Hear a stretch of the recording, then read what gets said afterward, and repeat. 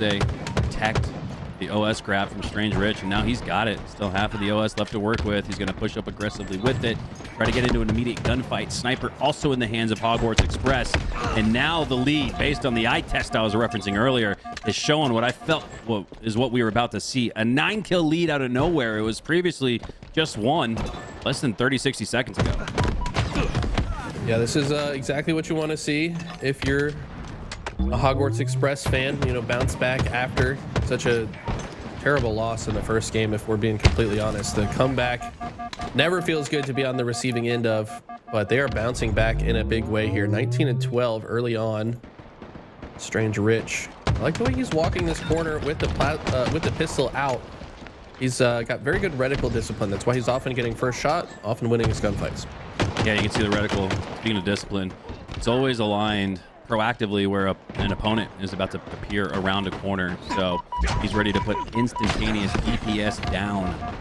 As Cognis looking to stay up, has no shields but has his opponent down in front of him. That's the captain from yesterday's tournament, Dilly Donut. Oh, Lucio off the map. No, the late jump from Epiphany stays alive. And will that come back?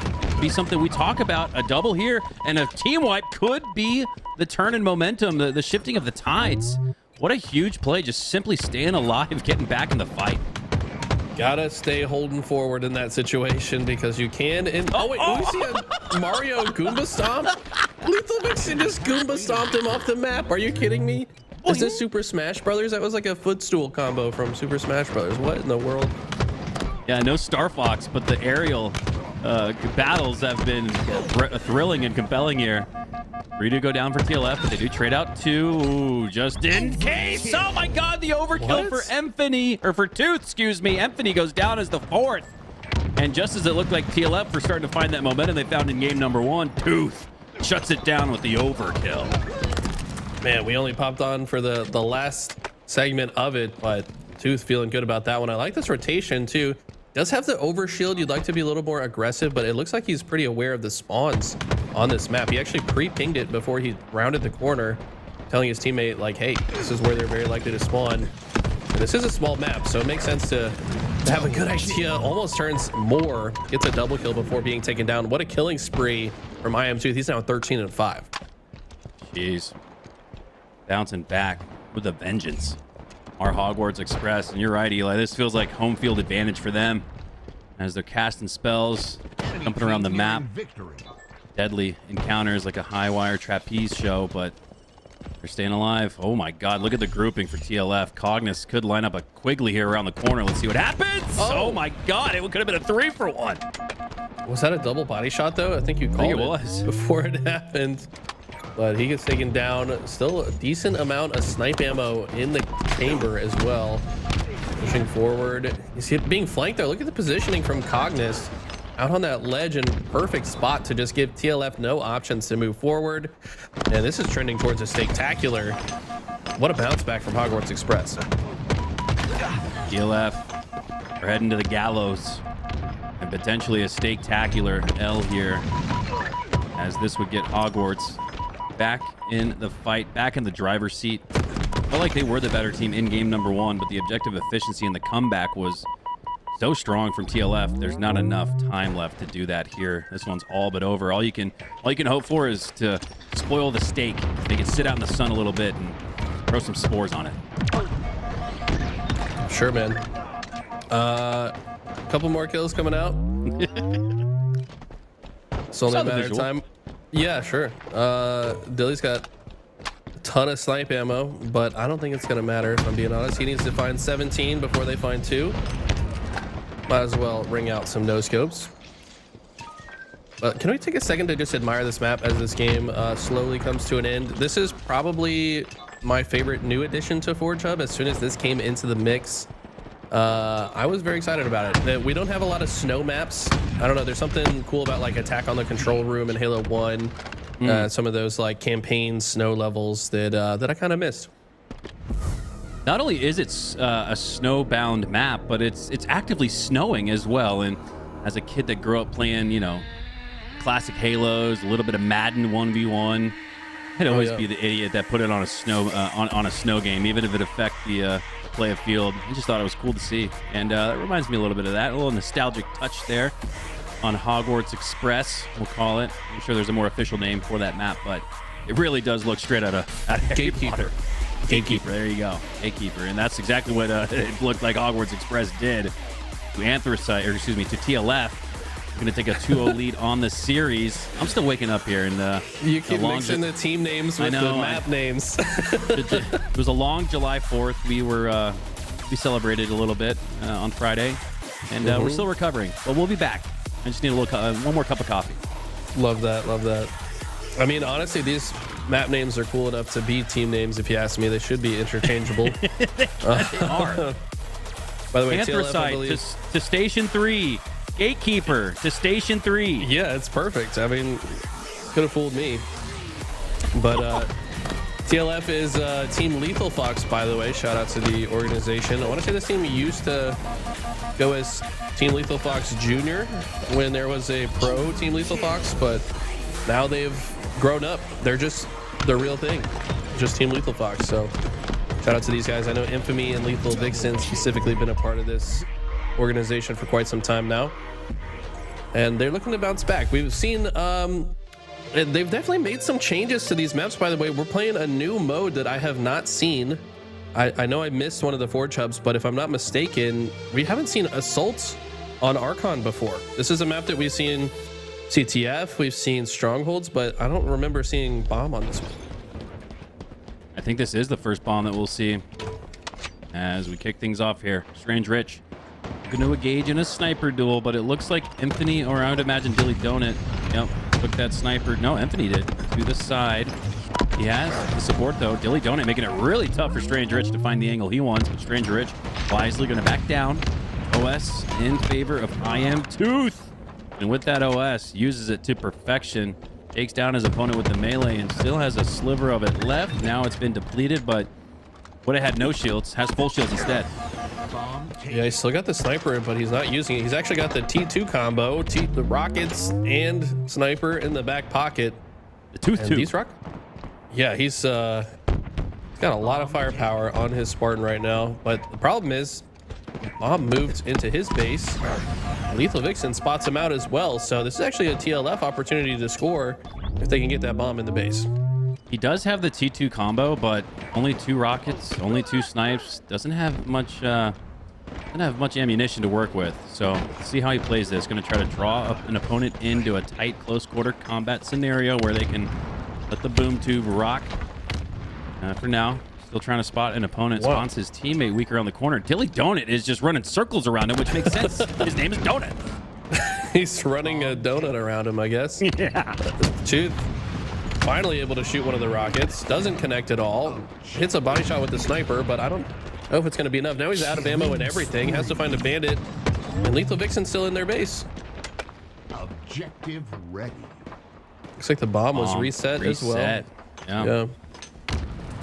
Well, after all that slaying action, no wonder that the bomb was on the ground for 30 seconds, ungrabbed, uncontested. As Dilly with the double kill, that'll get him back online and back on the board. Pushing forward offensively. You can see the bomb just over to his right. Oh my God, that looked like an action sequence. And the ninja attempt goes down. He does get the trade, and that's a win for Dilly Donut. Going up against the OS, that was a great play. It definitely looked like a movie scene there. There's just the rocket flying in through the side of the shroud screen. That was I don't know. I felt like I was in an action movie for a second. I don't know why, man. 3 go down for DLF. Hogwarts have a chance to go on the offensive here. Dynamo's going to back up the opponent. Some trickle damage, more of a nuisance than anything. Oh my God, the bomb grab! And he pulls it away from 2 members of TLF and now has it right on the edge of the cap zone. The 2 members at TLF were probably communicating with each other. All right, let's grab this bomb and move out. And plans had to change there. Tooth, though, is the last player alive. Infamy with the double kill. Fisticuffs resets any chance of Hogwarts scoring after that incredible grapple play. Yeah, I mean, Tooth had the vision, but his teammates were dying around the same time that he made that play. Had his teammates won their gunfights, I think we would have seen a score there, to be completely honest. But now it's Dilly with the new sniper rifle, looking around, finds a no-scope body shot and cleans it up on a strange Rich. Now just trying to survive. Has to rotate back. Lethal Vixen. That's a cat. Has the bomb arm, and yeah, that's going to be good. Looks like they forced the emergency spawns as well. All members of Hogwarts Express now spawning towards the center of the map. Well, as is the case with any best of 5, you've got 3 objective game modes, 2 Slayers, and so far after 2 games and a quarter, we'll call it, I'd make the case that TLF is looking like the much more objective, efficient squad. They're doing much more with their slays, maybe not getting more in total in this series, but when they do get a team wipe or 3, maybe even 2 down, they know what to do with it, as Dilly Donut knows what to do with that snipe, lands another no-scope with that mouse and keyboard viability. Such a great weapon to have in your hands when you're on the clicks. Still a little bit early to be making a comment like this, but we've seen how pro play can kind of go down in this game mode, where you get where he just finds a rocket down there. He's got to reload it though. He's on the map. He does stay on the map, but this is an awkward fight. But I was gonna say, you know, once you get the lead in bomb, we've seen how pro teams are totally content to just hide with the bomb somewhere. And there's so many places to hide on this map. I'm curious to see if that's the strategy that is ultimately employed by one of these teams. Right now, if TLF decided to, they could just kind of hide with the bomb somewhere sneaky. But no, it's Dilly Donut. He's looking for an overkill. Oh, he's out of ammo. He had lined it up too, but he had no shots left. Oh, Dilly Donut. Blazing the competition. Yeah, I mean, we should be glazing him right now. I mean, he looks better than a glazed donut, though. He's 14-5, finally kind of coming to life like we expected from the rip. Hadn't quite had a series just yet, but he's looking incredible.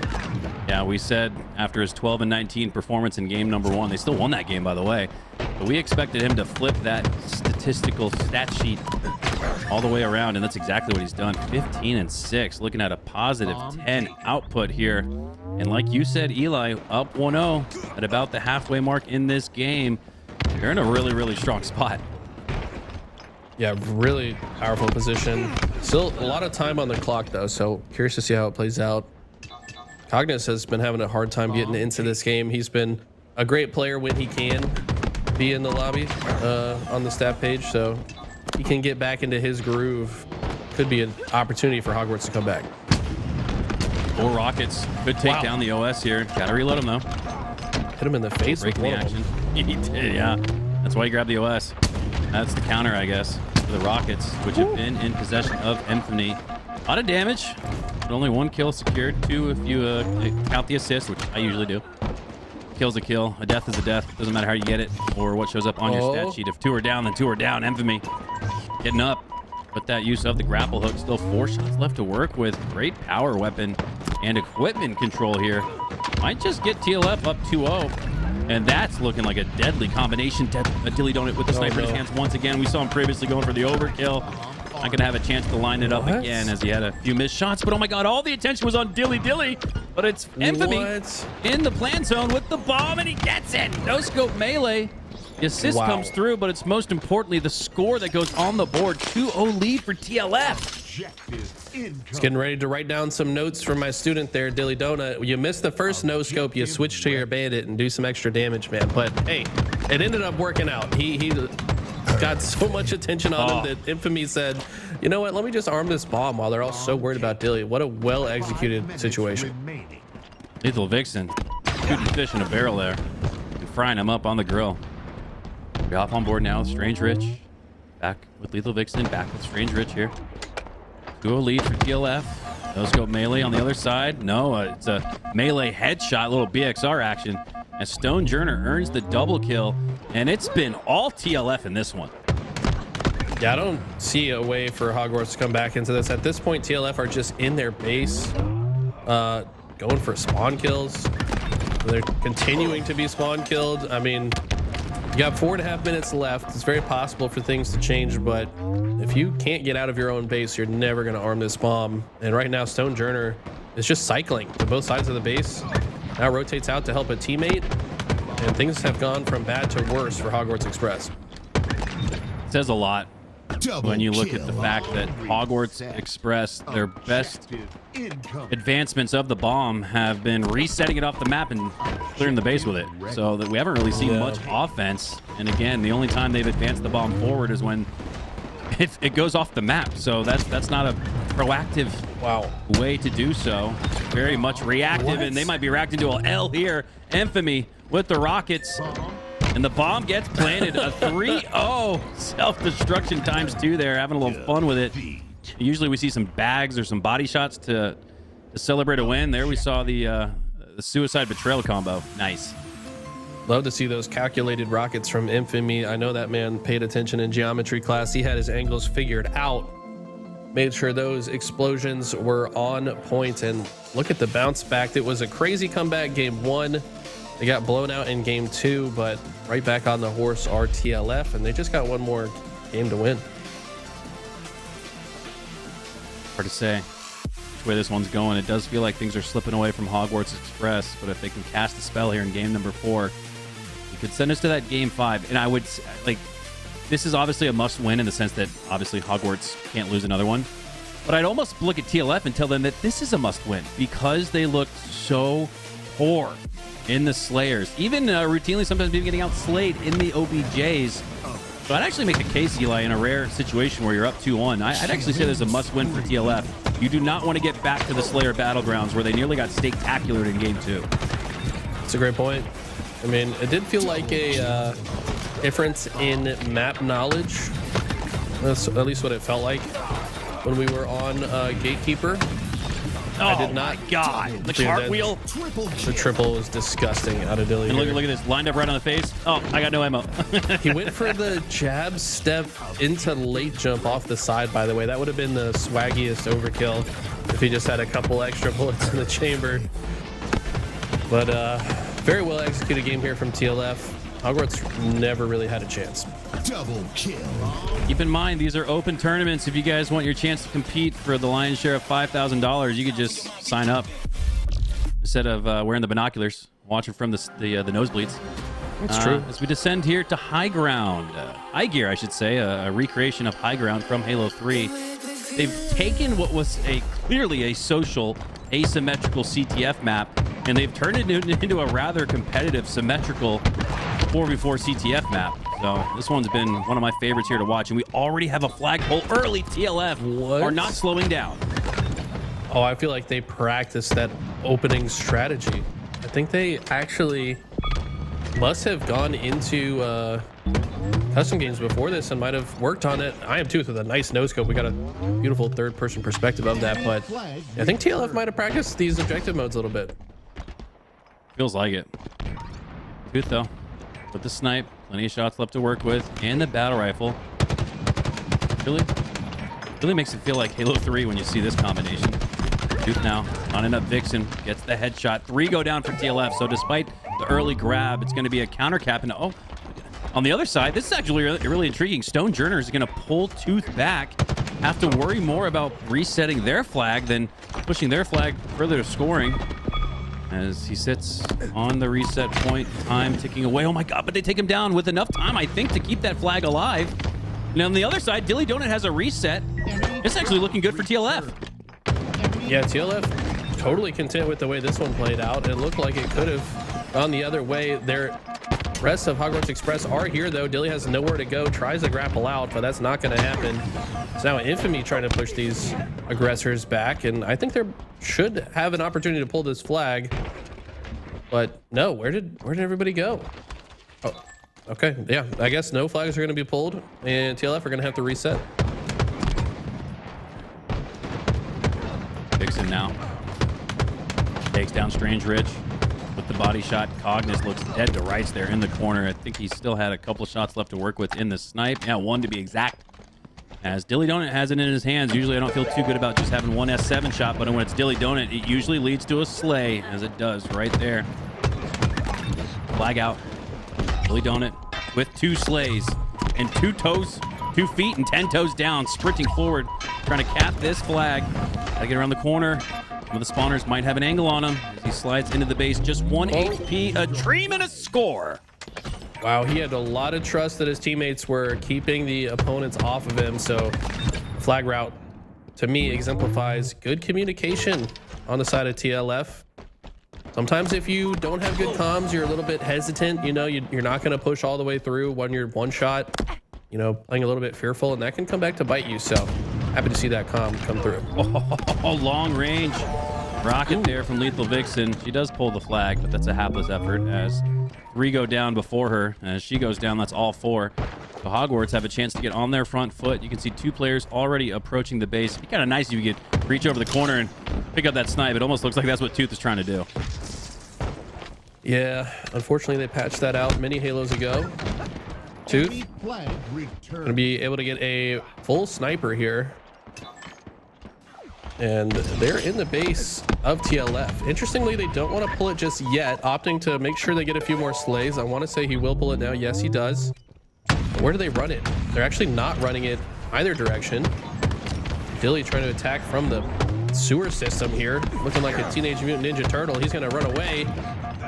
And his flag doesn't really make any progress. Enemy flag returned. Yeah, very difficult to get forward on the map despite having what looked like the slays. And again, Eli, that's the conversation point we brought up. The objective efficiency has just been better for TLF, and it shows. And a score, but there's a nice snipe. No scope to be exact. Range rich. Oh, Watch your head. KOTH is about to lose it there as well. He had it lined up. Clean up, pushing in though. Puts the plasma nade out. It's a pretty awkward part of the map to fight from. The front between the bases, he's going to be taken down. I'd much prefer them to continue to take these perimeter routes. Dilly wants to go right in through the front door though, and with good timing that could end up working out. Looks like he's ran into Strange Rich, who has the sniper. Lethal Vixen's going to come into the aid, and the teamwork just looks better right now for TLF, as do the shots. Dilly with some clean ones, but it's going to be cleaning up the situation. And his flag's been pulled regardless though. Flag is on the run, but it looks like cleanup has the site set up for it. Infamy really recognizing the situation well there. Drops the flag in the mid bridge. Tries to play for some slays here. Does go down though in the process. Dilly Donut trying to pick up where he left off. Lethal Vixen with some long range shots takes down her opponent, but she goes down shortly after. Cleanup still with the snipe. Gotta take down Journer here. Prevent them from making off with the rockets. What? Oh my god. Oh, I thought a grenade landed up there. It was Journer turning and firing the boomsticks from deep. Wow. I think he must have shot the ceiling that he was standing under from that angle. I mean, wild plays coming out. All out brawl on the beach here. No rockets remaining. Dilly with some clean shots cross range. And I mean, honestly, Infamy shots looked, or sorry, Tooth shots looked really good there. But Dilly just coming out on top.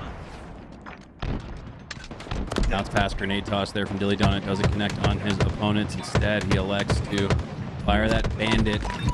Face of Strange Rich. Reversal. Intriguing. I didn't know if that was going to be the case. Cleanup, though, reverses fortunes by taking down Dilly Donut. Now engaged in a 1v1 with Stone Journer, setting their sights down to Lethal Vixen. Lethal Vixen is, as we talked about how it felt like a warm-up kind of situation for the first 5-10 minutes of game number 1. I think the player that's benefited the most from being in game for the last 30 minutes has been Lethal Vixen. She's really come online, and a great example of it there. She takes down Strange Rich. Yeah, she had a rough game 1, but like we said, her team kind of helping her get into the momentum, into the swing of things by that crazy comeback victory they had in game 1. She's really come to life this series. He's got the sticky repulse combo, still has the frag grenades equipped and the sniper rifle. I'd like to see her switch to the plasmas. Now she has, and maybe she can get some slays, get these players out of her base, but she's facing a lot of pressure. And Hogwarts Express have a good looking push here, but look at this, Dilly's behind them pulling their flag. That's twice in this game where I'm thinking, okay, Hogwarts have next pull, and then across the map, TLF ring the alarm bells, and it's their team on the run. Both flags out though for now. Creates a mixy situation. 2 down for TLF. So again, assuredly the advantage lies in Hogwarts' favor. Will that be the case? We've seen this a couple times where they've had what looks like the chance to score, but do not. And Lethal Vixen gets a clutch slay. Infamy goes down on the other side. Lethal Vixen gonna continue to run that flag out and just keep things mixy for now. A standstill actually benefits TLF. Yeah, TLF totally fine with this. As long as both flags are out, they continue to have the lead. Hogwarts Express in a position where they must return their flag to be able to score. And both flags still out. This has been an extended situation. And look how quickly TLF play out of the camo side of their base. They look to aggress forward. So interestingly, standoff situation, like we said, benefits TLF, but they're not content with that. It looks like they want to get more items on the map and they want to get a second score on the board. Stonejourner could back up here and grab the camo, but they're actually going to be able to grab it with their 2 hands. No shields remaining, but a full 30 seconds to work with the camo, and this could be where they reset things. No, they take down the camo. That's huge. We are very, very close to seeing a tie game here. All 4 go down for TLF. I assume we'll see 1-1 here in the next 2 seconds, and that is the case. We're in the end game, less than 3.5 minutes left. Tied, 1-1. That was so clutch. I don't even know where Tooth came from there. It was like maybe he was waiting for camo player to run past him in a sneaky spot. Definitely pays off. Otherwise, I think the Caps could have gone the other way. It could be 2-0 instead of 1-1. Tooth making the play of the game so far and looks to continue to apply pressure to the base of TLF. They need some support from his teammates here. Yeah, Tooth and Cleanup are both having damn near 2.0 KD games. That'll definitely help you clear the lane for some flag runs here. As Infamy starting to see the numbers really dwindle for TLF. Every time I look up to the top right, they've got more down than they do up. As Infamy, oh, that's an answer back though. That reversal's huge. Otherwise, they'd be looking at the respawn screen instead. We're looking at the reset. Okay, Infamy in an awkward position, has good shots down range, but not enough. Multiple members of Hogwarts Express, they got the flag in the open, but they're just kind of watching it from both sides. And now the sniper comes through from Tooth, and this flag should be on the move. I think Hogwarts Express on the verge of taking the lead here. Tooth needs to find the next set of spawners and keep them at bay. Taking the lead in this game 4 would tie up the series at 2 and send us to a game 5 early on in your day. This is the very first round of gameplay here in your ForgeHub 5K. Nice body shot there from Tooth. And you're right, man. It really feels like Tooth has been willing his team back. He's just in the right place at the right time more often than not. Now pushing through, needs to somehow get this flag returned, but there's too many members of TLF. But never mind. He's got help from the other side. Strange Rich comes through on the other side. I thought he was for sure dead, but Strange Rich, perfect timing with the new camouflage. That should be the lead. No, their flag's being pulled as well. Lethal Vixen with a clutch play to stop it from going in, at least for now. Infamy, the last Spartan standing, and is it that situation where you play for next and let them get that rear? Do you try to overextend? The answer to that question occurs shortly after, and instead of playing for next and having a chance to take these remaining 90 seconds and make them yours, now TLF are all spawning off the back wall, and Cleanup and the rest of Hogwarts Express have the lead. They have the power weapons, and they are continuing to roll 3 down. Time after time after time for TLF, and it might just be all 4 if Dilly Donut can't just stay alive. Yeah, this is minute left, and they've stolen the flag as Hogwarts Express, so using offense as a form of defense, but TLF are about to get 3 dead. If Tooth goes down, they might be able to pull a flag. It looks like they are in the enemy base here. Lethal Vixen has found so many routes into the base. Does she choose the right route to run it though? She unfortunately gets shot in the back, and now the rest of TLF really have to hold forward if they want to extend this game. 30 seconds left. And another 3 down for TLF. Defense is all Hogwarts need to play to send us to a do-or-die game 5. Strange Rich pushes back into his base, clears it out, taking down Lethal Vixen. Oh, but Stonejourner is there. I needs one more slay. I like the fact that he didn't just go try to press himself into pulling the flag. The time might just force him to do just that. Infamy trying to sneak their way in, but there is no sneaking to be had. All corners are watched. Hogwarts Express take game 4 with a 2-score comeback. It was actually TLF that scored first early. The next 2 went to Hogwarts Express, and now with a 2-2 tie, we're heading to that game 5. Okay. First series of the day, game 5. You couldn't have asked for more, as we're going to take things to downfall. Shout out to the late Ponytar who Unfortunately, he's no longer with us, but this map is a recreation of his map all the way back in Halo 1, one of my favorite maps we have here in the ForgeHub 5K tournaments. But earlier you said TLF really don't want to see a game 5 because they did kind of get handled in that game 2 Slayer. Let's see if they can maybe bounce back. They should have more reps on Downfall. I don't think they were as comfortable with the game 2 map Gatekeeper, but I expect them to have a better fight here in game 5. It's gonna be tough for TLF.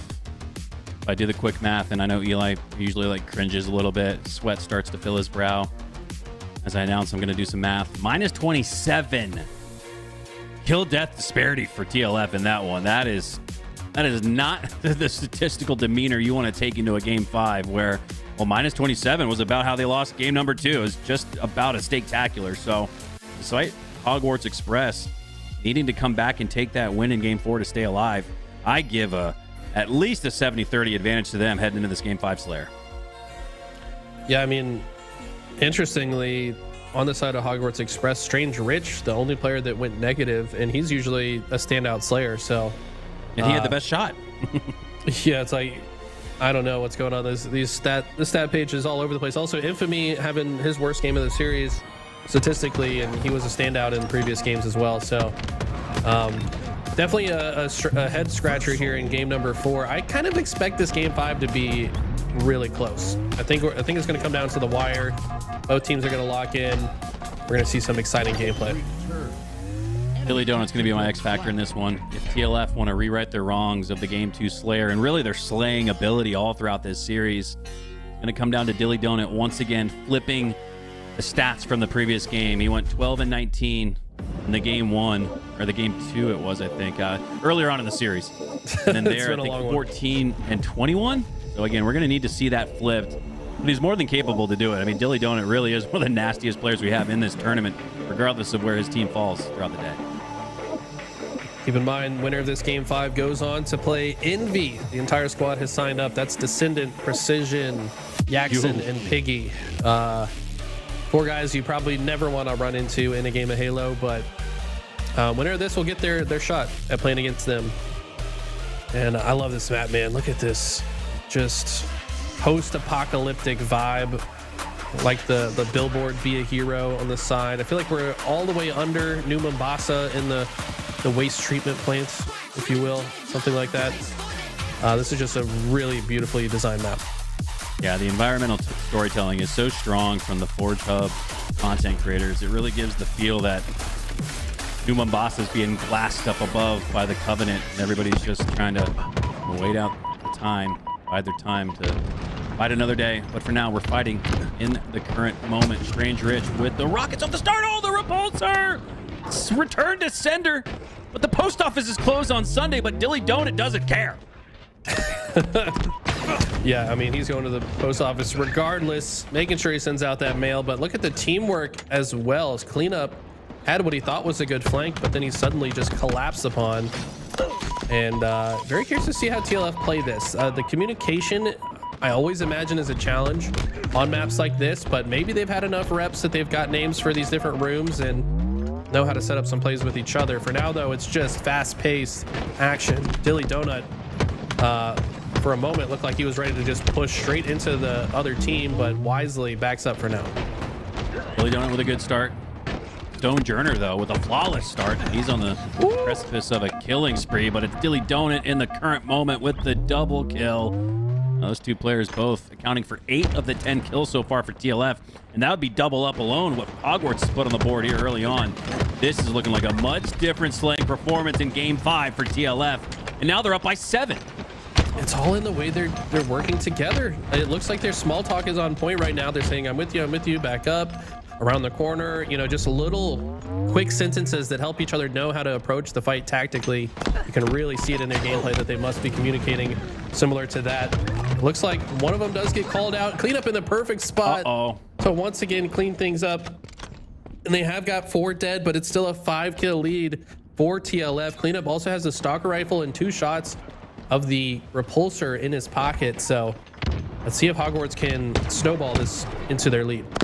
Yeah, strong trades there from TLF. keep the lead at 7 momentarily. Or I should say previously. They lost 4, but they took down 2 in the process, so they're able to maintain a team-wide +1 lead. Now back to 5, 12 to 17 here. As Lethal Vixen has the overshield to work with. Could grab the repulsor, but hey, why not? Why do that when you get the grapple instead? I love that. Just take high grounds with the grapple. You know, you're in a weird spot that's probably hard to get into the mix. Changes her mind. She's going back to where she just was. And gets a flank, but runs into the rocket launcher. Was that all 4? 4 for 1 overkill from KOTH just brings Hogwarts Express back. Oh no. That is the worst way to die in a Slayer game. That's why we don't 4-stack to one side when the other team has a rocket launcher, guys. Come on. Oh my God. Have you ever seen a 4 for 1 in Halo? Competition, no less. $5,000 on the line, and 4 go down in 0 seconds. Here's the replay. Shout out to production. Lethal tries to lead the charge with the overshield, and all 4 bodies just flying into the walls. That's rough. Oh my God. Eli, you and I are, what, 20, 25 years deep into Halo? About 5 years deep into Halo Infinite, and that's something we've never seen before. I mean, I have definitely not seen a 1 rocket overkill in a tournament. I don't think. I don't know if ever. I do recall the Suddet's funny clip on Bazaar where they're like, hey, let's all go big door off the rip, and they all just die to some frag grenades like at the same time. Someone gets an overkill. Maybe we should rethink our opening strat, but man, TLF have done a good job to bounce back after that situation. After kind of giving a free overkill, they've worked back into their flow, and their teamwork has come back. They've now got a 6-kill lead after they were overkilled by a single rocket. Oh, back to 4 though. It's getting tight. Back to 5. And yeah, you almost wonder, Yelly, if that was such a slapstick, silly moment. You're not even checked out by it. You're just like, oh my God, did he just get an overkill with 1 rocket? All right, whatever. Let's just reset, you know? Pretty much. Yeah, sometimes that's what it takes. You cannot get checked out by those moments. Playing a video game after all, have some fun with it. But look at the teamwork. I mean, these guys are just flowing now. They're the 5-kill lead, make it 6. And they continue to just work so well together. They seem to know this map. They know their timings. They know how to quickly engage with targets that their opponents are already shooting. And now Hogwarts Express are all spawning in the same side of the map. And unfortunately, it's Tooth with the back of 2 opponents, and they still kill him. This is insane. It was just a 4-kill game. Now it's ballooned to double digits, back to 9 after the self-destruction there, falling off the map, does Stone Joiner. But again, I think it's a situation where you can just laugh about it. DLF are looking good. They're probably feeling great. Yeah, I mean, this is seems like just a matter of time. I don't know if this comeback's possible. Hogwarts Express need to play perfect. They need 2 more single rocket overkills, I think, to come back into this. And I don't know if the rockets are coming up anytime soon. Looks like they are actually in 20 seconds, so it's possible. It's possible. It's possible. It's a theoretical combination of time-space continuum, but it does feel like Hogwarts will need to pull some magic out of their bum if they want to get back in this one. 9-kill deficit. Balloons to 12 in a nanosecond. Again, things happening so quickly in this one. Overshield up in 3, so 2 are the rockets, but it feels like everybody wants the OS. At least Lethal Vixen and Infamy, these 2 are a duo that play together all the time. You know they're going to work together in situations like this, and for good reason. They're able to secure this OS comfortably. Oh no, I thought the ninja was about to come through for a second. I think if Tooth just pressed his melee button, that would have happened. But yeah, just 5 to go now. They've got rockets, they've got overshield. Hogwarts Express have to run. This is not looking good for them. This is a mirror's edge simulation of what we saw in game number 2, where the score was just about the exact same, but in favor of Hogwarts Express. I am so impressed with TLF's ability to get to this game 5 and trounce the competition, whereas previously they didn't look like they had a chance. Yeah, especially in the game, like we said, where they got overkilled on, but they bounced back immediately. It wasn't even like they didn't even have a second thought about it. They just got right back into their groove as soon as they came back to life. this lead has dwindled a little bit, so I'm a little bit 5 minutes remaining. concerned. TLF can't get too comfortable. You still got to close the game. Cleanup runs into a grenade, so he's going to have to back up, but teammate falls in the process. 3 to go, and they're just holding forward. This is a push because we can't lose situation. Trade comes out, and it might just be over in a minute. Those two Spartans look like they were kissing on the ceiling. You like that, didn't you? I did, but we might be kissing Hogwarts goodbye on the upper side of the bracket. Down by 7. Doable if it was a little earlier in the game. Oh my god! Whoa, oh my god! what? Oh my No, god! 2 players just not off the like map, and now it's a this. 5-kill game. And now what was just 1 kill needed to win is actually 3, and they're down by 5. So this is doable somehow. There's no way that just happened. They just both walked off the map at the same time. What is this game? Okay. All right. I'm gonna relax. Okay. It's fine. Everything's fine, guys.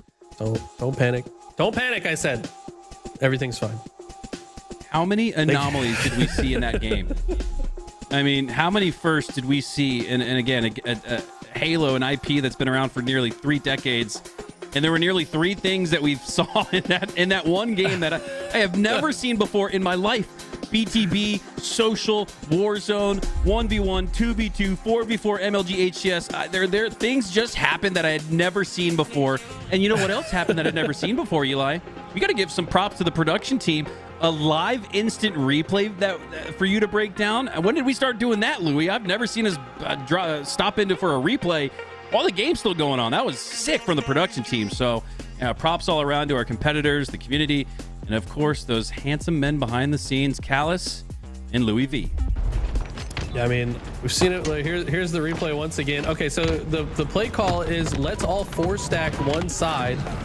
And if we back it up even further, I don't know if that's possible, but like, yeah, right here, Lethal had already repositioned on this side, decides, hey, let's just go behind them. They won't expect it. And then of course the rocket player just turns and blows them all up with a single rocket. That was, And then insane. here, Also, yeah, and then they just troll off the map. Like, what are you guys doing?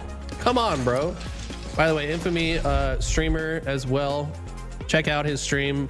Super wholesome individual. One of the nicest people I've seen in the scene. Always duoing with Lethal Vixen. So shout out to those guys. all right, well, it's been a fun and unorthodox start to the day as we're just getting started here on LVT with your ForgeHub 5K. We're going to take a quick break and get ready for Winners Round 2, where I believe TLF will be taking on Envy up next on LVT. You got me hypnotized. Just one look, I get lost in your eyes. You got me mesmerized. You're playing tricks and messing with my mind. You got me hypnotized.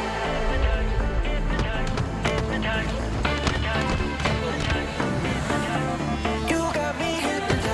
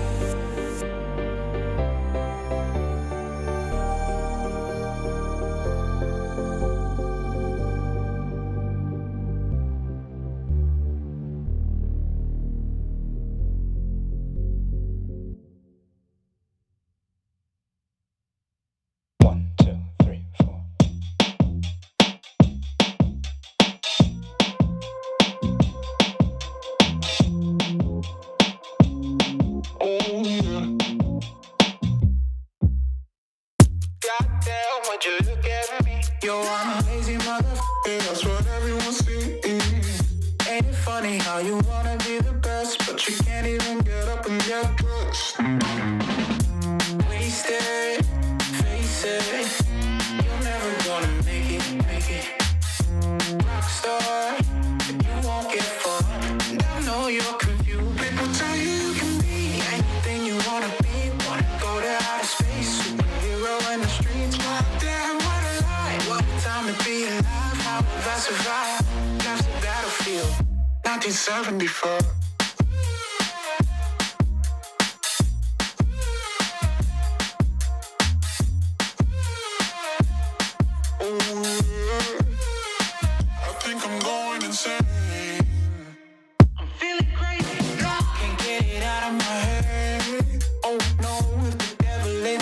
Takes hold, then I just might wind up dead.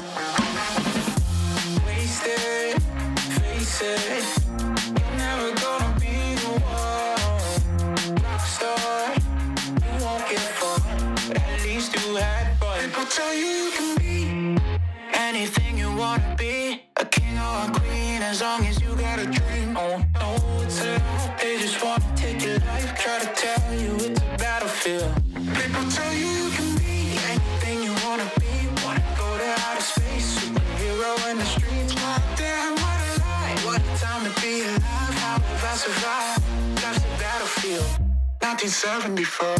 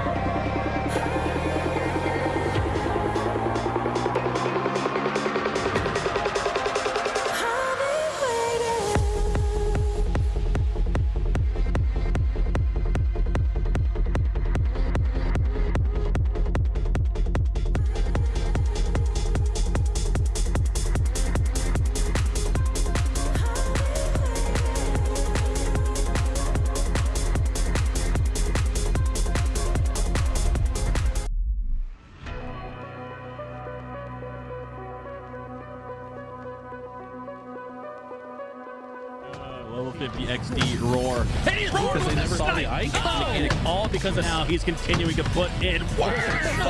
Needs to be touched though. Psycho looked like he was next in the line to grab it, and he was taken down. Last shot with the perfect in-chase side kick. Oh my God! It looked like being trapped in that one space. Oh my God! Oh my God! Can't be stopped. Renegade finds the kill single-handedly on the Psycho. Oh, they're taking advantage of it. Oh my God! Oh, with said teammates, if you look at the timing in the back of lane, it's him to get that melee damage, the double spinners. You're going to be impressed with the shot to the over. Nice little headshot, but he's probably... Oh, look at that shrinking! Holy shit! Hello, everyone, and welcome back to the ForgeHub 5K July's edition, since we do this routinely once a month, Eli. After an incredible opening round where we saw a best of 5 game 5, and go look at LVT's Twitter to see what else happened that we've never seen before. It's time to go next, and it's time for TLF to continue to climb the ladder. My God, we haven't even gotten done with our opening monologue, and Envy already have 50% on the board. TLF do have 3 down, though, so you can actually argue this is as good as you could ask for them. Was she just teabagging someone? I don't know if she was just waiting patiently while crouching aggressively or teabagging an opponent, but ultimately, it's honestly not as bad of a start as I kind of expected here. I love all the members of TLF, but I expect this series to go a lot faster than the last one, if I'm being honest. Envy, one of the hottest teams in the universe right now. And TLF apparently just woke up, as they said in our chat before the series started. Well, it's funny too, because that was our breakdown, right? And I even said, well, I'd hate to not have, you know, as deep level of an analysis as you could get, but it just looks like they need to warm up. They haven't woken up yet. The chat logs would tell us that is the case. Oh my God, Yaxin doing what Yaxin does best. 5 perfect shots for the double kill, and that should secure heal number 1 here.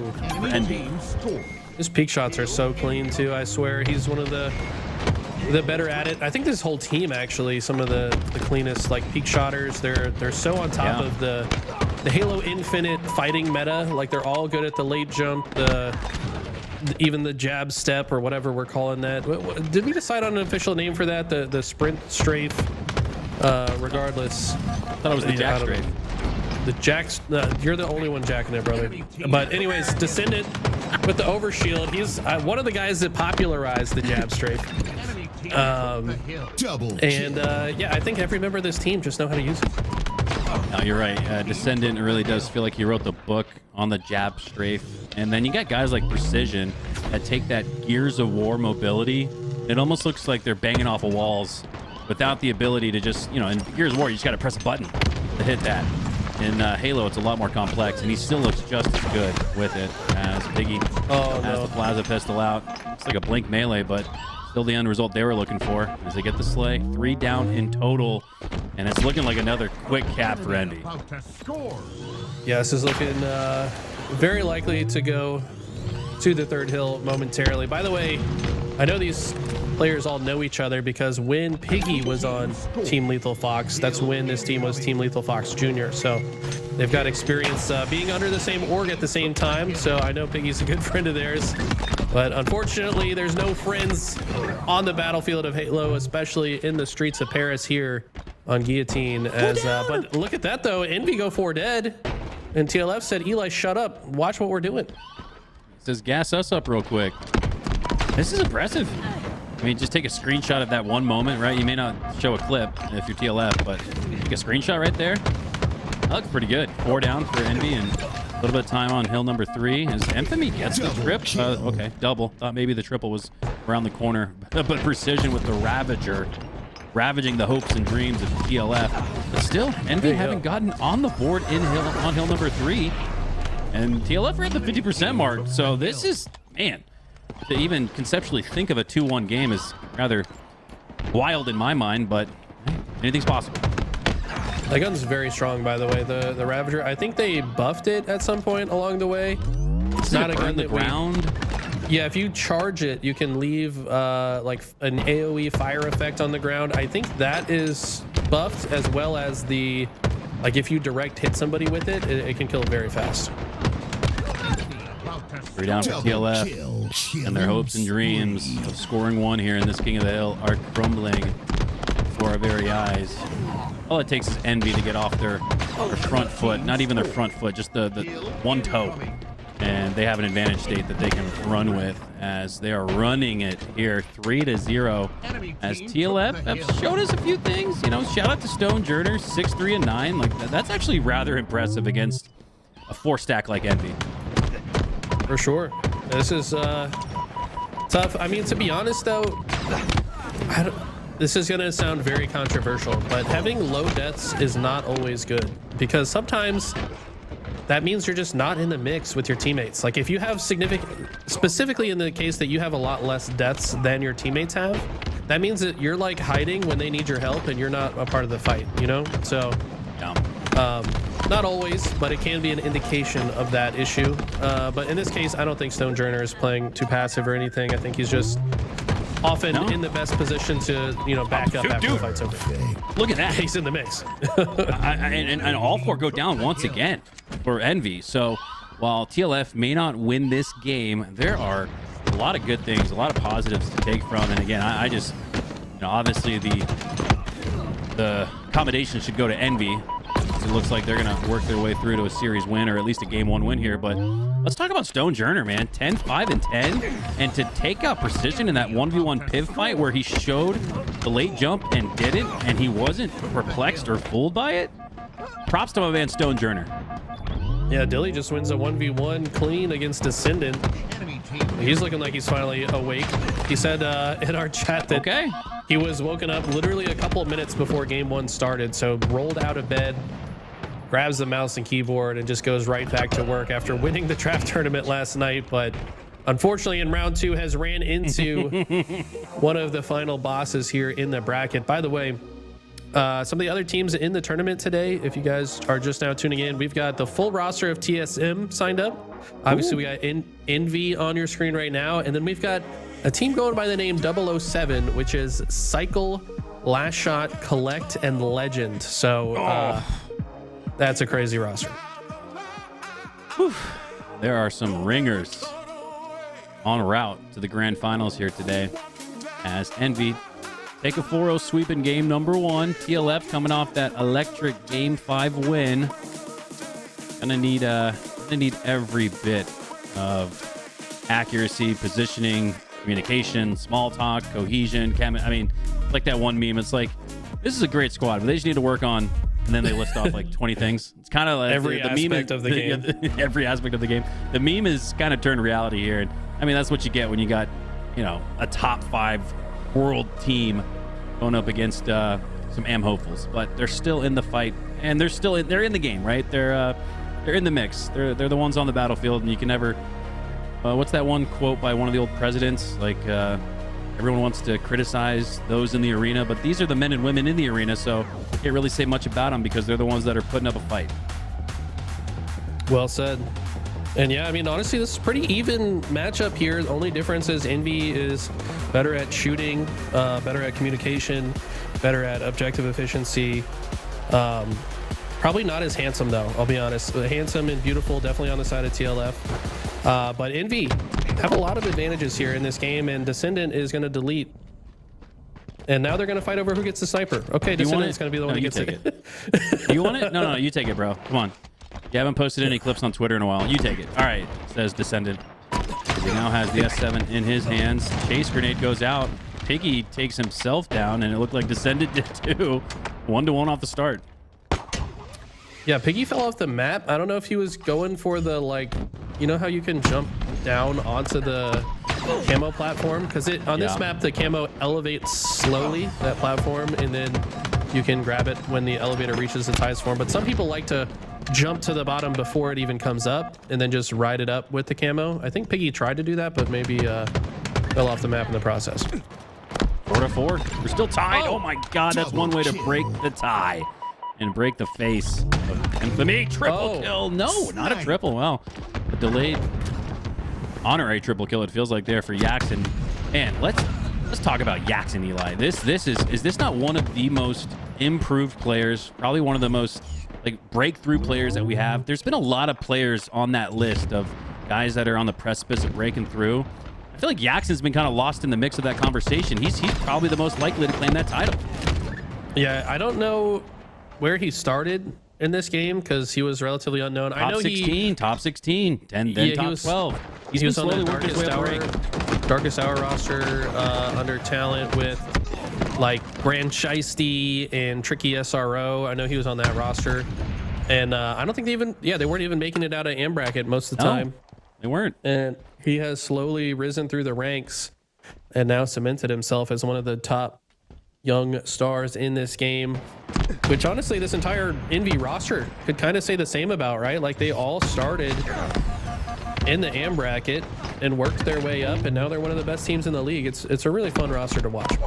Yeah, his maturation has really impressed me. I remember talking to him once. I forget if this was at a tournament or online, but you know, he was known as a guy that was a little feisty, and there's nothing wrong with that. To send it pretty feisty himself with a snipe, making a double kill, a triple kill instead, and look at jiggling his way, like mashing that left stick.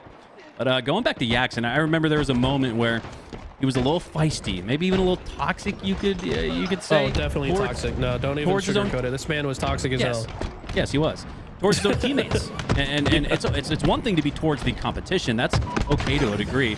I remember just kind of telling him, man, if you just directed that energy across the main stage, across the monitors, and towards the opposition, you'd probably be a really threatening opponent to go up against, because sometimes that mental really gets into the heads. So we stopped directing that energy, that toxicity towards his teammates, and started railgunning it at the opposition on the other side of the stage. And he's turned into one of the best players in the world. And sometimes it's just that little switch, you know. It's not like he changed much with his X's and O's or his accuracy. It's not like he needed more matchmaking time or more time in Octagon to get better at shooting that bandit or snipe. He just switched his mental and turned his entire career around. Let that be a lesson to half of you guys in chat with bad attitudes that are telling your teammates in matchmaking they suck. Take a page out of Jackson's book and just be like, you know what? You're not doing that bad, teammate. Let's focus our energy on the other team instead. Big facts. And a big lead here for Envy. Once tied 4-all off the start, it's now ballooned to a double-digit advantage. 12-13 now to be exact after 3 go down for TLF. Precision's really been that guy. I don't feel like we've really seen his point of view. We've seen Jackson with some snipes, Descendant with some snipes, but let's watch some Precision here, Gallus. Yeah, this guy's popping off. 11-6. 2.0 plus KD, all right, just about. As another 3 go down for TLF. Let's see what Precision can do to add to the score. I mean, this guy just doesn't even care. He's just holding forward, literally. Finds himself between 2 opponents. I mean, these guys are probably just having a conversation and planning ahead for the next series, if I'm being honest. No disrespect to TLF, but like they're just a different caliber of team that you're not even going to see them trying their hardest, I don't think, in a series like this. They're just going to be kind of, like you said, hey, do you want the sniper? Do you want to hit the clip? Here, no, I'll hit the clip now. Here. And speaking of clips, it's just, if he didn't reload, he would have had Dilly for the jump shot, no scope triple. It's just a matter of time, man. Jackson. Oh my God, sticks Dilly to the ceiling with the shot to the back. 44-25. It's over. Call a mercy roll on him.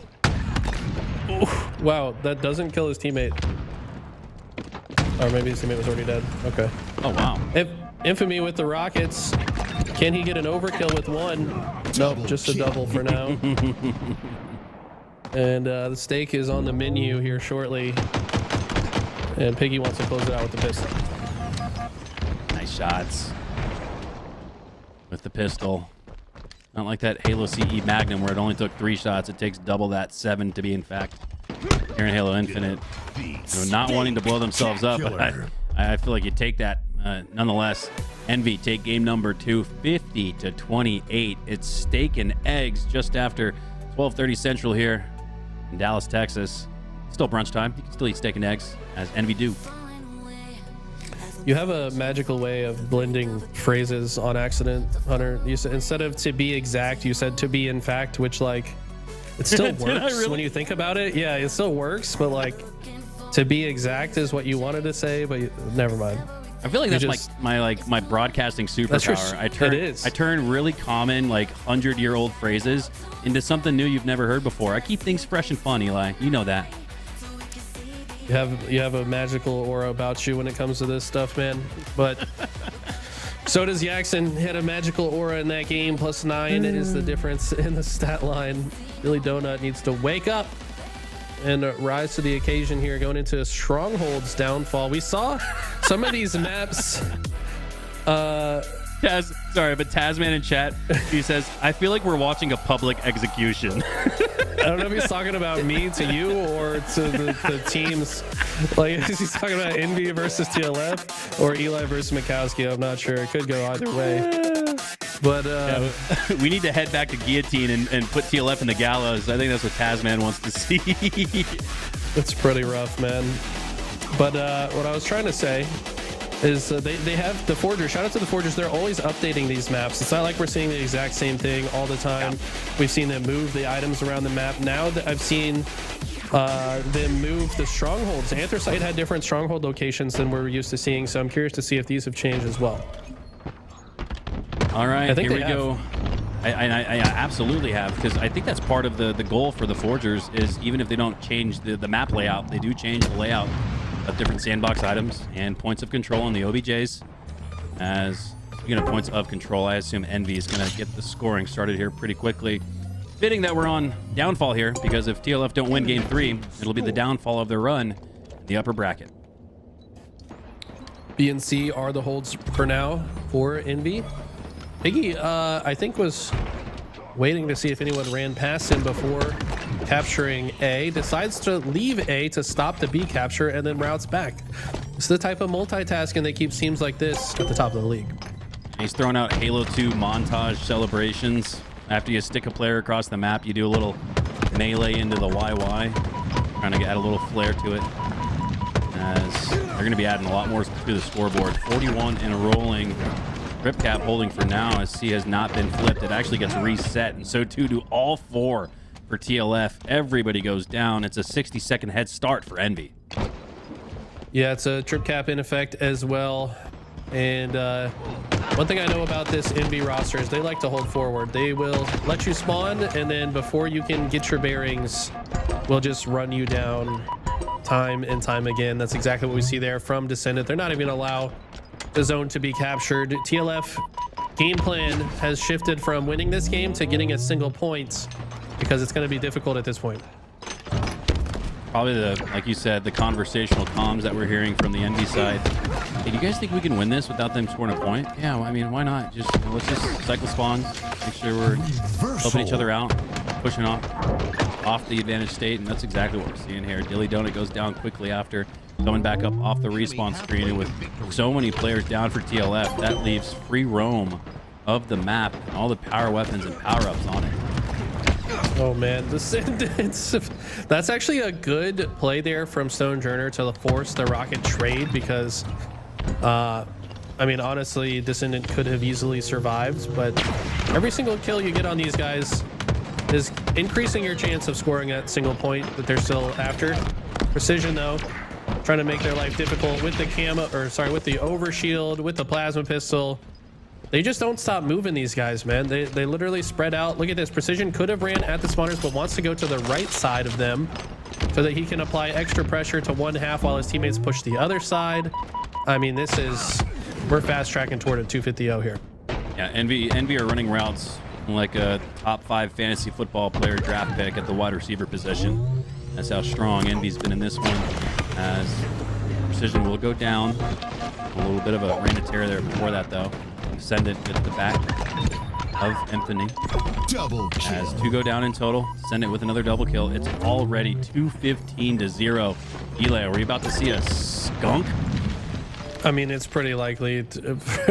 A top 5 team in the world, which in my opinion Envy are right now, going against a team that aren't favorites to make it out of open bracket if they were to enter.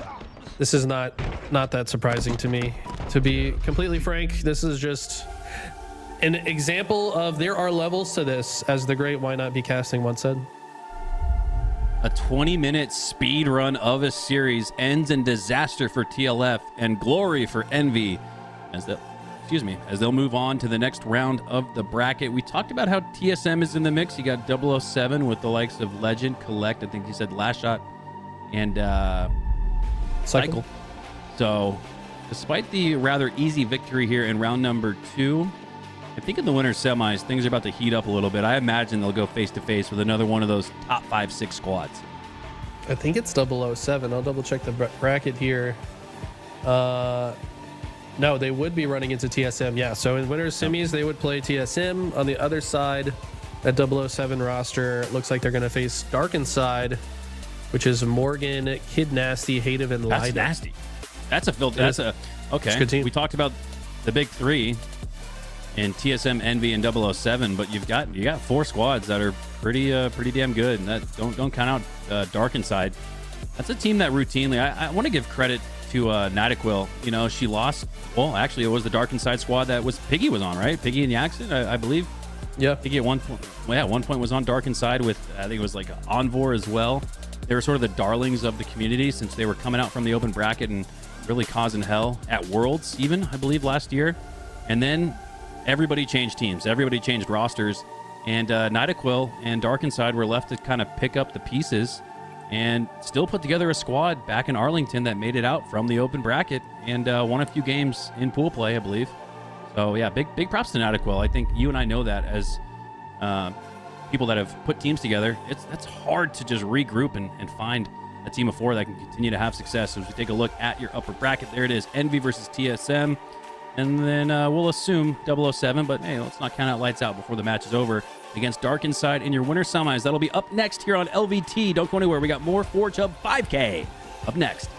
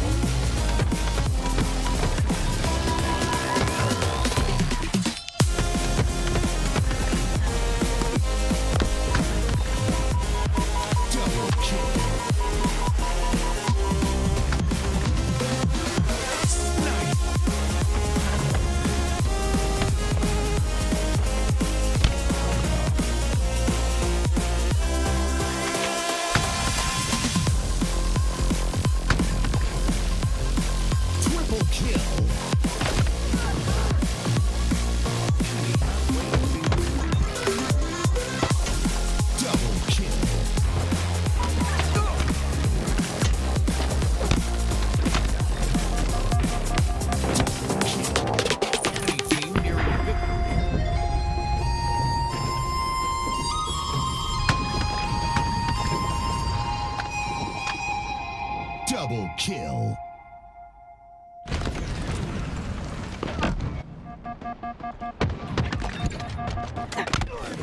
Double kill.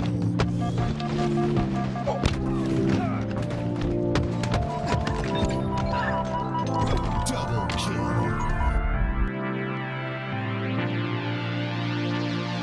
The way that you make me feel like I've never been felt before. When I look in your eyes, I found the one I've been waiting for. I'm feeling electric. Our love is electric. The way that you make me feel like I've never been felt before. I'm feeling electric. Look in your eyes, I found the one I've been waiting for. I'm feeling electric.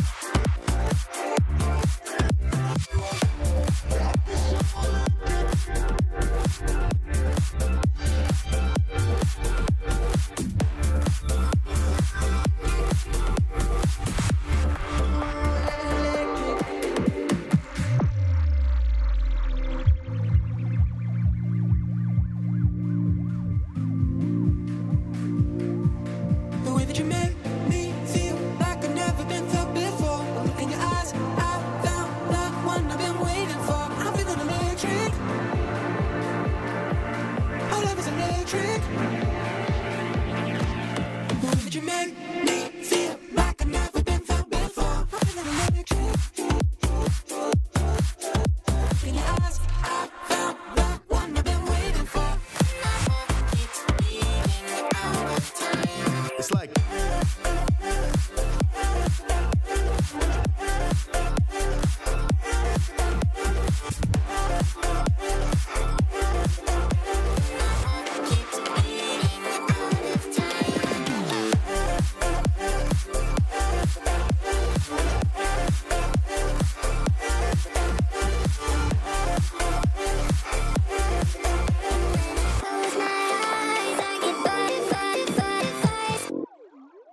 Oh, I got my mind made up, 'cause my heart still beats to the sound of us. Oh, I got my mind made up, 'cause my heart still beats to the sound of us.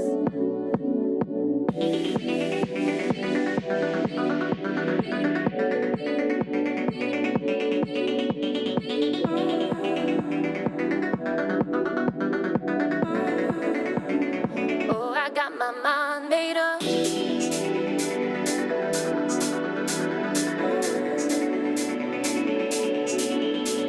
Oh, I got my mind made up, 'cause my heart still beats to the sound of us.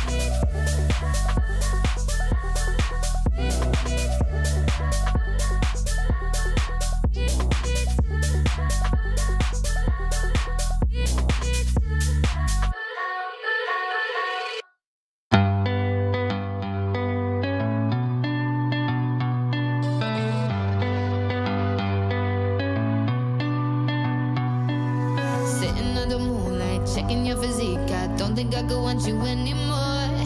Chilling with your girl, I'm jealous that I can't just run over and take you on the floor.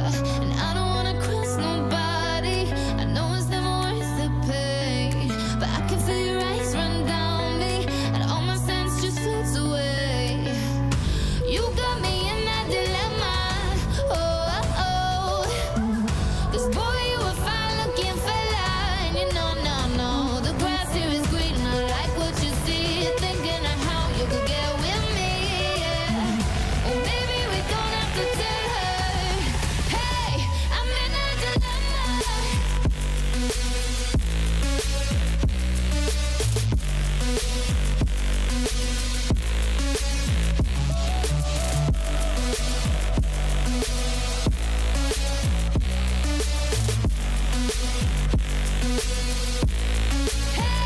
I'm in a dilemma. Because I want you, but I don't do wrong. I'm in a dilemma. You've been looking over here for far too long, yeah. The more I look in your wicked eyes, the more you're leaving me hypnotized. No, I'm in a dilemma.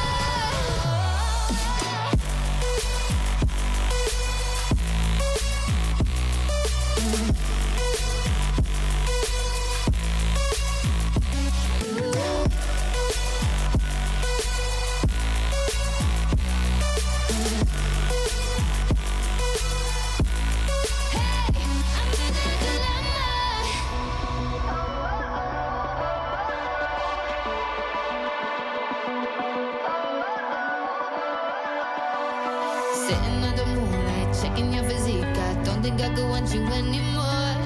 Chilling with your girl, I'm jealous that I can't just run over and take you on the floor. And I don't wanna cross nobody. I know it's never worth the pain, but I can feel your eyes run down me, and all my sense just floats away. You got me in that dilemma. Oh, oh, oh. 'Cause boy, you were fine looking fella, and you know, the grass here is green. I like what you see, thinking of how you could get with me. Yeah. Oh, maybe we don't have to tell her.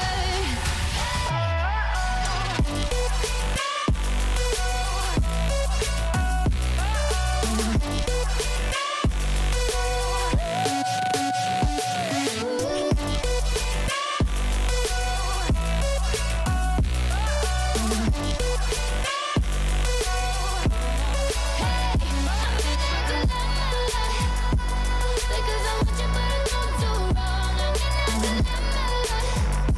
You've been looking over here for far too long, yeah. The more I look in your wicked eyes, the more you're leaving me hypnotized. No, I'm in a dilemma.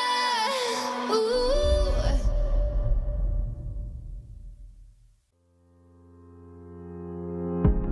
I know that fortune favored you with treasures I don't hold, and though the shine is dulled, that's how I'll always think of you. You were a young one then, but everyone begins. We were just children, heaven was a dream away. Learning from monsters, I wish I could say that the keys that you were searching for and the giants of the past. Hello, everyone, and welcome back to the ForgeHub 5K July 2025 edition. Mikowski on the mic. Joining alongside me is my duo of over 20 years, and we got ourselves a heavyweight fight coming up after the barn burner skunk fest that was the previous round. This will not be the case. This is going to be a hard-fought series between two of the best in Halo, two top 5 teams duking it out. TSM versus Envy. Eli, your thoughts? I mean, this is a rematch of sorts from the last LAN in DreamHack Dallas. These two ran into each other in the winners bracket semifinals for a spot in the top 3 for a spot in the winners finals.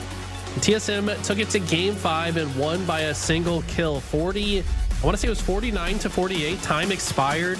Yeah. One of the craziest series that we saw at that Dallas event. So can't wait to see the rematch on some Forge maps this time. Yeah, it was just a couple of weeks ago that one of these two teams were guaranteed a top 3 finish, really breaking in through to the hierarchy of Halo. Now it's TSM claiming that 3rd spot, Envy in the 5-6. Who's going to take this, though, as Descendant pushes up with that OS, takes down Soul Snipe. Oh my god, the mid-map that looked like a no-scope. Double kill, and they're already on the run. This could be an early score, and it is. Envy in just 30 seconds, up 1-0. Descendant, one of those guys that just gets better and better and better. Like, where is this man's ceiling? I don't know if we've even seen it yet. I've been so impressed watching his just constant improvement the entire time that we've known this young man. Finally misses some shots. This is the first time that I've seen that in quite some time, but I'm just really impressed by Descendant. Pollock coming online with the double kill. Now pushing into the base. He's got Yaxon and Piggy dead ahead of him. Those will be the last 2 members that he needs to clean up as he chases out Yaxon doing a great job staying alive. Re-shields and repositions and times his push just as his shields had reached full again, taking down Pollock. That was a nice heads-up play there from Yaxon. Does go down shortly after, but still doesn't take away from the nice play that was. And the 1-0 lead that Envy has already gathered. Yeah, 1-0 lead means that Envy not really pressed at the moment. TSM, one of those teams that are super fast, though, and as soon as they get an opening, they will strike. But so far, it's been pretty much even trades back and forth. There's another trade down at the bottom of the map. Soul Snipe finds one, but with 2 dead teammates, unlikely to get the flag on the move. And what did Piggy just quickly turn and stop him mid man cannon there? That we didn't see it from his POV, but that looked like it was probably a difficult shot to land. Unbelievable takedown there. And we're rightfully so on board with Piggy. Look at Piggy's stats right now, Eli. Does his stat line right now just exemplify what Piggy brings to his teams? 3 and 2, so he's +1, but he's got 7 assists. That's more than double what TSM have in total. Yeah, TSM have 4. that's pretty insane. The teamwork from Envy so far has been incredible. Keep in mind, though, TSM, after getting 3rd place in Dallas, I think they've been having some tech issues or internet issues. They haven't really been able to practice much at all since the LAN. Meanwhile, Envy have been on almost every single day. It feels like TSM still trying to get their feet under them, maybe lost some time with those internet issues, and we're starting to see some of it right here against Envy. Yeah, and I mean, it was just a couple days ago, Thursday, when I sat down in my chair ready to cast the LVT Pro League, and Envy couldn't compete because I believe Druck was and has been having, Druck for TSM has been having some internet issues, wasn't able to get online, so we'll have to reschedule that match. And that was an exciting one. That was Rebellion versus TSM, 3 and 4 in the Halo scene, as Manny and TSM look to get back on the board. Already a 2-0 lead for Envy, but TSM could get the team wipe here and get on the run. Manny trying to change the storyline here, gets the flag to the bottom of the map. He's got a fast flag run. Looks like Precision was able to shut him down. Druck in a great position on top of the map, though, to really make life difficult for Envy to progress forward, but not when Piggy hits perfect shots just like that. Will advance forward and might be able to stop this flag. He repulses him back to the bottom. Doesn't send him off the map, but at least he bought some time and space for his teammates. Still keeping the flag run alive. It's a 2-2 split for now, so objective efficiency going to be needed if TSM want to continue to get that flag a little bit further. Yaxon looking for the reset, but Druck finds him instead. Now looking across the map onto the back of the head of Precision as Druck looks to grab the OS, but it almost just about gets burned. He does not pick it up. Descendant now looking to do the same, and he burns it too. Now it's still on the map, but that's twice that we've seen it start the animation, but not ultimately go through. Who's going to pick up that OS? You have to imagine Manny knows it's there, but he wants to get the reset first, I guess. Oh yeah, looks like Yaxon got it, but I think Manny made the right call there. Maybe trusted that despite them maybe giving up the overshield there, had enough teammates to kill the overshield player quickly. Returning the flag kind of mitigates the damage of the situation, so I think Manny playing that situation pretty well. They now got an opportunity to pull the flag. TSM bouncing back. They have to. Down early 2-0 to Envy, who scored 2 in it felt like less than 2 minutes. After a few minutes, though, there's been no action and no scoring. As Precision looking to earn the reset using his... Enemy flag returned. Interesting there. He slides into it, gets a couple seconds to reset, gets back to safety, and then completes the reset. I love the process that we just saw played there from Precision. Keeps his life, earns the reset, and then picks up the next slay. Yeah, one thing I noticed that pros do really well is they don't just sit on the return the whole way. They recognize that the longer you sit on the flag, the more you're a sitting duck, and they'll often just, I guess, push that meter down as much as they need to before doing something else. So good example of that there. Druck now with help, takes down Descendant now. Man cannons across the map, has to look back towards Biggie. He's stopped that push previously. As Druck, moments away from pulling the flag, still have to worry about resetting it as well, does TSM. Druck facing a lot of pressure. Yaxon, I couldn't even quite tell where he was, and I've got the theater point of view, and you could absolutely see by the body language, Druck had no idea where he was. Man, he got the XOS. It's the flag touch. And Yaxon, he just repulsed his own flag off the map to force the reset. Bruh. I guarantee there's some people in chat that didn't even know you could do that. You can repulse your own flag as one of the only ways you can move your own flag after the enemy team pulls it. What are the other maps you can do that on? Maybe Fortress? It was Argyle. It was Argyle before, but of course, yeah. we don't play Argyle anymore. But yeah, it's rare that there's a repulse and the ability to repulse the flag off the map on the same map. And you can do it on Fortress too, yeah. Yeah. Well, TSM do get on the board, but they're quickly countered by Envy, who matched them with another one of them, their own. So despite the score for TSM, it's still a 2-score advantage for Envy. Alec does have the snipe though. Trades out with Precision. That snipe goes down. Still had 4 shots left to work with, so there is some viability to pick up that sniper where Precision just went down. Biggie on the opposite side of the map from it, trying to take down Druck. Some contested long-range shots. Those are hard to hit. Especially with the Bandit. Definitely more difficult now with this starting weapon. Mixy situation here. Looks like Descendant and Precision knew there was another member. They play it perfectly. They relinquish the enemy presence and then ultimately capture the flag. Love to see the process and some awkward shots with Descendant. Piggy was there to help, but Soul Snipe cleans it up, and he's got 3 bullets left in his namesake here. It looks like Soul Snipe was the one to pick up that snipe that Precision had last dropped. Oh no. He's gonna drop. Yaxon will drop with the sniper in his hand. So, you know, at least he burns the power weapon, I guess. Some shining glimmer of light in that mishap. As Piggy now. A 4-1 advantage. That plays fast. I don't like it more than Fortress. This map is beautiful, man. It's got so many vibes of like campaigns from different Halo games as well. Like the Light Bridge, of course, the classic Light Bridge from early levels in Halo 2. The outer scenery of this map, the Forerunner structure, the vegetation on the walls has like elements of Halo 3. I don't know. This is just like it feels so Halo. You can't make a map feel more Halo than this.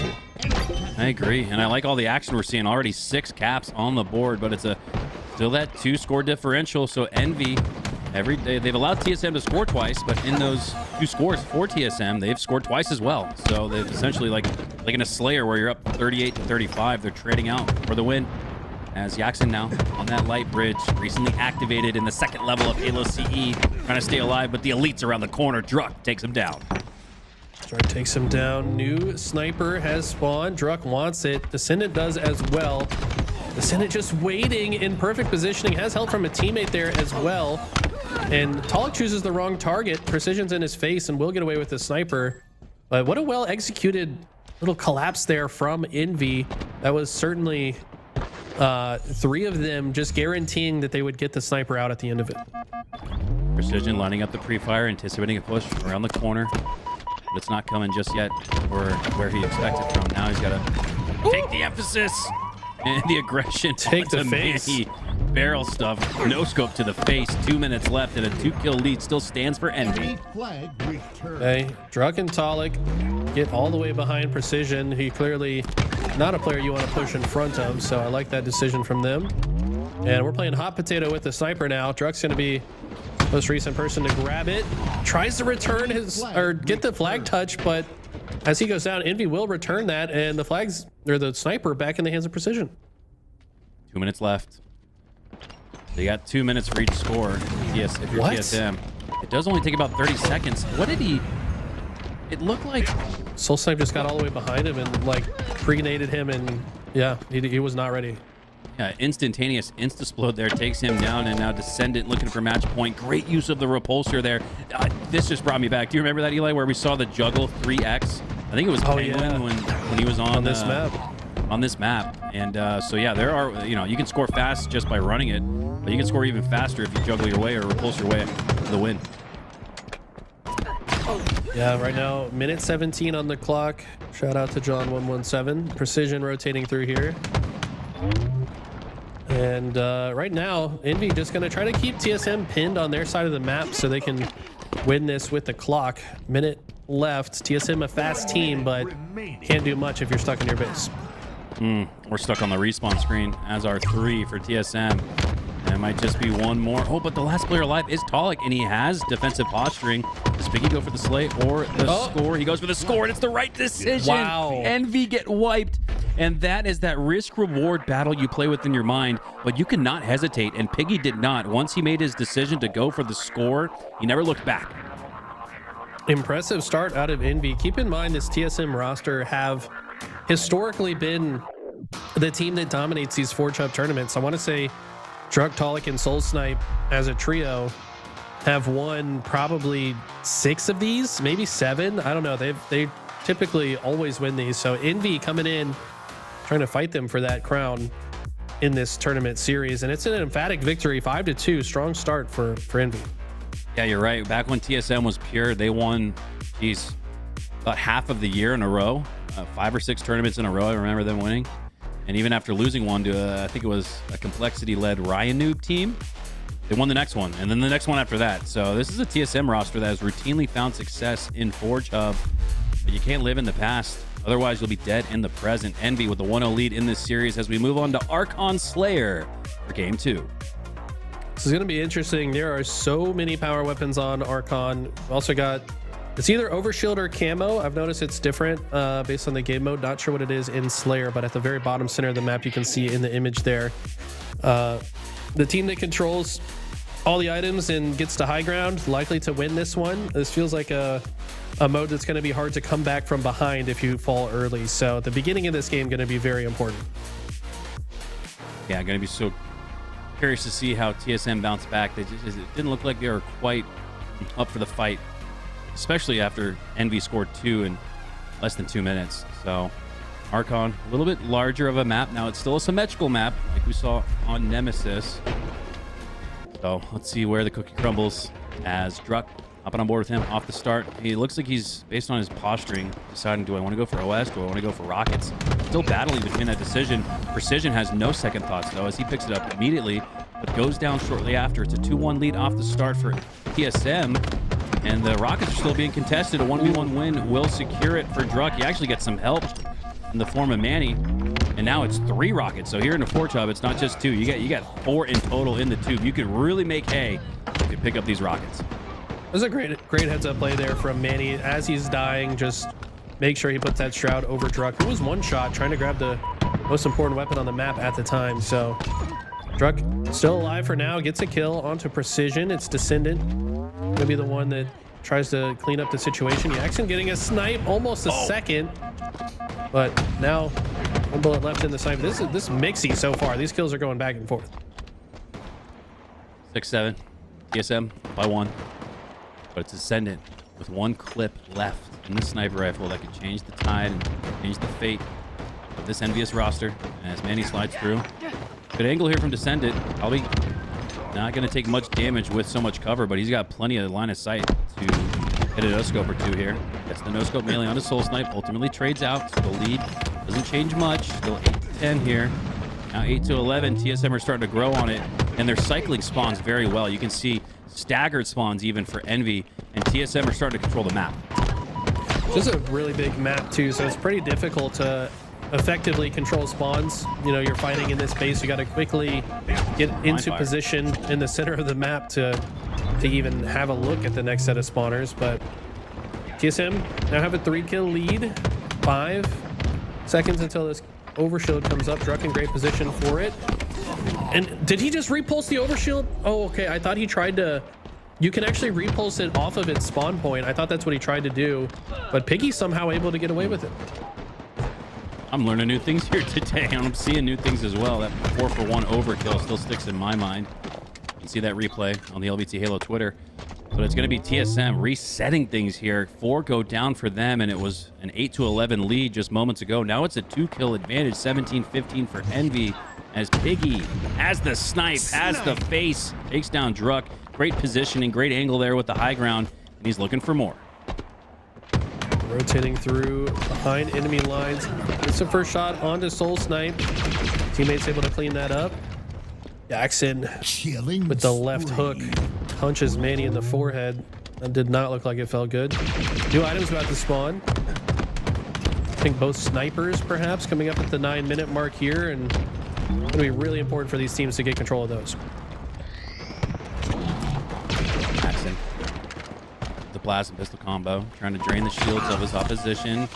Utilizing the grapple hook now to stay alive. Does a great job of that. Without the grapple, I think he's dead to rights. Now, re-shields, repositions, recharging that plasma pistol. You can see the sniper up, and Soul Snipe has it. 8 shots left to work with. Down by 5. They need him to make a play, but Piggy, full-on aggressiveness, doesn't allow him any comfortability with that power weapon.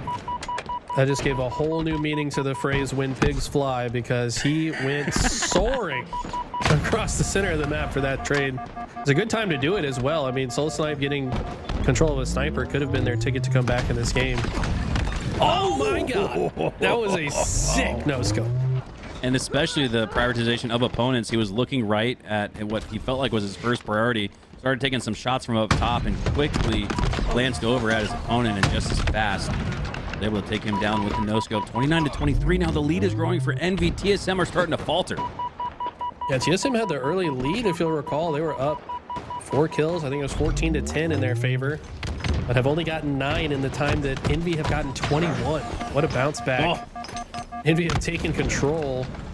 There's 5 charges of that grapple hook laying there. You have to imagine one of these teams wants to grab that, but at this point, Envy are down to just trade to the finish line. Yep, up by 7.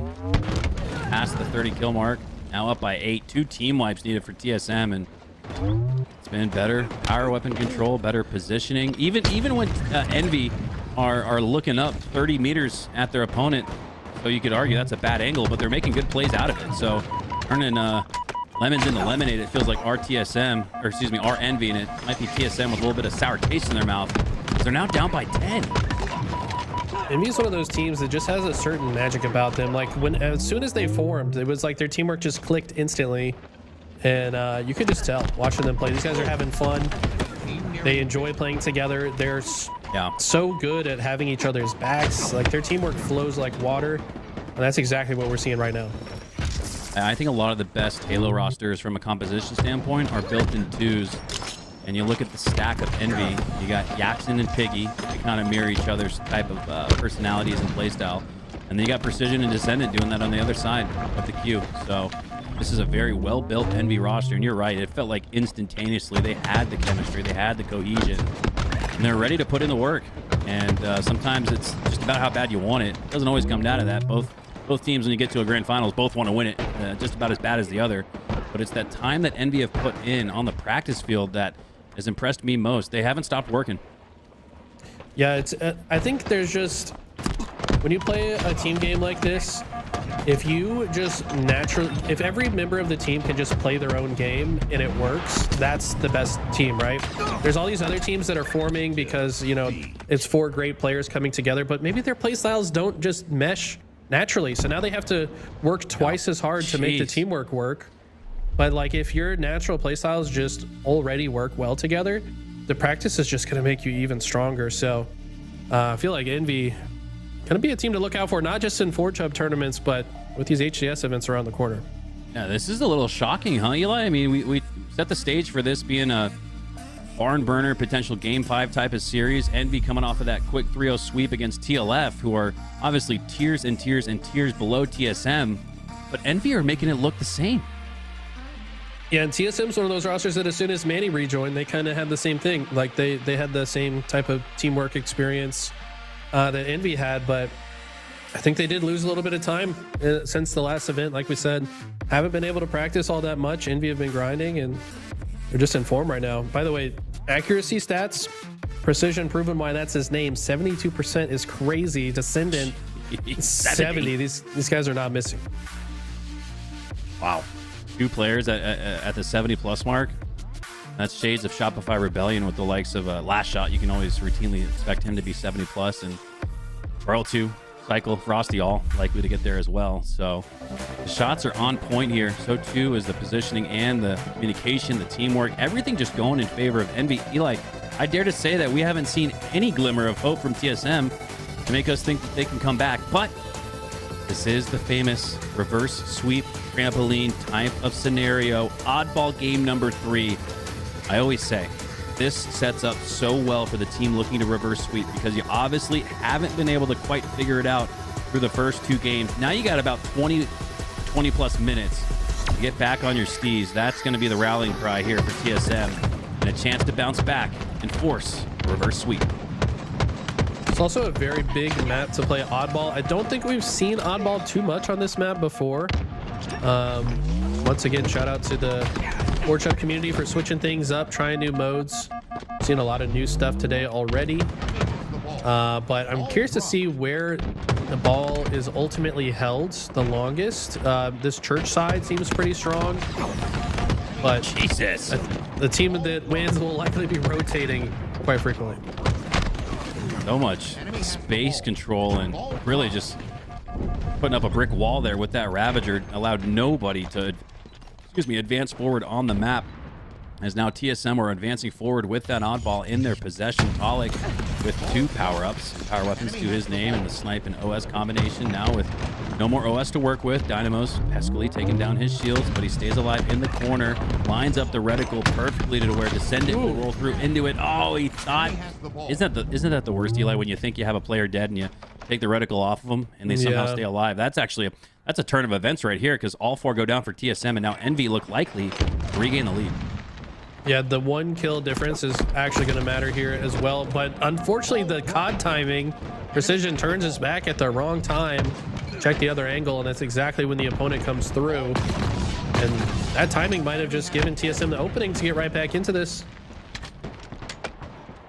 We go down for Envy, just 1 for TSM. But it's essentially a 2v2 right now as Soul Snipe has the ball in his hands. Most importantly, the lead once again. OS is up in 10.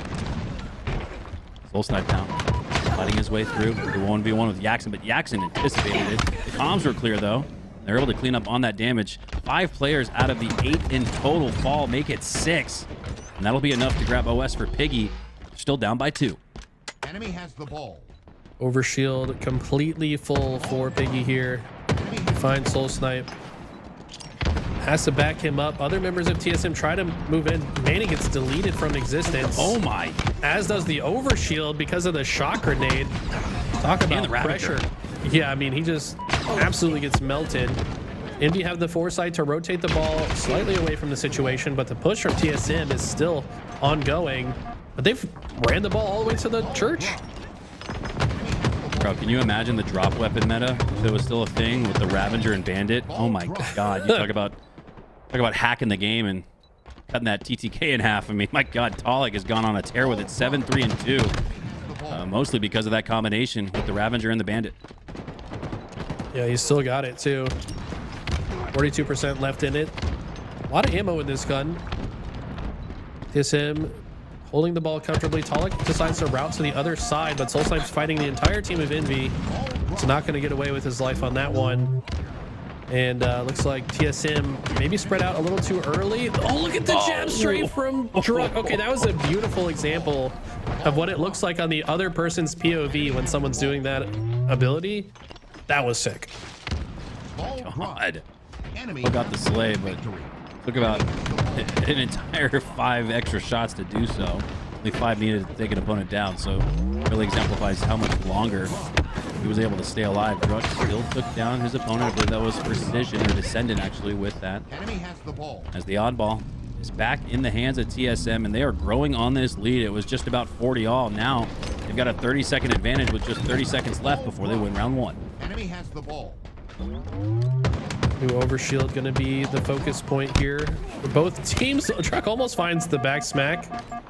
It's not going to happen. Precision didn't have enough shields to go straight for it. Wants to make sure the coast is clear before he drops on it. And rightfully so. Should be able to grab it and get away. He does. And that could be a big point of interest here for them to come back in this round. Enemy team nearing victory. Vision claims the snipe and a double kill. He could certainly line up for the triple kill here. Druck is in a world of trouble. He had 3 players staring him down from all different types of angles, and despite a double up advantage 40 to 80 for TSM, Envy have a good look at a hold that could bring them right back. Like this positioning from Precision, he actually takes this far outside corner so he can deny the rotation of TSM through that half of the map. Enemy has the ball. And he does so beautifully, gets the double kill and is still in position to continue to cut them off and even look across to help his teammates on the other side. He goes down, so that'll stop the oddball hold momentarily for Envy, but Descendant picks it right back up.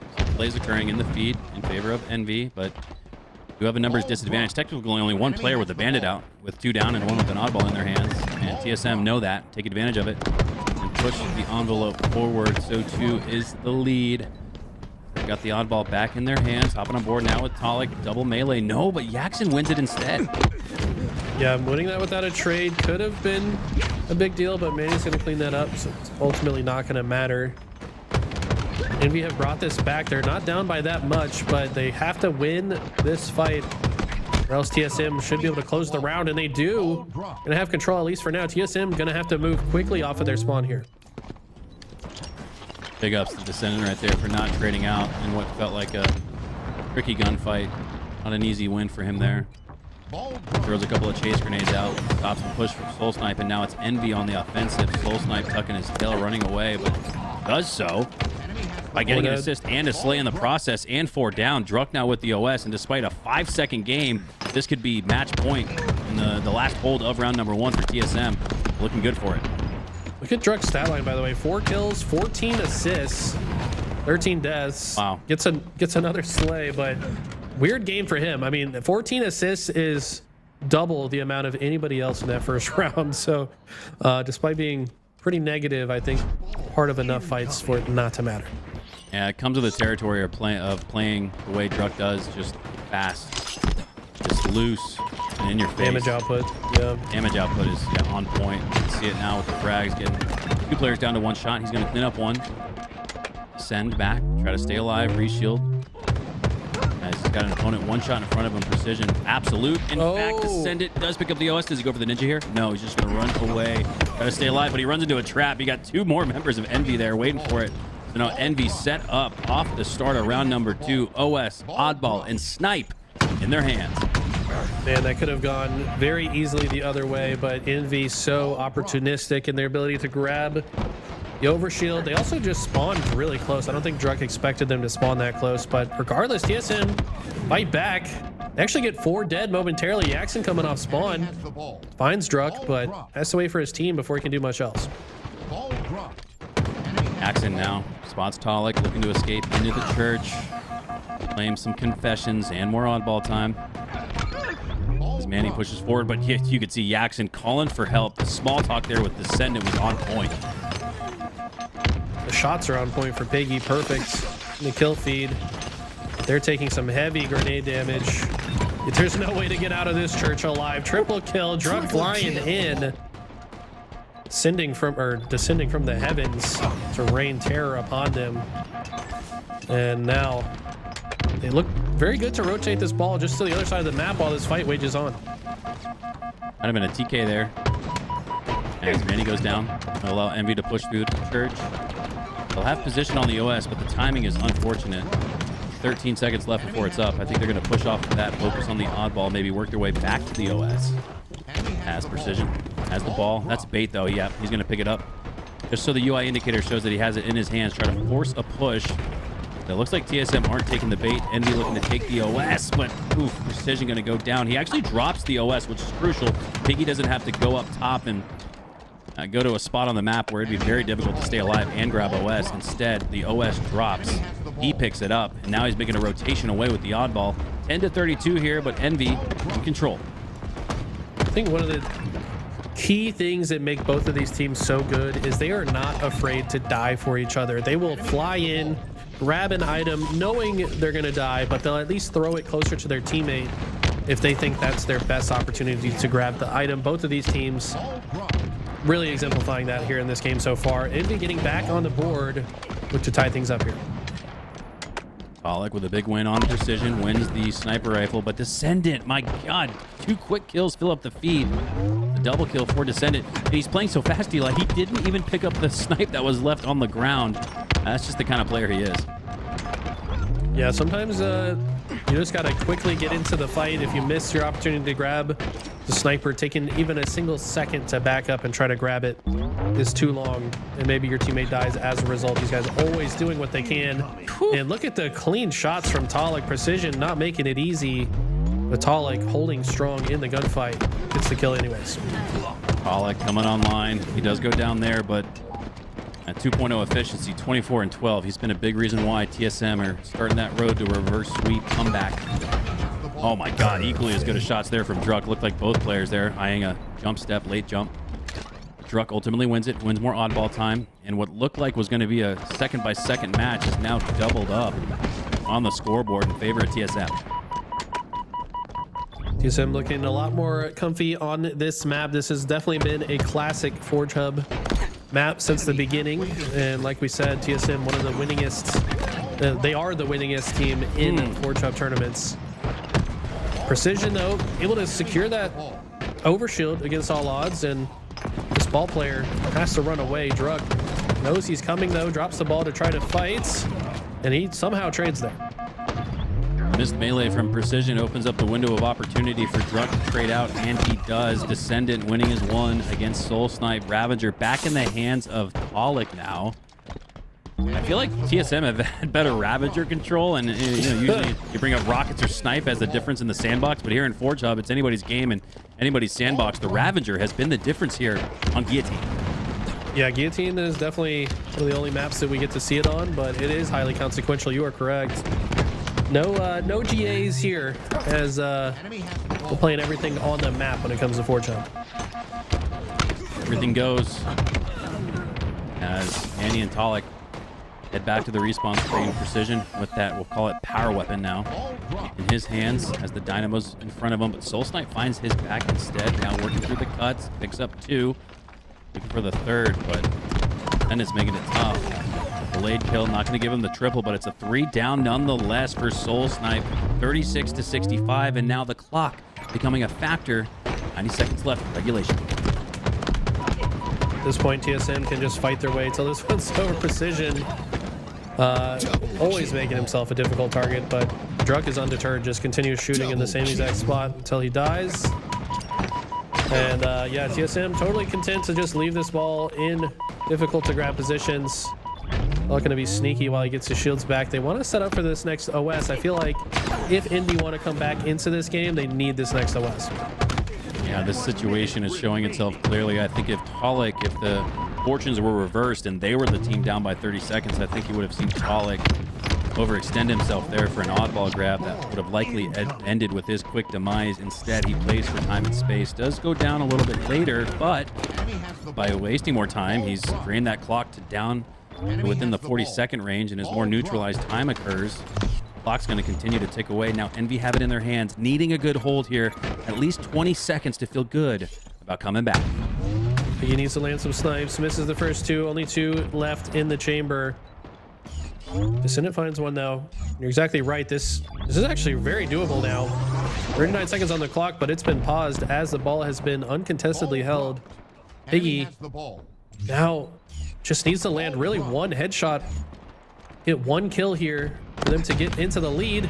Finds the body onto Druck and cleans it up, but his teammate dies on the other side with the oddball. TSM might have just won the round and the game. It was just a 4-second game, but now the lead is ballooning. Double that. TSM have it in their hands. 29 seconds left in regulation. Pollock pushing through. Enemy team nearing On the right side, looking at the periphery for a flank. He gets Precision taken down, and TSM might actually put 100 on the board in what looked like was going to come down to 0-0 on the clock. TSM about to close this out. Yeah, they don't even care about the neutral time anymore. They said, let's just get to 100. Looks better in the stat sheet. and they're going to do exactly that. Precision Enemy has the ball. delaying it. Well, actually, this is doable now. Okay, this is very doable. Maybe they should have left it on the ground and let it expire, because now Envy have a chance to come back. Hindsight is 2020, but now the path is clear for Envy to come back in this one. 20 seconds left. Needed to come back, and 24 seconds left in regulation. It's going to come down to this as Precision takes down Talik.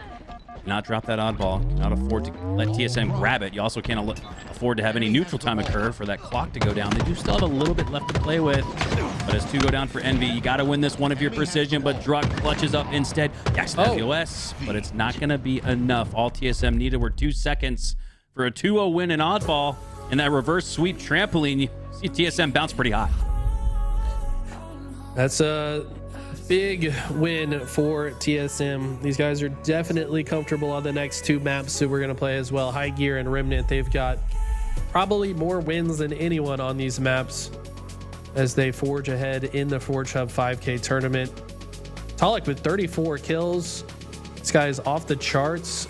Without his stat line, they are getting outslayed this game. So he really stepped up for their squad.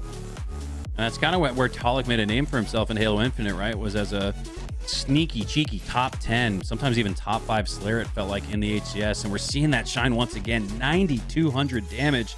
It's a shame that Precision, who got just as many kills as Talik and just about as much damage as Talik, his performance is overshadowed after a 2-0 win from TSM. Gives them a win in the series. Now they've got the momentum heading into a crucial game 4. When Talik is playing his best, he is someone to look out for. We've seen him go through slumps from time to time, but he is looking in form today. This guy is absolutely disgusting with it. Let's see what they can do on this map. Back into High Gear, the reimagination of High Ground from Halo 3. I'll be completely honest, this is way better of a layout than High Ground, in my opinion. I know some Halo 3 fans are going to be upset with that, but honestly, the High Ground just wasn't that good of a map. But this one, now symmetrical, good CTF map, good assault map. We're playing assault here in game number 4. That's the beauty of Forge, right? You can take a social type of map from Halo 3 like this and turn it into a very competitive symmetrical 4v4 map here in Halo Infinite. This is one of my favorite ones to watch. You get a little bit of that nostalgic flair from, again, Halo 3. You get perfectly viable CTF map. You've got the elephant drinking. I believe that's actually a landmark in Cabo. I forget where it was exactly, but man, just again, the environmental storytelling, the Forge content creators are on point. So too are the competitors here as we're kicking things off. Game number 4. It's not CTF. It's actually going to be assault instead. So keep an eye on that bomb moving forward. Envy already got it.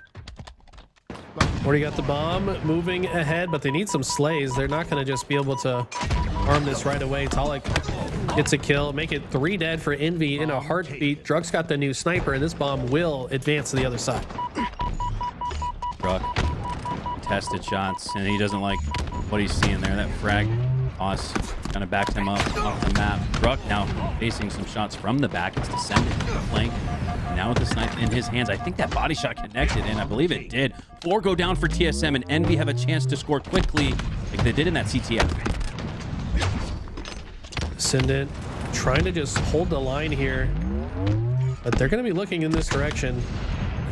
Descendant's confidence is crazy, man. He knows the bomb is there, so attention will be on him, but he doesn't care. Says, I'm just going to quickscope them through their gunfire. Unfortunately, he does not land the shot this time, but we've seen him do it before. Finally is taken down, but are the rest of Envy here to clean up the pieces? Druck earns the assist. Despite what looked like a really good offensive effort there from Envy, they go 3 down. These things will reset. You can see the bomb quite literally right at the 50-yard line, sitting precariously below the feet of Druck as he'll go down.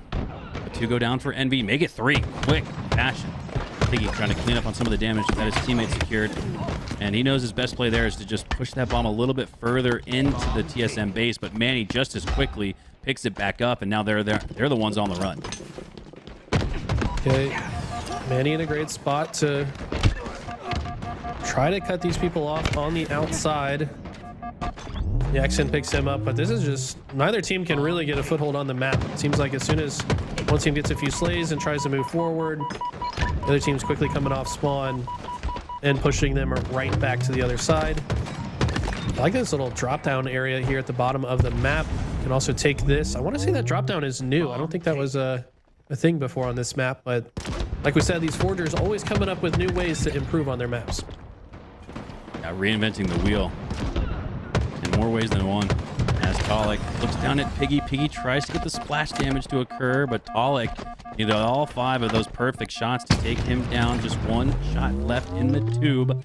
And Talik takes advantage of it by taking down Descendant. Now with a mere flip of the fight he was once fighting from the high ground, but his teammate has his back. He has Yaxon's head, and now TSM have the bomb in the base of Envy.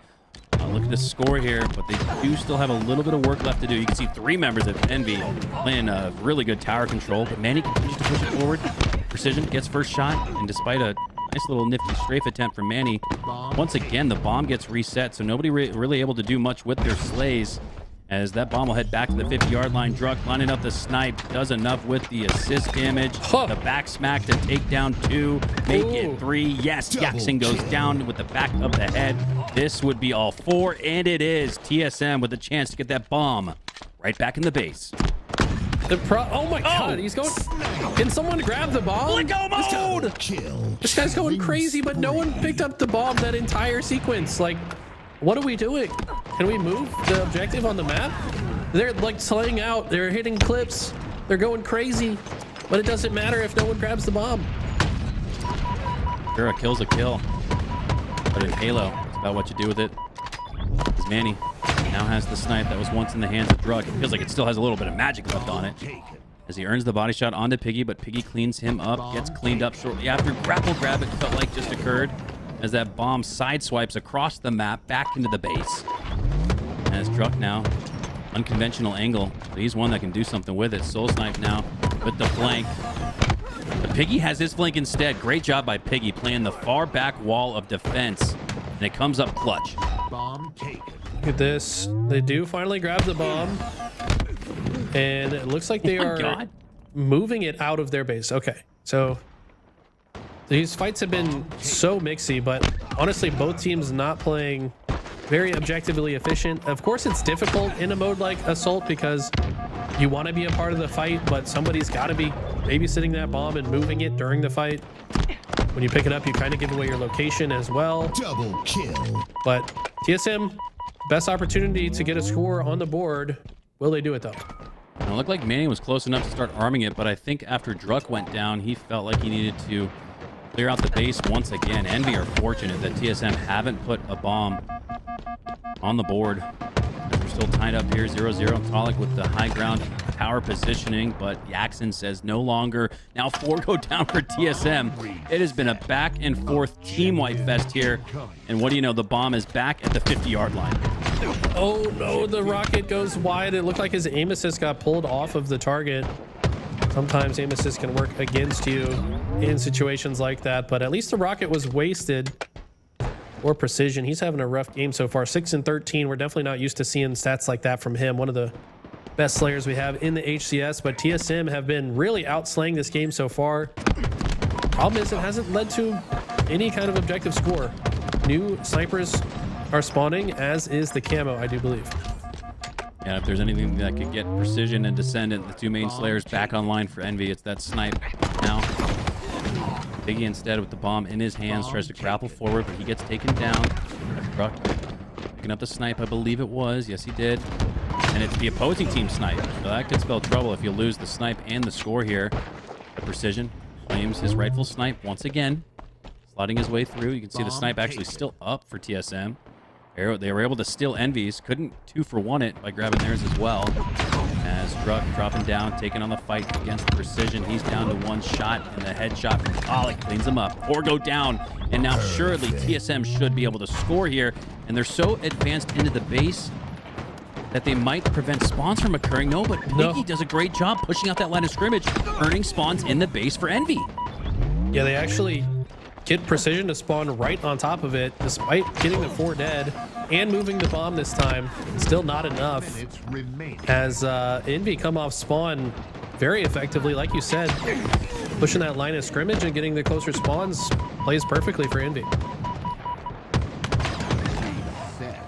Piggy Objective reclaims the snipe, but he goes down shortly after. That sniper is, outside of that spree from Drug, it's felt like you said earlier, a hot potato. As Yaxon now has it in his hands, lining up a couple of no-scopes on the members of TSM, takes down Soul Snipe with the cleanup headshot. Manny regains the attention of Yaxon. Precision there as well, but oh my god, the collapse from Druck and Manny was perfectly timed and perfectly positioned. Ascendant does clean up on Druck. Yaxon still with the snipe. Are we about to finally see another spree with the snipe? If anything could get some scores on the board, it would be Yaxon making a play with the 4 remaining shots he's got left. Knows the bomb is coming in on the other side. He's done such a good job of holding the right angles here as he holds on to this sniper.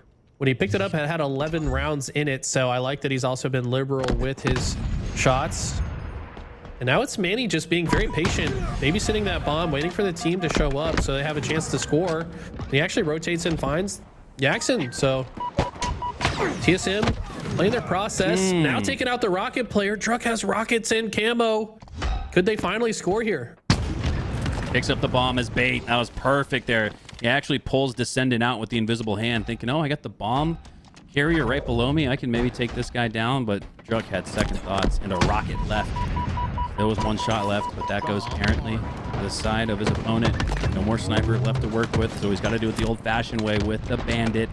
2 down on each side, and 3 minutes left. We are in the end game, and nobody has even gotten the bomb into the scoring zone.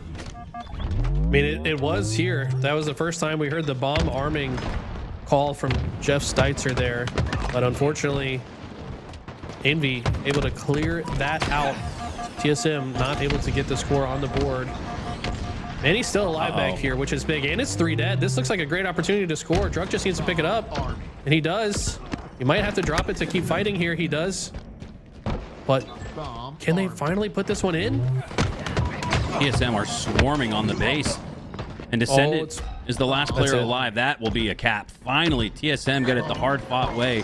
And with just two and a half minutes left on the clock, TSM have a big advantage in a game 4, looking to force a game 5 and secure the reverse sweep. See if they can do it. Precision has the sniper. They need to score the next 2 minutes, 25 seconds. And so far, it's been really difficult for either team to get comfortable with the snipers. Once again, Precision getting shot by another sniper. And the bomb's back in the base of Envy. So TSM playing this well. They're making it very difficult for Envy to do anything. Snipe. Precision.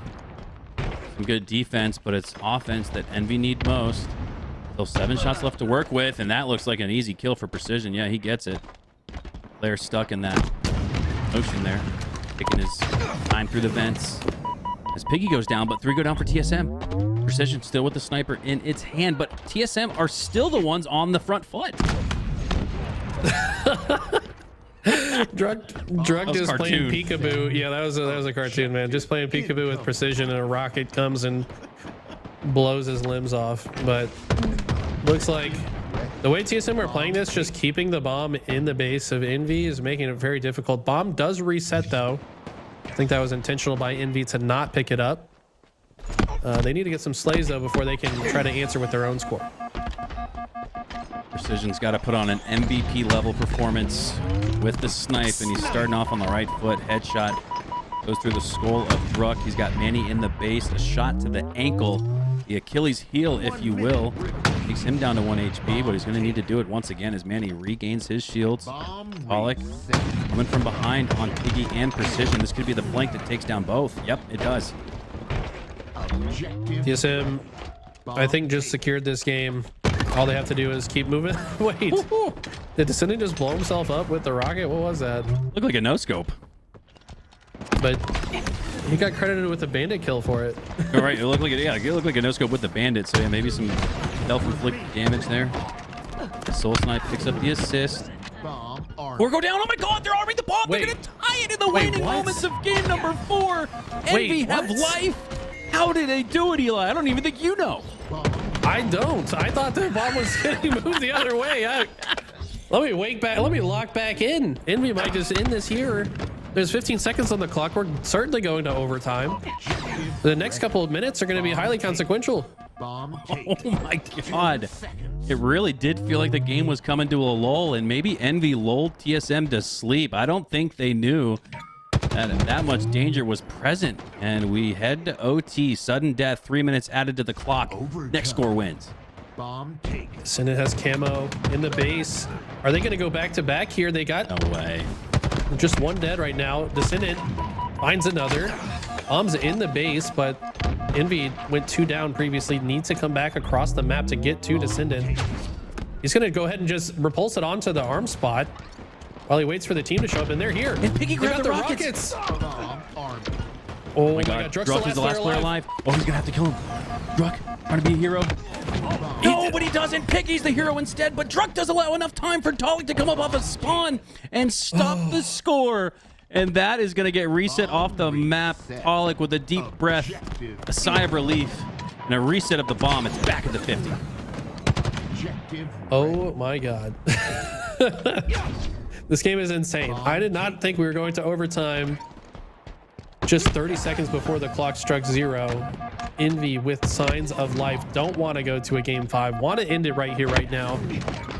This is trending towards a second reset, but look at this. Envy have the bomb in the base again. Jackson has snuck through somehow, unseen until now. They're going to try to chuck it off the map. They shouldn't have an issue doing so. And we're going to go back to a standoff situation. Decision utilizing the repulsor to gather the high Is ground. it bugged? It's bugged. Oh, Okay, the bomb's going to reset, so I don't think they Yeah. can grab it. It got stuck in the floor. It's just going to have to reset. like a weenie on the barbecue, the bomb is stuck between the grates What? as Wait, Descendant. Did you see he was on the ledge? He got repulsed. You thought he was off the map, but there was a ledge off the map. So he was still fighting from out there. That was crazy. Wow. Okay. objective 1 minute left. ready. The bomb has reset. There's enough time, though. It's taken nearly 15 minutes to get to this point. Is 1 minute enough for TSM to make a hero play here? Druck sneaking into the base with the camo and the bomb, but they spot him out. Druck with a dynamo grenade trying to thwart the push, but Piggy confidently slides his way through to go down. Oh, and it felt like another one of those last-second heroic arms was taking place there for Envy. Imagine if Piggy didn't go down. That really felt like a game-winning scenario there for TSM to take down Piggy. Oh, wait. This looks like a game-winning scenario. By the way, sorry for interrupting your weenie on a barbecue. I don't know where you're going with that, but... I was done. Okay, got it. Well, Envy are in the base. They got 24 seconds to do this. Otherwise, we're going to go to a reset. They're arming it. Manny's got a great angle here. He can see the entire arming zone. Oh, But Piggy's got the rockets again. What? This guy's always got the rockets. Is Thug Nasty in the comms for the coach for Envy? Because it feels like believe that's so. been the difference in this one. 2 times, Piggy my has God. been able to pick up the rockets in the final Oh my God. seconds. They're in the base, they're arming it, and they're stopping the clock at 4 seconds. Oh, my God, they're going to do it! They're going to do did it! With 20 seconds left, they come back from the depths of hell to tie it at 1, send it to OT, and then with 4 seconds left, they claim the series in a Game 4 thriller. Insanity. I was ready to go to game 5 3 minutes ago before they activated overtime. Envy said no. Screw that. We don't want to play on remnants. We don't want to give these guys another chance to bounce back. Envy with 2 bomb arms in the last 30 seconds and then into overtime. That was insane. I don't think I've ever seen such a late bomb planted there. 4 seconds left on the clock, and the only time the clock stops in Assault is when you've got it in the cap zone. And Envy are in the zone and on their way to the winter final, where they'll await the winner of Dead Inside and 007. We'll have that matchup up next. Our mirrored semifinals match between those 2 teams will be on the way here soon. In the next 5 minutes, we're going to take a quick break, hydrate, grab a snack, because we got more Halo on the other side of this break.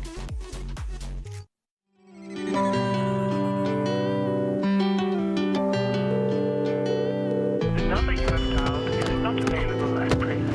Please leave your message after the beep. It's so absurd to me. The things that you said that left the burn on me.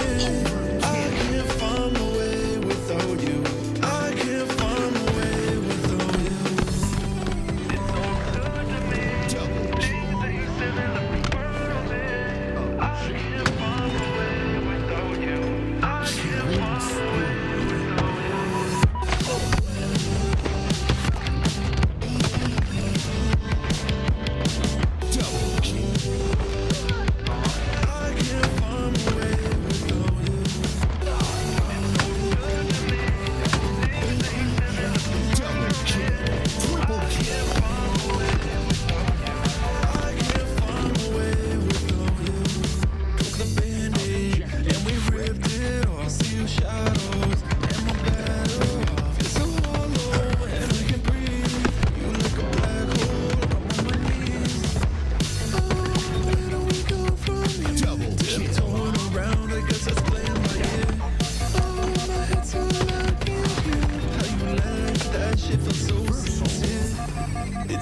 absurd to me.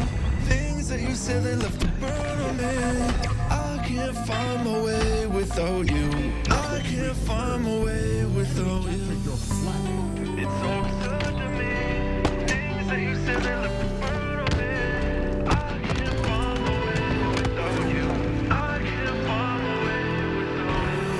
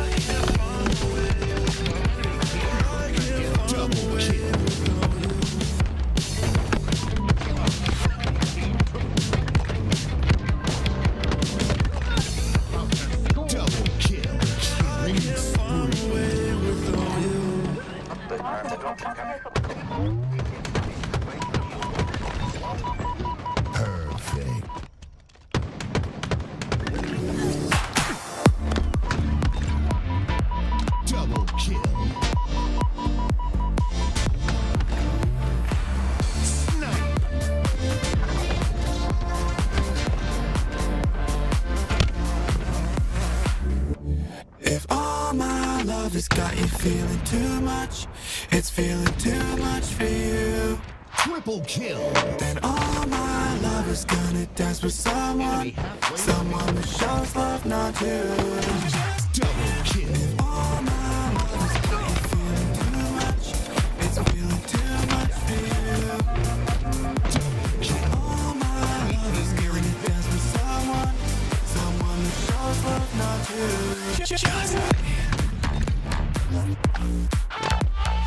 Double kill.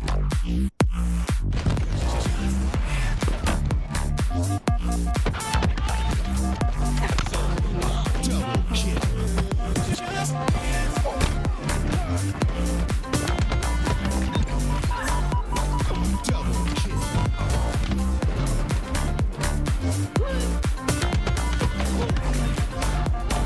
Double kill.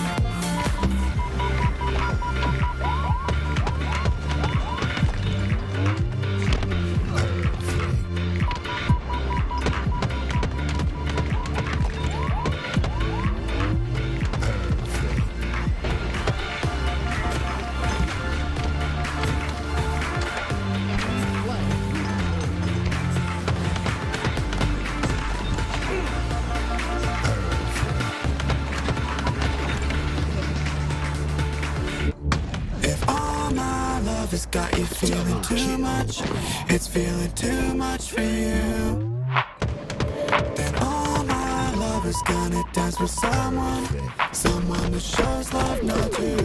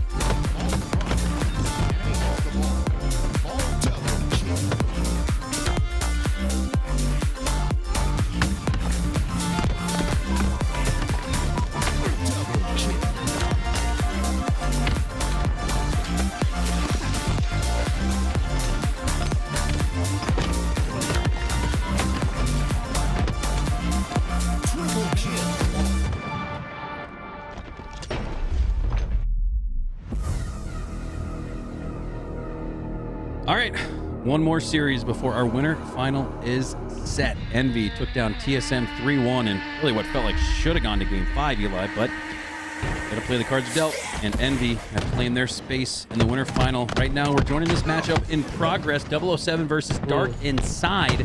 007, a pickup squad of 4 of the best players in Halo, versus Dark Inside, one of the best Halo players on the come up. So this should be an intriguing series. It's going to be a tough one, though, for the hopeful amateurs to find their way into the winner final, as 007 already have a 1-0 lead in this series, but it's Dark Inside up 1 off the start of this game 2. They're certainly categorically a pickup squad, but that still doesn't feel like it gives them credence to just how good this team is. This team has been, that was a nice snipe on the legend, but this 007 roster has been beating the other top 4 teams in the world when it's just any combination of Optic and Shopify players is probably the best team that day. So it's going to be very difficult for Dark Inside to win this, but they have a lead so far. Yeah, and KOTH, he's routinely been the best substitute or fourth that you can pick up for any of these open series or ForgeHub, any of these grassroots tournaments. Now KOTH is starting to earn his place in the HCS on that Cloud9 roster. Excited to see if he can get into that 5th, 6th range that I kind of feel like is the player he is. As Morgan has the snipe, has Cycle in his face, but earns the assist through the communication. You go down though for Dark Inside, and that's a tough push there for Morgan. He fell into a death trap there and gives up the snipe. Yeah, only 1 bullet though, and got to burn the shock grenades. Took 1 player with him on his way out, which honestly, when you have the lead, as long as you're trading 1 out as you die, that's totally fine. Like the process that I'm seeing here. They're also often working together. Here they just get out firepowered as KOTH drops on top of one of them, and this grapple is going to be a huge tool for these guys. I love that, man. The grapple turnaround 180. KOTH gets the quick scope headshot. That was beautiful. And talking about how Yaxon was on the come up for Envy. I feel like KOTH is another guy in that conversation. You could definitely gather a handful of players in Halo. And you just don't know what their ceiling looks like. And that's rather exciting, especially in year 4 of Halo Infinite. As Cycle has 3 shots left in the rockets. Could use these liberally. Still have 1 left to work with. That one takes down Morgan. And I think normally you'd see Cycle pull out the bandit, clean him up with the headshot. But with that 1 extra rocket in the chamber, he's just gonna let it rip. I like that. Yeah. I think you're exactly right with that analysis there, my friend. Is wow. You know, you got extra. Yeah, you get a brownie point today. Congratulations. All right. Hey, if Eli, the greatest analytical mind in Halo, says my analyst was good, I'm feeling great. So thank you for that, Eli. That just made my day. Brownie point has been awarded, but 007 still trailing in this game. Surprisingly, new snipers are up. Last shot looking to change the score line, as he's frequently one of the guys that can put it to work. But look at that. Wow. Well executed plays from Dark Inside, and they've earned the sniper back. Lido needs to clean this up. Yes, he will. They've actually maintained this lead throughout. Somehow, 007 have not taken the lead once so far this game. Oh my God, and Dark Inside are 007 and 007. This is kind of what you'd expect them to have done to this roster. In this game, Morgan with a no-scope to the face of Cycle. Double kill goes through. They have 2 snipers. They're running through their squad. 4 go down, and now the lead is 8. Dark Inside are turnt right now. Tony 2 turnt, not on the roster, but every member of them is 2 turnt right now. Lido finally gets taken down, but I love the way they just flew through the map together. Maybe a little bit of overheating occurring now. Need to cool the jets, get into the next engagement. Dark Inside got to be hype right now. Cycle doesn't have the OS. Oh, the back smack whiff. That would have been huge. Instead, the lead is back to 3. But hey, man, I think Dark Inside feel really good about where they're at. As we approach the 30s, grapple into man cannon by Cycle. And the rockets fell. He picks it up. Good awareness there. 4 rockets. 360 metal and 3 rockets. Now 2 left to work with. And look at this. Don't look now, but 007 somehow brought this back to within 2. Dark Inside previously up by about 6. And Cycle with more rockets to work with. Got 1 more left. He's also got the grapple, which you know he's going to find a way to use it to his advantage. Shoots a blind fire into the shroud. What? I think he had a teamwork comms there. Cycle's 13 and 6, by the way. He's on fire. Talk about that. Like, there's ways to identify if a player's in flow state. And if they're just shooting rockets without being able to see an opponent, whether it's good game sense or good comms, that was a good play there from Cycle. And now the game is tied, 35 all. And the young, hungry, up-and-coming, hopeful amateurs of Dark Inside claim blood and a dead body from 007 here. It's going to be tough to win this game, though. 007 have their first lead of the match, up by 1. This is one of those games that you feel like Dark Inside has to win if they're going to have a chance in this series. Just like that, their lead has been taken from them. Can they come back in this? 007 have fought so hard to get back into this, and it's been mostly a sandbox difference in the throughout this game. It was Dark Inside controlling the sandbox off the rip. Now for the comeback, it's 007 that have had all the items. Got to imagine if Dark Inside can get the next round of pickups, they could come back. I mean, let's keep it real though. You talked about this when the game started. 007 has steamrolled through every team in HCS, even the SSGs and the phases, and Dark Inside is only down by 1 into the 40s. We're at the end game, and Haydiv is popping off, clutching up with the snipe, tying the game up at 42, and he has 7 shots left to work with. I'd love to see Dark Inside play around Haydiv right here, hating his opponents with the snipe. The counter strike collect falls off the map. It's starting to crumble for 007. Will the hopeful amateurs secure a 1-1 series tie against what you'd argue are 4 of the best players in Halo? I think Collect actually blew himself up with the rocket because of the plays from Dark Inside, forcing that situation. They're up by 3 and they only need 5 to go. Cycle gets body shot. They're falling 1 by 1, and Dark Inside will probably take this map, but they've got to be icy here in the end. Don't speak too soon. Don't jinx him, Eli. Cycle. Just cast a curse. You just cast a curse to these guys, and man, what a what a moment this would be in their careers. Eli, the caster curse, is alive and strong. This one is far from over, despite being only 4 kills away from a victory announcement of Jeff Steitzer. 46 all, we're tied. Oh no. It's falling apart right in front of them. Just like that, Legend has found multiples. It's a 1-kill game in favor of 007 now. Dark Inside playing close together. Kid Nasty going up front, gets the early shots onto Legend. Last shots here with the grapple to get behind enemy lines. He gets forced back as well. This is intense. 48-48, we're tied. Nate shot goes through, and that would be clutched by Morgan. Can anybody clean up on the damage? Kid Nasty tries to seek it out, but he can't push too far. He's also 1 shot. Morgan regains his shields, regains the highest point on the map. Last shot scurries away to cover, stays alive, but Lido goes down. 49 all, we're tied. Cycle only has 1 shot to work with. They're going to chase out that damage, but Legend has the bait and switch planned. Kid Nasty and Haydiv forming a bait and switch on the other side. Morgan's not looking, and Morgan goes down to Cycle. 50-49, try as they might. Dark Inside got so close, but fell just 1 kill short. I'll take the credit for that one. That was all me. That's my bad, guys. I'm blaming you, brother. This one is probably going to be skipping their way to a victory here. yeah, everybody blame Eli in the chat. I'll take just send me the invoice, Dayquil. I'm sorry. That's my bad.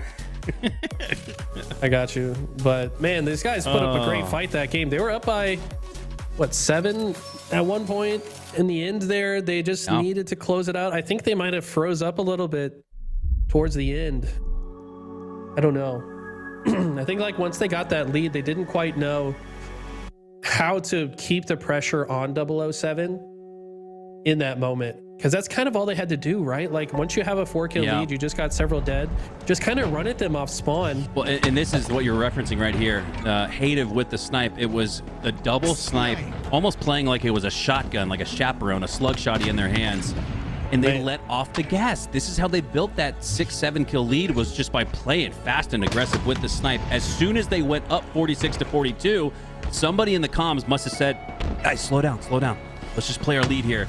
That was not the call. They'll learn from that. That's part of the process of getting better at Halo. But this was the moment to just smash down on the gas, break the pedal to where you have no choice but to go forward. And right here, when they take 3 down, they stop cycling and swarming spawns and stop playing as aggressive with the snipe. This is where the momentary break in the action allowed 007 to get back in the mix. They also all kind of split up. Morgan, why is Morgan off by himself? Haydiv is looking for a 1v1. I think they get kind of overheated, got a little bit, and Kid Nasty's dying alone. Morgan dies alone, Kid Nasty dies alone. You just can't let this happen when you have a lead in an in-game like this. You just got to play fast and together until the game's over. But they played slow and apart, which is not the recipe to close out a game. But they'll learn from this. There's lessons to be learned in losses, and before you must succeed, you must fail. That's the path of success, just in the human journey, much less in Halo. And Halo is life, and life is Halo. That's deep as fuck, man. It is. Oh my God, and deep in the pocketbooks is Mama LVT dropping 10 gifted subs. What a time to be alive. Mama LVT always showering us with love here at LVT. She's been so supportive. Thank you so much.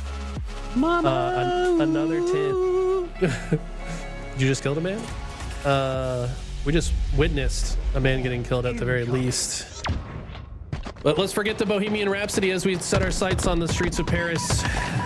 It's not going to be Freddie Mercury singing in this one.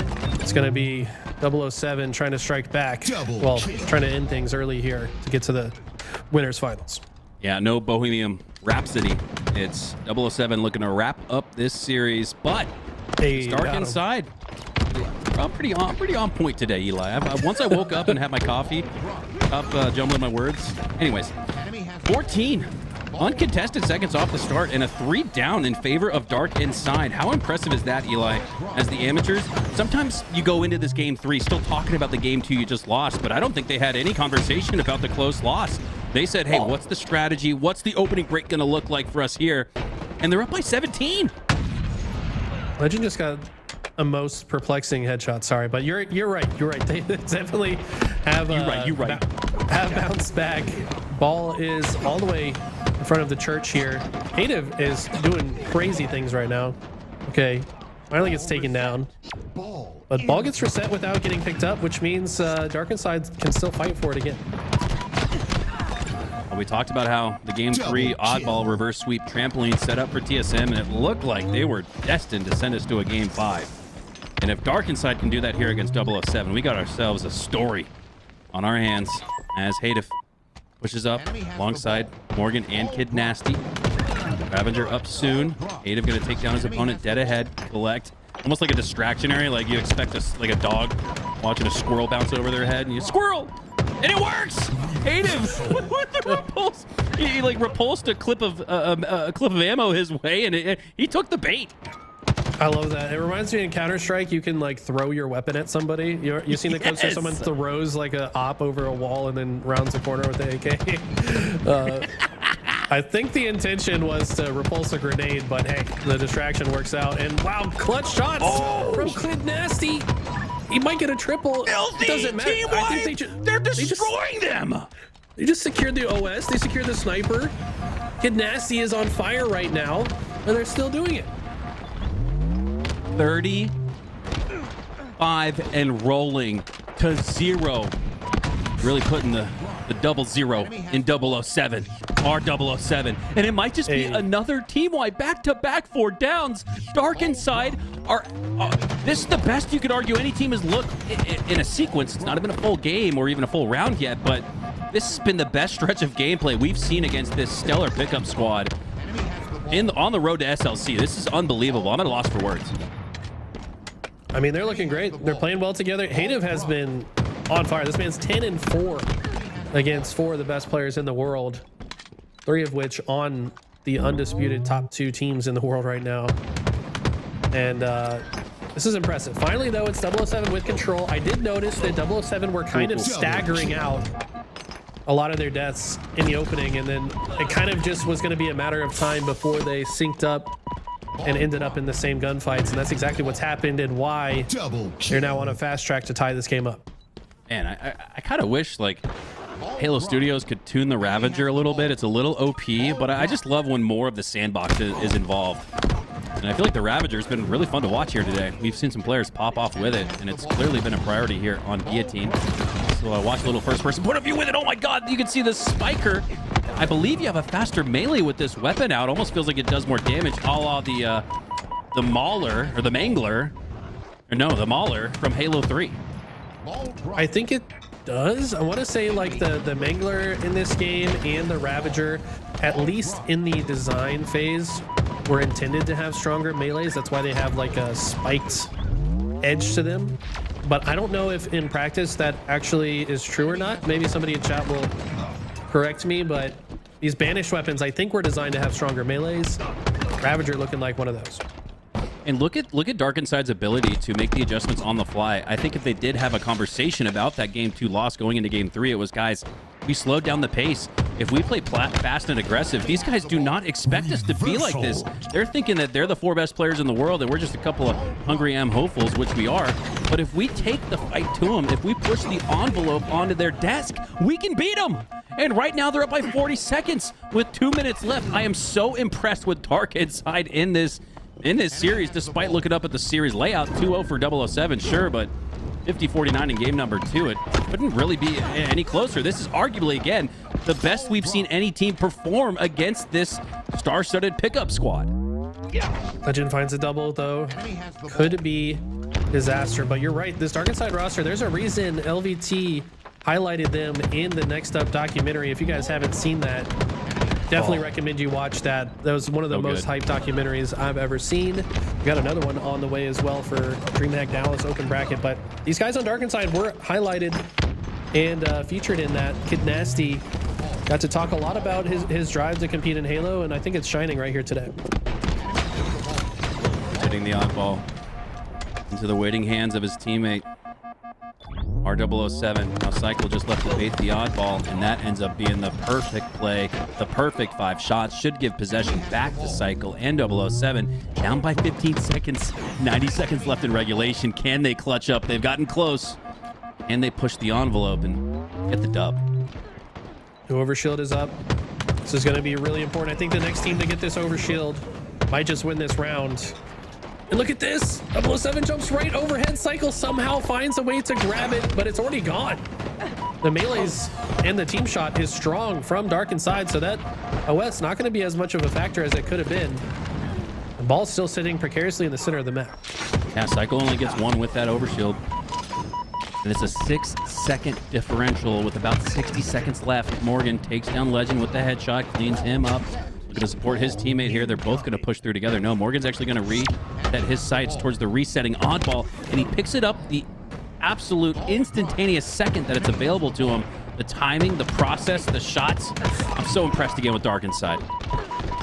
They're looking so good right now, but Cycle, amidst the chaos, finds an opportunity to grab the oddball. All those teammates got a couple kills. Legend still fighting them over here, which means 007 on the complete opposite side of the map will be able to take the lead here. Dark Inside have to move quickly if they want to close out this round. Oh, you got to watch out for the Ravager around the corner if you're Lido. Oh, last shot. Has been utilizing that Ravager all game, and it's given 007 the lead in the end game. 45 seconds left. And with 3 down for Dark Inside, Legend looking to put the finishing touches on round number 1. Look to do exactly that. Ravager being put to work from last shot from the high ground. Still outputting damage. Lido trying to extend this round. 007 only need 8 seconds, but they're not near the ball.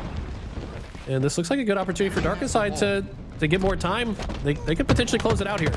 They brought it back to within single digits. 2 are down, and with Lido with the oddball in his hands, that means everybody's down. Essentially, Lido's going to have to drop it or he'll go down, and despite dropping it, he quickly goes down afterwards as 007 put the remaining 4 seconds on the board to take round number 1. But boy, are Dark Inside making him work for it. Definitely making him earn it. This has been very impressive to see. Dark Inside not even looking afraid to fight either. A lot of teams, the gap between these Optic and Shopify teams is the teams that face them get scared and they don't even want to fight because they're so individually talented. Dark Inside, young and cracked, fearless players right now, showing they are not afraid to fight with these guys. That's a big reason why they've been putting up such a good fight. Never seen that X animation. I don't know if that was from the Ravager damage or from the overshield, but that looked kind of cool. Like X on the forehead.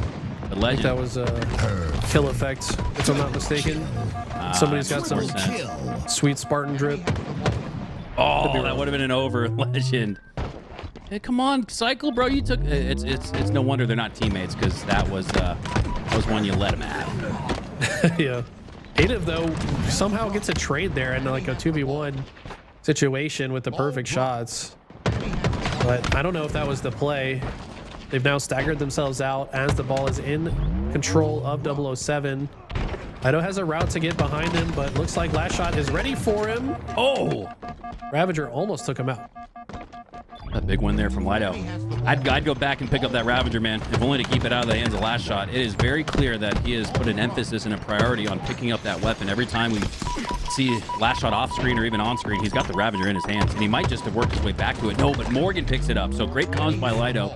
He leaves the Ravager on the ground for his teammate to pick up, and that's going to be a point of contention the rest of the way. That was really how 007, you'd argue, worked their way back in round number 1.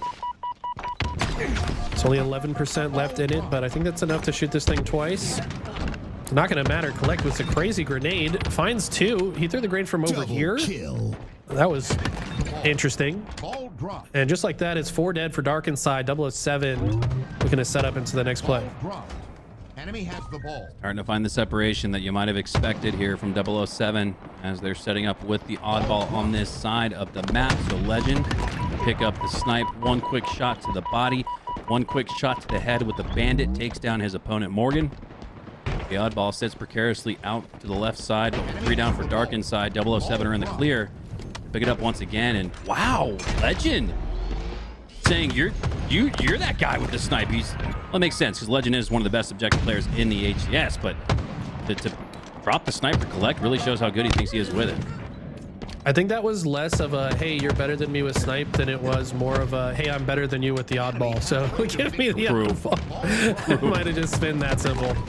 But also collect was the one with the overshield. That was probably the primary factor in that decision.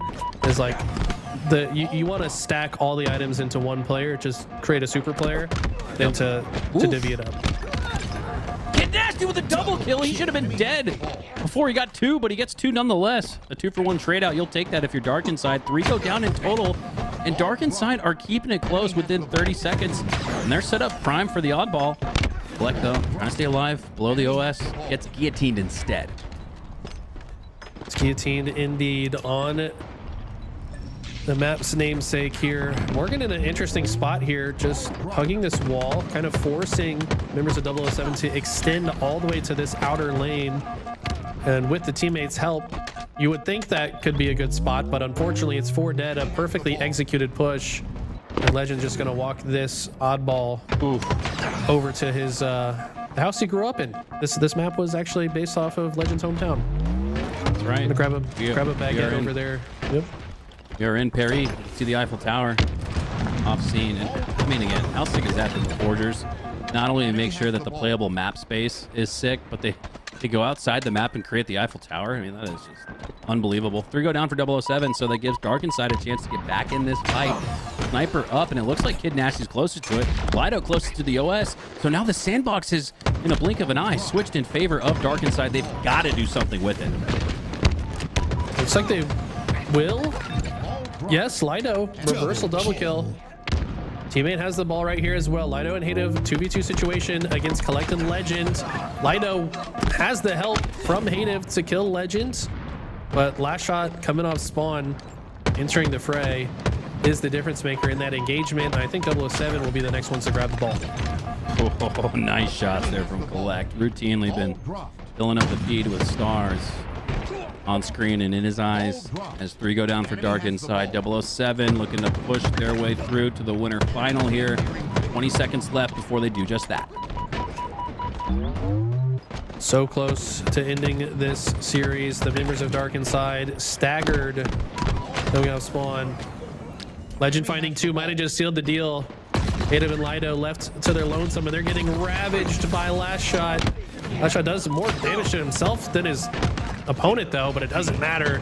All gets rotated away, and Dark Inside fought very well, but 007 come out with the 3-0. And that might be one of the most exciting 3-0 sweeps you'll see today, as 007 do take the series, but Dark Inside take their licks.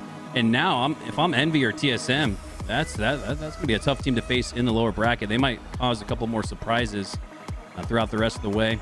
As we make way for active, and I believe why not, Eli, any final words before we let you guys enjoy the rest of the day?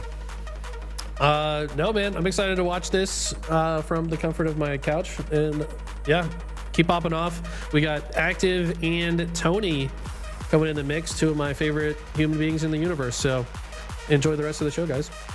All right, there you have it. We'll be with you guys in the chat watching the rest of the way. You're watching the LVT Halo ForgeHub 5K. We'll be right back with the rest of the lower bracket.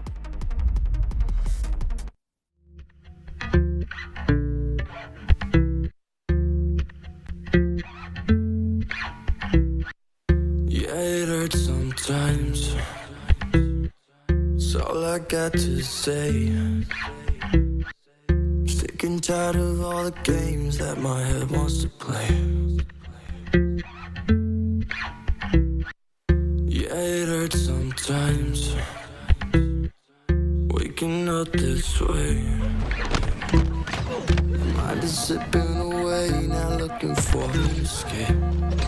Hey, but the way that you look at me, I'm so lost that it's all I see. And those eyes are my therapy, takes me right out of the rain. Killing spree. And the night falls to fuck with me. Yeah, there's no place I'd rather be. Double kill. Cause your face is my remedy, makes me forget all the pain. When I can't see straight. Double kill. Triple kill. I can't see straight. Objective ready.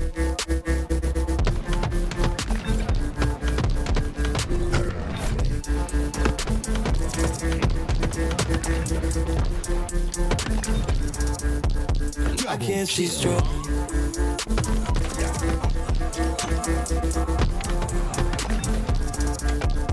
I can't see straight.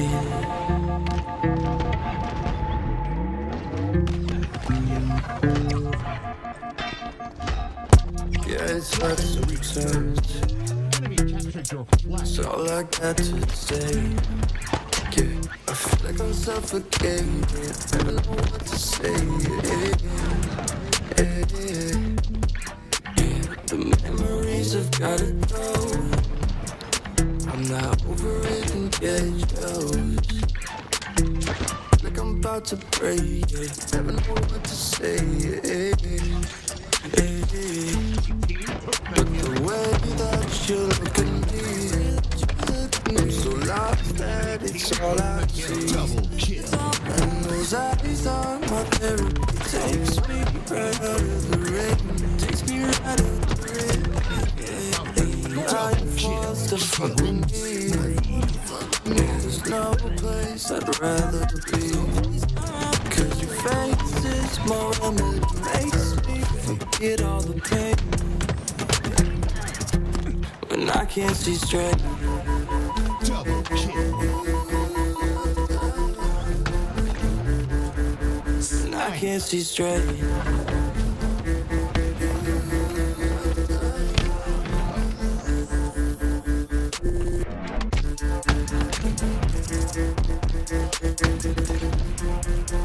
Triple kill.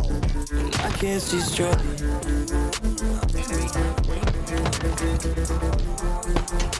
Double kill. I can't see straight. I don't know, but it's something on the fire. Something that I do. Enemy team nearing victory. I don't know, but it's something on the fire. Giving me something that I do. And I can't see straight. Double kill. When I can't see straight. Double kill.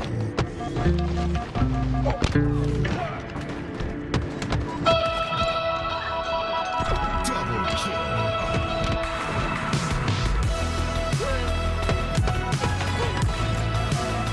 Double kill.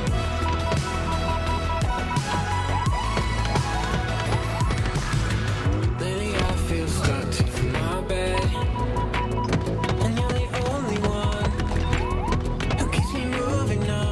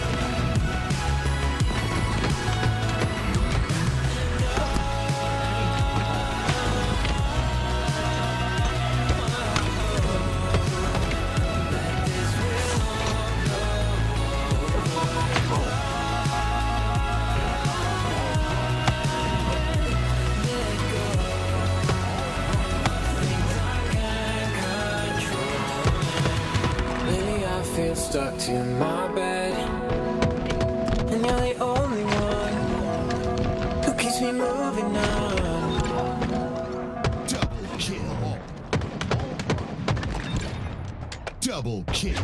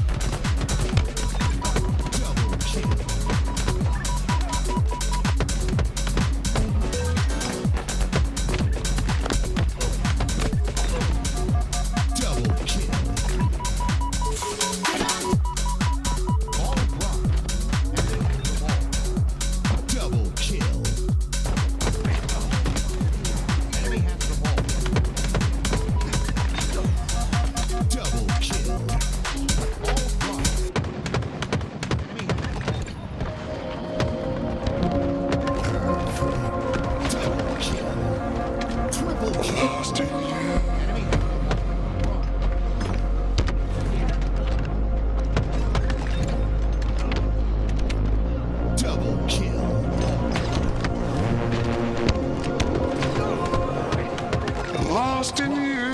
Double kill.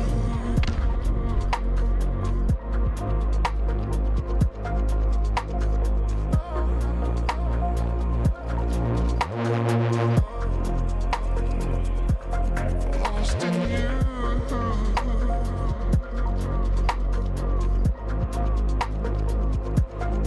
Lost in you. Lost in you.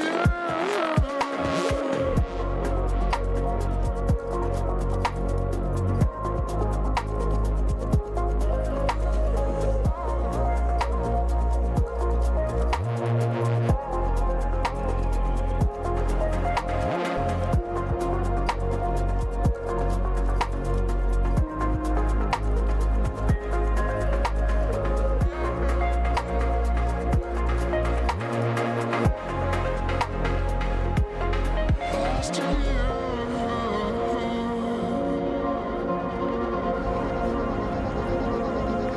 Hide away,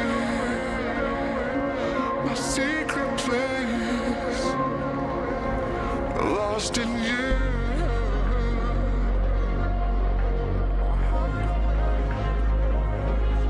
Lost in you. Lost in you.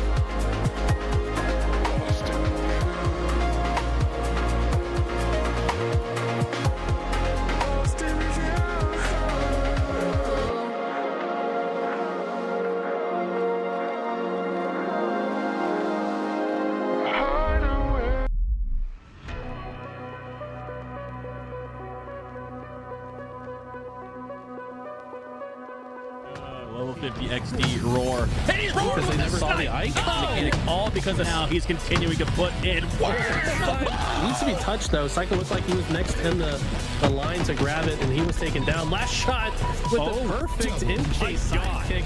Making this out of them. They're literally being trapped in that one space. Oh my god. Can't be stopped. Renegade finds the kill single-handedly on the Psycho. They're taking advantage of it. Oh my god. Oh, with the teammates. You look at the timing there back of lane. It's going to get that melee damage. The double fitters. You're going to be impressed with the shot to be over. Headshot, but he's probably. Oh, look at that shrinking. Holy shit. What is up, gamers, and welcome back to your $5,000 Forge Hub tournament presented by LVT and DSA. I'm Why Not Be Reckless, aka Why Not Be Cast, and I got this very handsome gentleman next to me. I think a supermodel, active. What is up, brother? A supermodel. Jeez, Tony, the compliments are making me blush. I said model, not mom. Oh, I thought you said super mom. My bad. Okay, yeah, I'm feeling good, Tony. I'm ready for another Forge Hub tournament, ready to see these beautiful maps come to play, and I just love them. As so many of these maps so competitive, and now we've got 007 against Envy. This is going to be a good one. That it is. Winners bracket finals. One of these teams can advance forward to the grand finals. One of these teams will have to battle it out through the lower bracket. Last shot with 5 bullets with a sniper is absolutely dangerous. Leaves multiple players one shot, but ends up going down. I like the idea of Descendant playing his life here in this scenario. He's kind of like the isolated player. Of course, it's not going to last very long, but a bit of a delay is like what we like to call that one. You know, if you're in a situation where you're the last one alive, you just try to create as much time as you can for your teammates. Numbers advantage favoring 007 right now. Ford 1 is a legend at the moment. He and KOTH having 7 of the team's 8 kills, and Envy so close to taking that first kill. Meanwhile, KOTH collecting a shot in the back from the S7. Jackson looking to break 007 here, so close to winning it, but as of right now, 007 about to snatch back up this hill. They need to get in and neutralize it, and they're able to do just that. 3 down go 007, and Envy might take it right back. Beautiful play by Envy. Jackson missing a couple shots there, but at least a distraction so his teammates can get inside and get that last tick of time. They'll take the lead 1-0.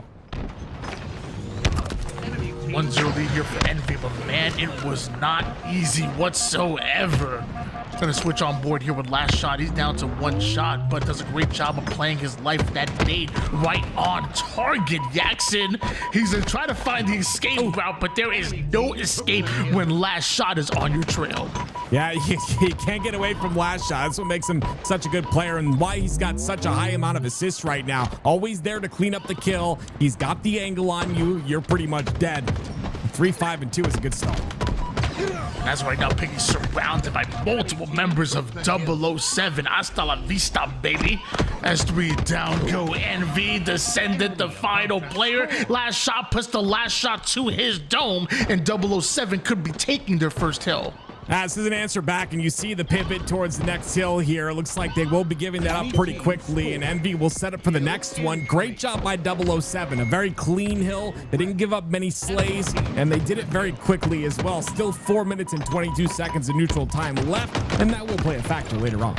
007 not only taking that second hill, but they were so close to getting their first. Meanwhile, Psycho hasn't even found his first kill yet. I can only imagine once he starts putting down that damage that you know he does, this team is gonna get better and better, just like a huge multi-kill out of last shot. And here comes Psycho getting his first kill. That squad wipes Envy. Well, you can see everyone on Envy with 4 kills, and you've got 2 players on 007 with 8. So you do the math right there. I'm not doing it. It's definitely on the side of 007 as of this moment. And you see Cycle. He ends up getting 2 kills, Tony. So like you said, this could turn out to be bad for Envy. You know it's bad when us casters don't want to do the math of 4 times 4 or 8 times 2. It's like it's the same number, Tim. It's not even hard numbers you're dealing with. We just gave up. We just gave up on that one. Almost done with this hill. Our 007. Meanwhile, Legend gets immediately to the high ground, puts that work on precision. Descendant once again the final player alive, but can't grab a hold of Overshield. Can his reinforcements The wretched 007 just constantly pushing forward, utilizing that individual skill. I mean, this is just a roster full of individually talented players. You stick Collect, Legend, Last Shot, and Cycle on the same team. This is what's going to happen, and it's definitely very clear that that individual skill has gotten them 2 hills in a row. Envy did get that first, but that's about all they'll get so far. And now Cycle's starting to heat up. He's 7-6 now, Tony. He was 0-5 at one point.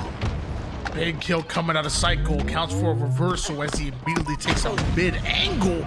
Notices that Precision's pushing the perimeter right back to the mid as he's taking damage. He's always active on the map. And then finally when Precision gets back into the play, Cycle puts him back on the respawn screen with a little extra damage on top. Is it enough for 007 to take over? I mean, you talked about it, Tony. What was going to happen when Cycle started to get kills? He's now 9-7, Legends 11-3, and they just continue to slay out. Finally, though, Envy have a bit of control, and this is the control that matters. Towards the very last half of this hill is where everything counts, but it looks like 007 did get control once again.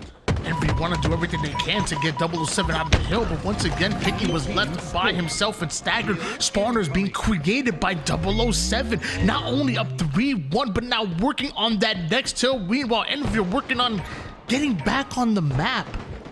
This is just incredible. I mean, just a great aggression, perfect timing here. A nice little pinch that you end up seeing, and then Collect in a 1v2. He's going to try and escape with his life, and he does that. Look how long he's able to stay alive here. This is just so impressive out of Collect. Just a great job putting that damage out, but also routing in a way that it puts him back towards the top center situation, and it keeps him alive and keeps him doing damage, and then he'll just drop for OS. This is just magnificent out of this man. Double kill. Just about gets the triple kill right there, and just when Envy were looking good, Collect making absolute plays. Luckily for Envy, there's enough neutral time for them to mount a comeback here, but it ain't gonna be easy. Now the Legend has a hold of this sniper, and as of right now, Envy again struggling to get those kills. It's just incredible. You saw Collect in his little sequence. You have to know that the other 3 players on the team, guess what? They're having a sequence just like that. And it probably looks just like Collect's did. So you have 4 players to deal with that all have that individual talent that I keep talking about. All are able to stay alive. And of course, all able to control power weapons. And look what it brings you. It brings you a victory in this first game. Big kill by Legend, and that no-scope to the dome is gonna put a period on that sentence. Game number 1 goes to 007 in style. Oh my gosh, it's just, if we see a little bit of, if we see more of this in the winners final, I mean, this 007 roster, doesn't matter who's on the roster, apparently. It's I think the one constant is probably Legend. That's the one constant on the rosters that have this 007 name. And I've talked about Legend many times. I've gassed the man up more than he needs to be, like a diesel truck. But at the end of the day, he is probably one of the easiest players I've ever played with in matchmaking. Out of all the professional players, and this is no shade thrown to any of them. I think they're all phenomenal. They all get paid for a reason. But Legend, the easiest player to play with, against the hardest to play against as well. So he just got both sides of the spectrum there, and there's a reason why this 007 roster continues to find success with every single teammate they put on the roster. It's crazy to me that somehow an MVP of last year has somehow become a bit underrated this year. You know, the responsibility that's been put on Legend's shoulders for that Optic Gaming roster is serious. He's playing the objective. My man's one of the fastest flag runners in the league, and most of the time has that oddball in hands. He's also a leading damage dealer on that roster. Most of the time, secondary as far as damage, you know, up there as far as kills as well. Usually second as far as kills, and he is literally has the responsibility of doing everything for his roster, that when people look at the stats, I'm like, well, can you see the consistency of OBJ, right? Damage, slays, the proper routes? You know, he does everything it takes for the team to win, which that to me is invaluable. Yeah, you know what the crazy part is? Everything that you just mentioned happens consistently. There's very rarely a time where he'll have a bad game and won't do the things you just mentioned, won't do the things you just described. It is just very consistent, and I'll gas him up for as long as possible. The guy comes from EU, literally changes history when it comes to Halo, you know, being the first EU player to win a major, and just continues to win major after major. I mean, this He's one of those players that I think will go down as one of the top Halo players of all time, you know, in the future. And I truly think he deserves every MVP trophy he gets, every ring he gets, whatever he gets in his future, he deserves it. The guy puts in a ton of work. Absolutely. By the way, the stream brought to you by Krispy Kreme because we're glazing this man pretty hard right now. Yeah, we definitely are. A generational talent, obviously. 8-4 lead right now is 007. The man on screen that we've had this entire time, or at least up until was 3-0, was Legend. Meanwhile, last shot, 4-2. That's just his second death as 007 continue to put Envy on the respawn screen. Yeah, and like when they put them on the respawn screen, it's in a staggered fashion. Like right here, Piggy ends up going down while two of his teammates come off spawn. That's where you kind of end up in a scenario that is very difficult to get out of. And you see it's definitely coming to fruition in the score. 14-8 already in the side of 007. It's the winners bracket finals. Only one team can advance to the grand finals. As right now, 007 are playing like they wanted. 14-9 at the moment as Descended rips a double, but 007 answer right back with back-to-back kills. And with all of the goodies coming up on the map, Piggy wants one, and apparently he wants more. He might be able to grab the power-up. Rockets coming up at the exact same time. It looks like they're going to split the difference. Collect ends up with the boom booms. Collect ends up using one of them. It's gonna miss, but the OS in the hands of Piggy. And you're starting to see Envy get a bit of control here. Only down by 4 now. They're starting to get the slays that are necessary, obviously. And last shot shuts that down. It's a trade in the feed. Just snipe that man with a rocket, like just direct impact right to the dome. 7 kill advantage here still for 007. It's that teamwork that seems to be making the dream work. Every time you see 007, they're seemingly pushing with one another, baiting and switching, putting down max damage, and more importantly, playing their life as long as possible. Almost hits him with something crazy, but precision stays alive. The jab step is so good, and you see it utilized a little bit there by Legend. Such a it's been around for a long time. Everyone's starting to notice it. It's a bit different than what it started out to be about a year ago, but maybe a year and a half ago, a little longer. But regardless, it's definitely evolved, and it's becoming these pro players bread and butter when it comes to when there are no shields. You'll see them utilize that move a lot. Call Psycho Butter because he's about to be on a roll right now. 3-2, 8 assists, and Man's putting on so much damage here for his team that his teammates are ultimately just activating on it. Everybody on cleanup duty as Psycho continues to put down that damage. 26 kills and counting. Last shot sending them up for Legend, looking to do the same for Precision. Gets 2 assists as Psycho and the crew continue to get aggressive. Very impressive because Envy looked like they were in control for a bit of time there, but still 007, like you said, with the aggression and with their ability to trade, continue to keep this lead at 10, which as this time goes on is going to be very difficult to get rid of. Again, this is a lead of 10 in the Slayer, especially when the score is at 32, it's going to take a lot. It's going to take a lot to bring that score back for Envy.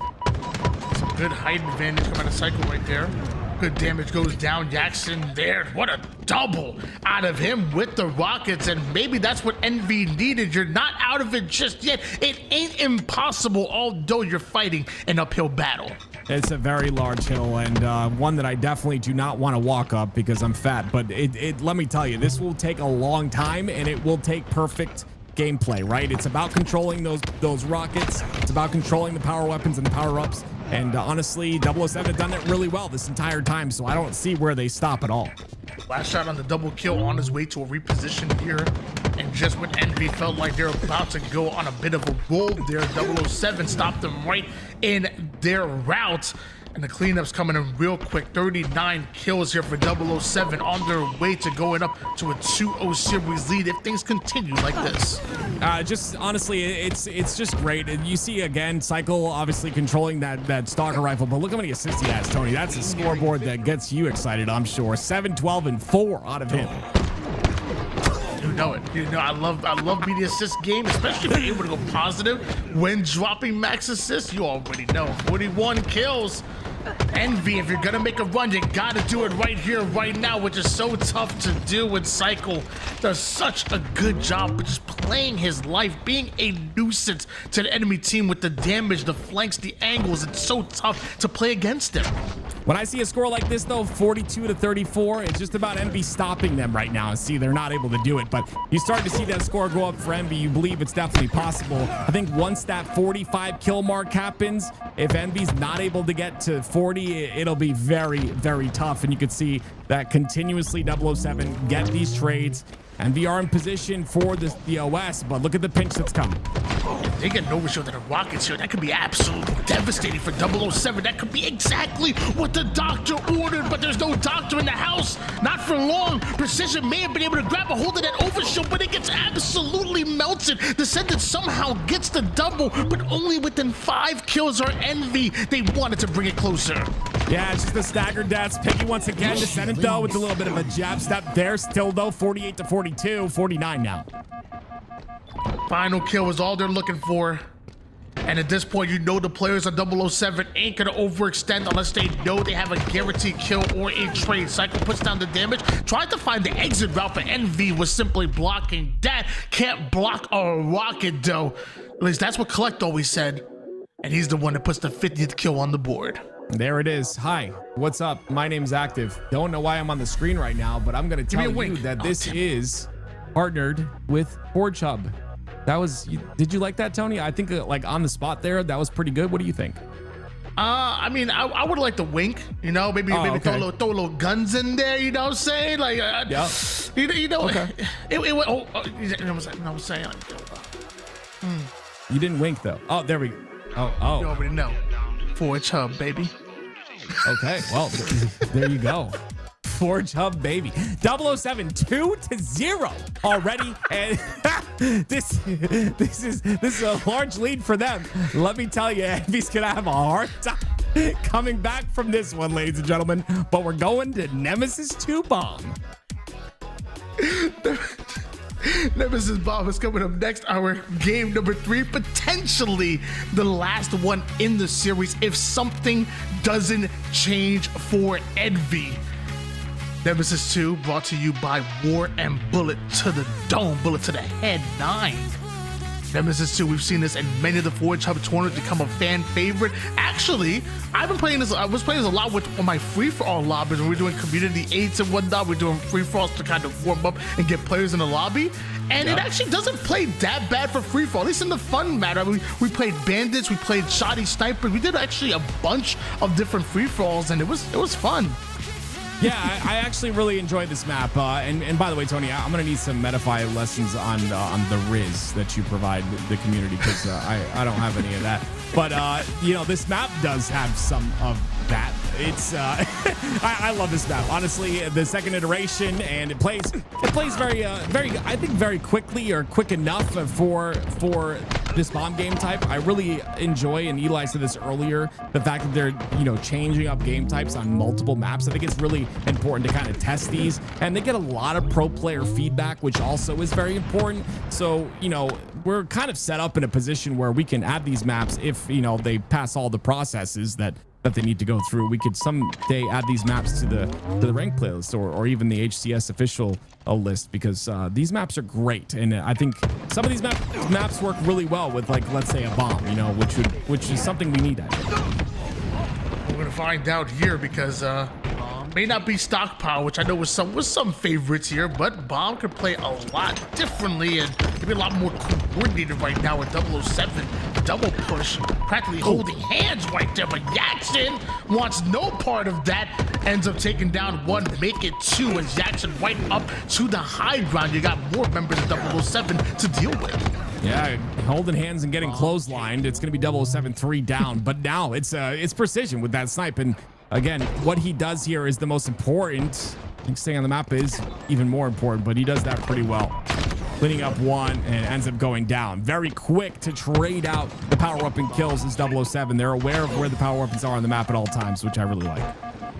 Bomb gets inched forward just a bit here by Psycho, but he knows they need a bit more damage and some more slays before they're able to commit to it. And right now, those kills are now starting to favor Envy. Legend wants to make a play with the snipe. He's gonna get shut down as well. Waste all the ammo, but Piggy's moving. We'll see what Piggy's able to do, though. They have 2 down right now on the map, but I'm assuming They got to try and block these spawns really quick. And as of right now, it looks like that spawn happens in the back of base. Legend's off the spawn with a triple kill. And this is what Legend does. The triple's in. And now the bomb all the way over to the other side. It's a pretty crazy rotation right off of the triple in their base. One lift gets you right over to the opposite base, and before they're even able to spawn and react, it looks like that one's getting armed, and despite the triple out of precision, it's a 1-0 lead for 007. Let me tell you something right now. There's been a lot of complaints that bomb games last too long. There is no way they last long on this map. That was the quickest bomb arm I've ever seen off of one side of the map to the other. And don't forget, there's a bit of a strategy to that as well. You can break those lifts so that that bomb cannot go to the other side. I think that's got to be a part of the macro game in these matches. These teams really have to pay attention to that. Snipe about to come up here. Legend making sure that he's fighting for it, but there's more members of Envy starting to move into position, move into an angle where they can at least use that sniper as bait. But Legend sneaks in real quick, snatches it up, and now 8 bullets to work with over on the high ground. Descender just barely missing out on that shot to the head, while the rest of Envy chase Legend away.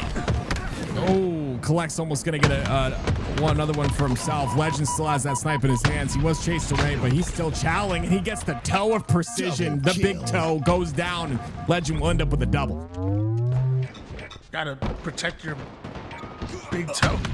It's important. And your head as well, because Legend is going for more. Somehow still alive. Half the members of Envy on the respawn screen, and you see that bomb moving in because of it. Descender may have gotten to safety, but I don't know if he has an angle on that bomb. 4 members of 007 protecting the bomb carrier. However, it looks like Envy are able to reset. Another triple on the board. This time it's Action Jackson. Yeah, he wants more. You saw that. He leaves the bomb there. He's like, I need the overkill. He goes forward, repulses up to the top of the map. Not able to get the over. He's got 1 bullet left, and he connects it to the body, but that's about all he'll get. Bomb going to be reset here in about 25 seconds, but 007 are not letting that bomb die just yet. And you can see it's not disarmed fully, so still the arm timer is in their hands.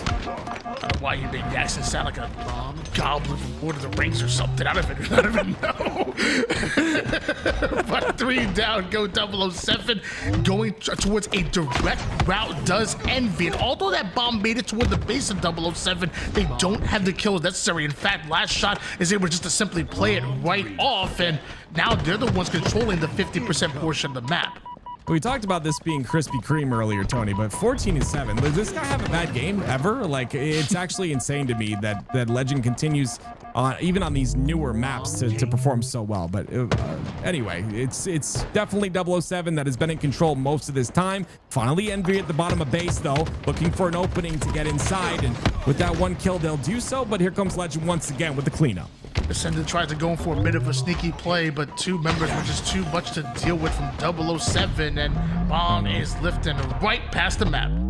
Yeah, here he goes, right towards the top once again, and he's got assistance here as well. This is how the last arm happened. No one in position from Envy. They overextended too far, and there's the second bomb arm going in for 007.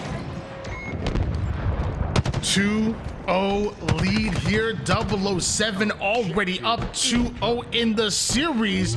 1 game away from pulling off the sweep. Something again has to change here for Envy, but again they go 3 down. They are having a tough time dealing with just the pure damage, the pure slaying coming out of 007.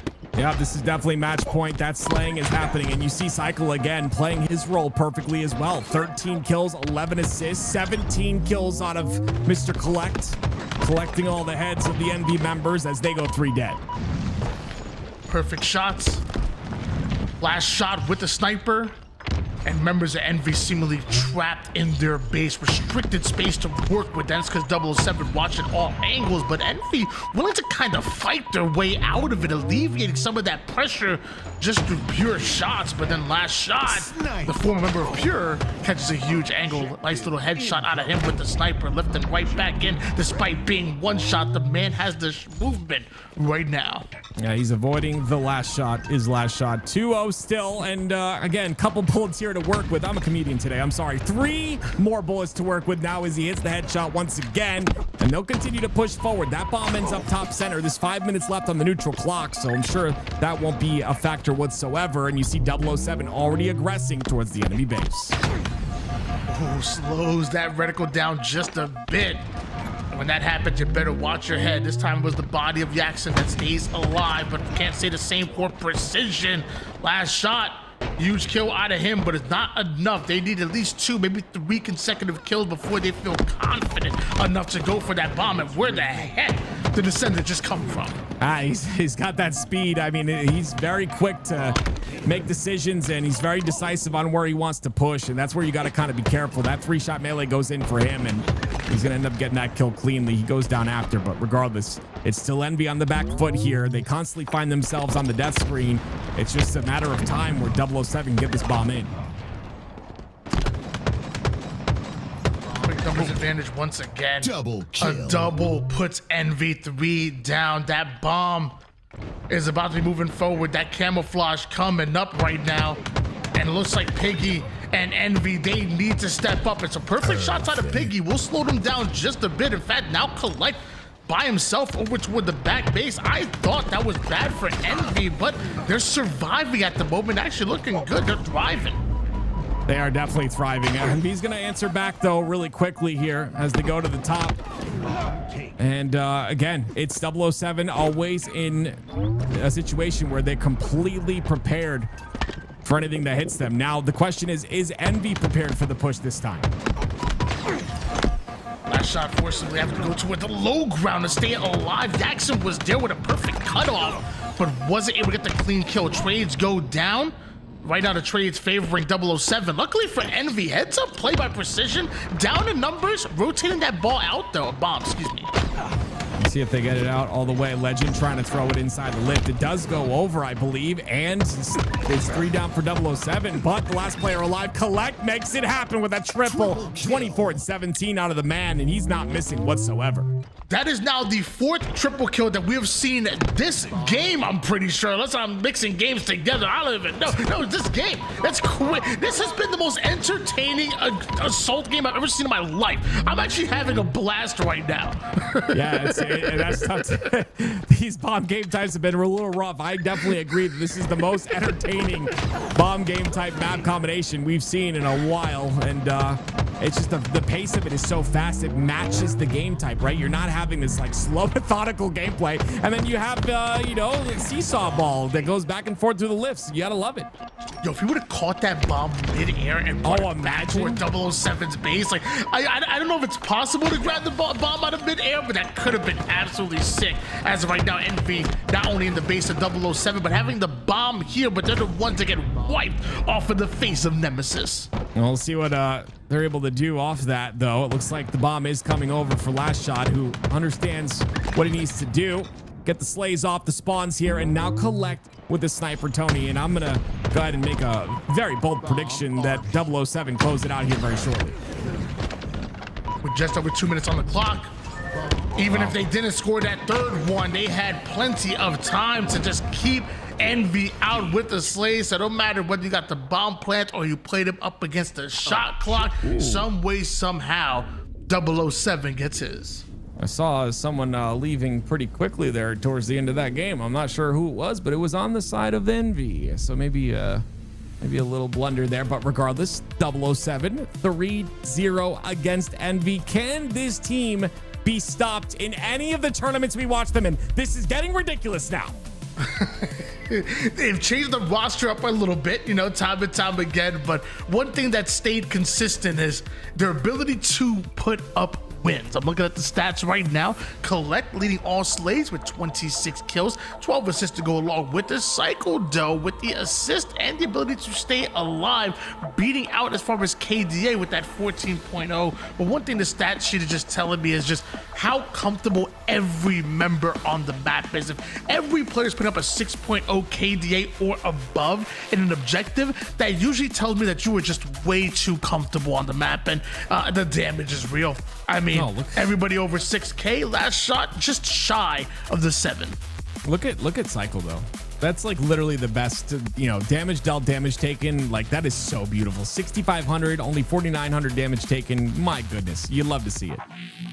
Just that ability to stay alive and put down max damage. Why he had that 14.0 KDA, and it's why 007 are in your grand finals, the favorites at this point to win your tournament. By the way, we ain't just here for fun. All right, maybe Active's here. I'm not. We ain't here. We got money on the line. I'm talking $5,000 on the line here in your ForgeHub tournament presented by LVT and DSA. And as of right now, we know who are your favorites to win it, but who are those hungry sharks in the lower bracket? Who's going to be the one to make it to the grand finals and maybe surprise some people? We still got this bracket that we got to fill out, and when we come back from your short break, we're going to have it.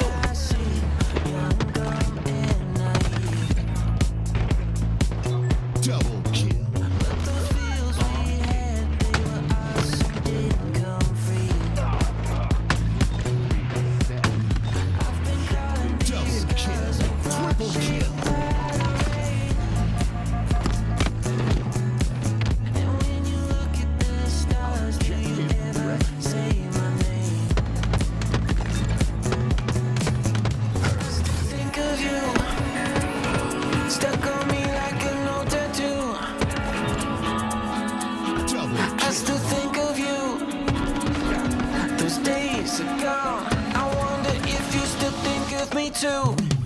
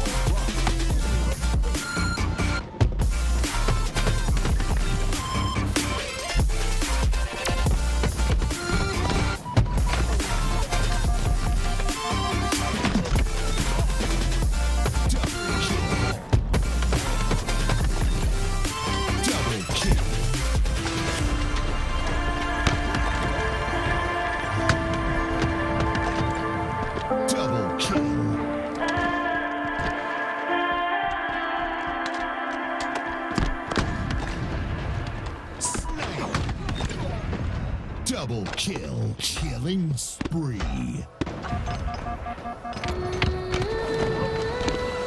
Sounds on my skin, pull me closer, right in. I think about all of it. Snipe. Walk in the city to sunset, we sit, talk about everything. No, I can't sleep without you by my side. You are the best part of me, and I can't deny I'm just someone I don't even recognize. Think about what trying to, 'cause I'm not me without you.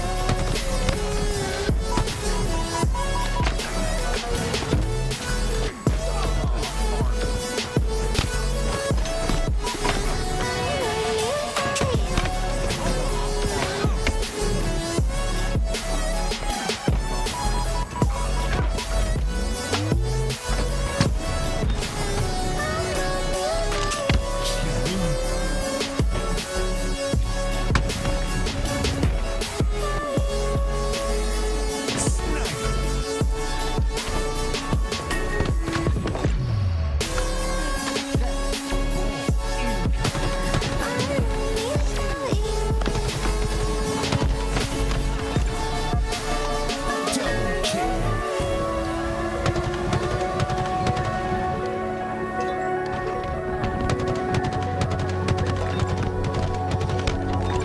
Double kill.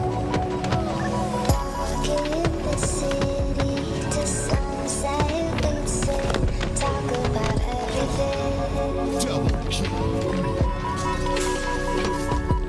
No, I can't sleep without you by Double my kill. side. You are the best part of me, and I can't deny I'm just someone I don't even recognize. Think about what trying to, 'cause I'm not me without you.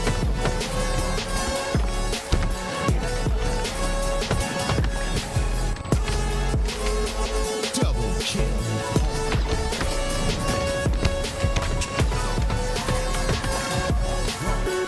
Double kill.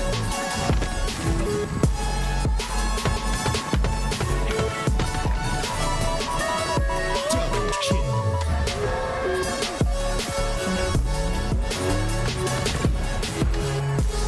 Killing spree.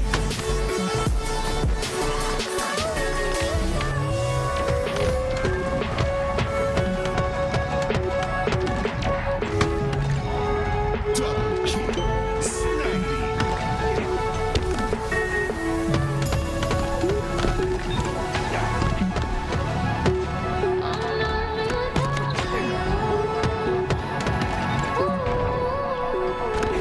Killing spree.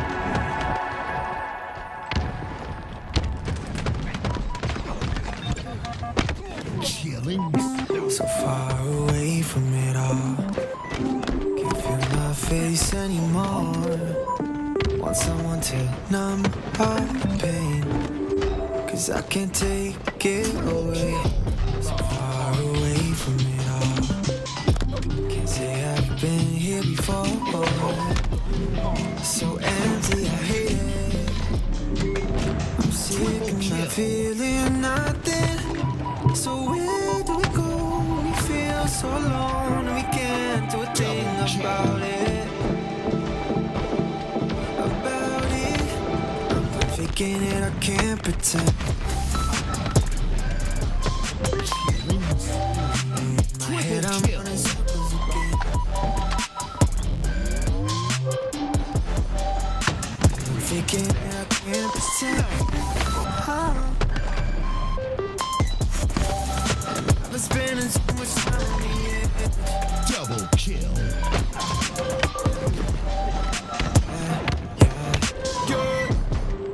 You can see it in my face, though.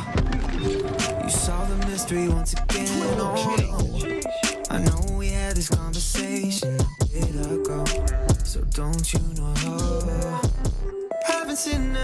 watching the paint dry. Kinda wishing you come over and say hi. Save my life. Yeah. I'm just hoping that you try. So where do we go when we feel so alone and we can't do a thing about it? I'm done faking it, I can't pretend. In my head I'm running circles again. I'm done faking it, I can't pretend. And I've been spending too much time on the edge.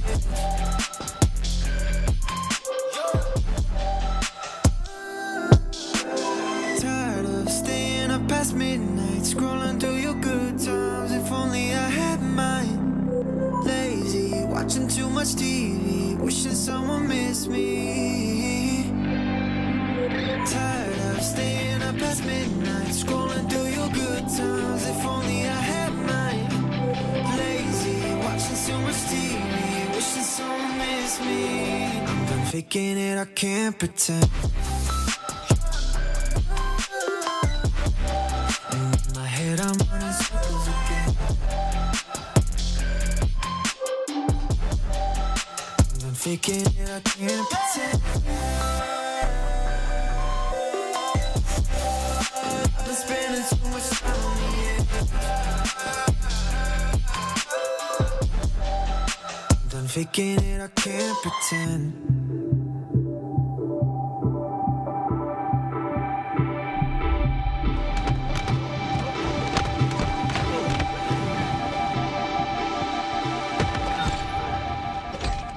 Overkill.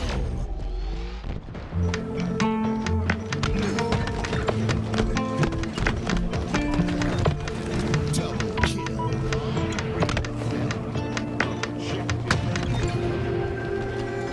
Killing.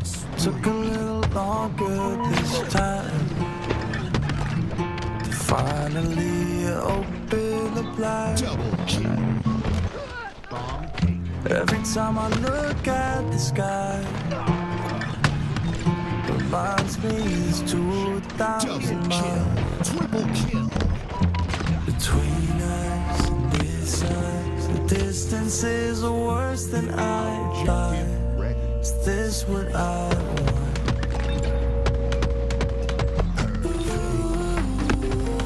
Everything's changed without you. Double Breathing kill. feels different now that I'm on the plane headed back to LA. Reversal. Everything's changed without. Everything's changed without. Return. Flag.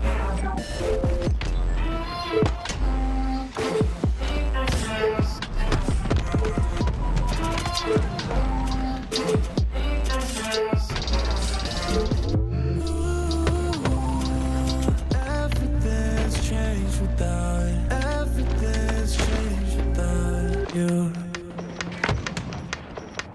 Thought that when I left I'd be fine, but damn, it really hurts to say goodbye. Double kill. Growing up, it's getting tough. My vision is blurry as it goes 2,000 miles Double kill. Killing. between us and this eyes. The distances are worse than I thought. Is this what I want?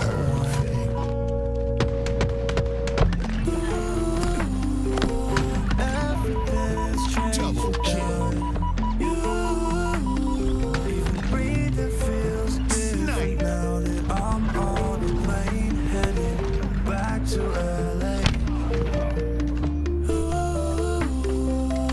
Everything's changed without. Everything's changed without. Triple kill.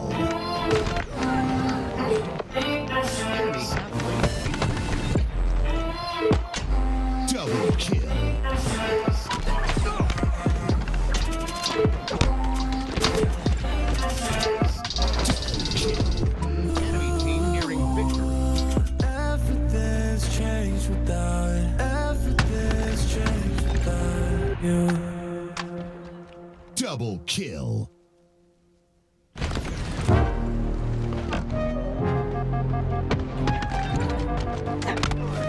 Double kill.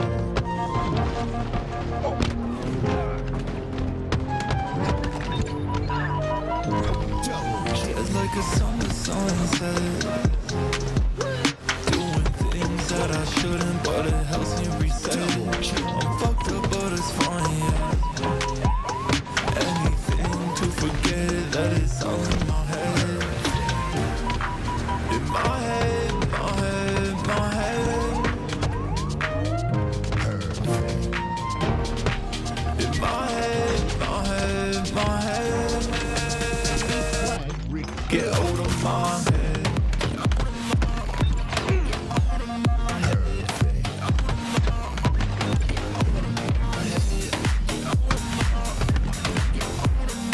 Double kill. My head, my head, my head.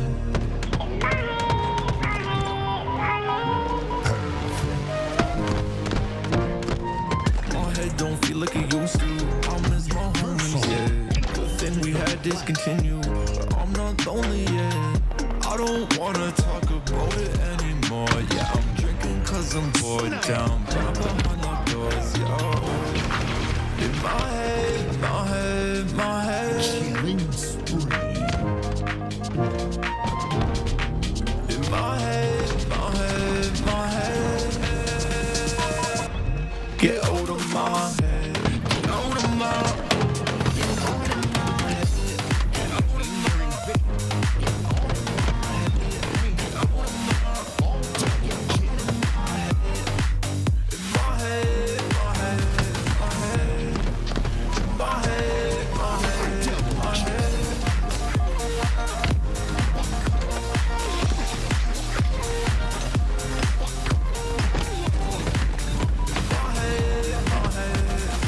Triple kill.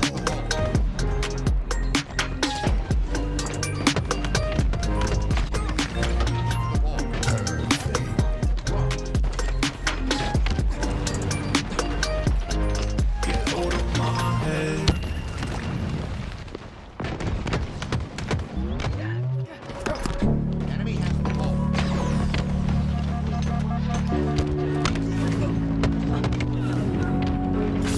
Found me right here. I'm running out of air. Coming up from the deep.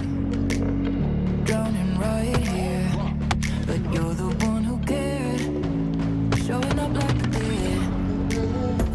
No matter what I said or did, you breathe me back to life. Felt like I was dead inside. You breathe me back to life. One touch, and now you're back like I never left my heart. Double kill. Again, I got you to think it. I'm coming back like I never left, 'cause you breathe me back. You breathe me back to life. Double kill. Killing spree.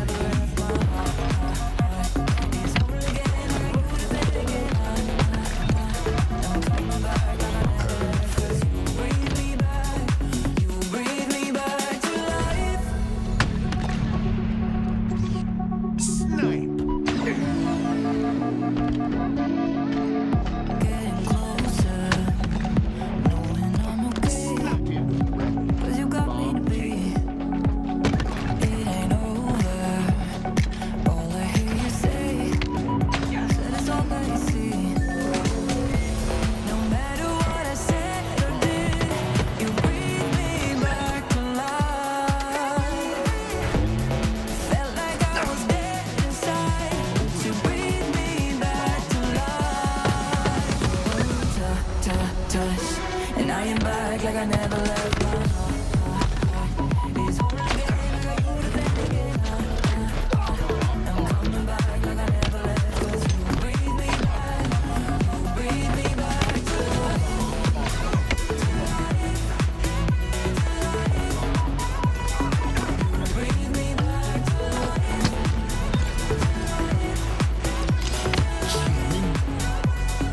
You breathe me back to life.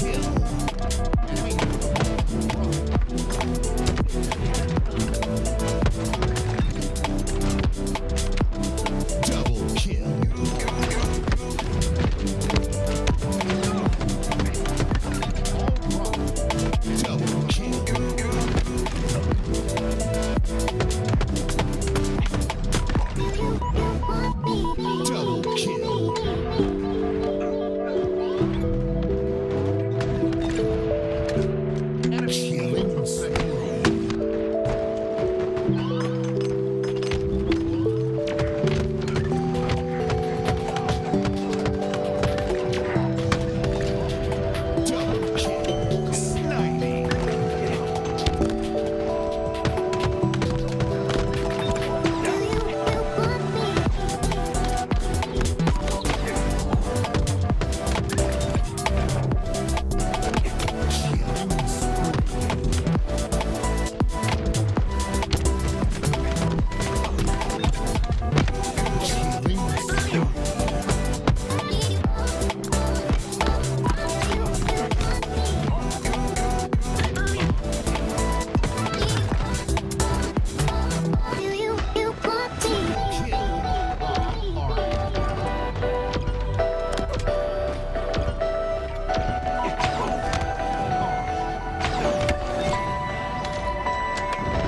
Triple kill.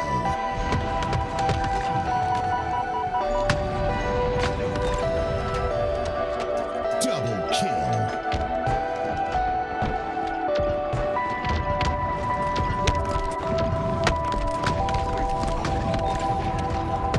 Killing spree. Triple kill.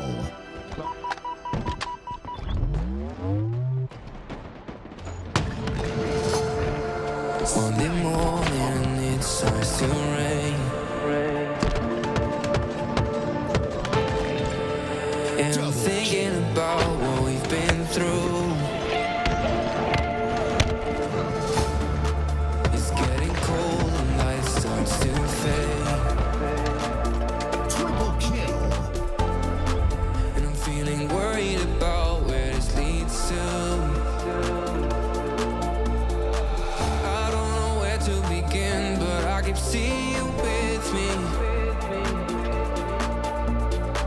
I slowly start to admit that you're the one that I'm missing. I don't know what I should do, 'cause you're ignoring my texts. So could you tell me the truth so I can stop making guesses? 'Cause now I'm losing my mind.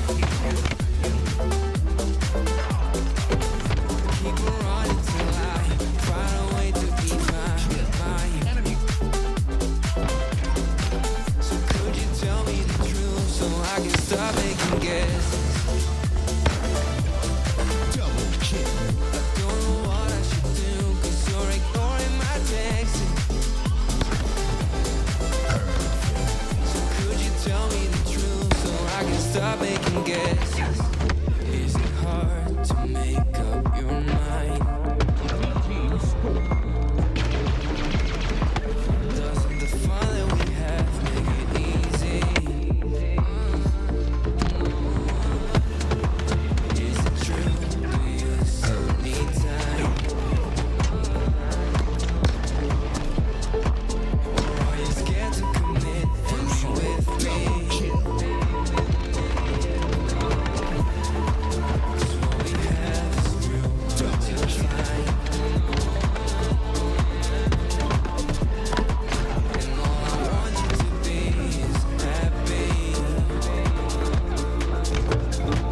I don't know where to begin, but I keep seeing you with me.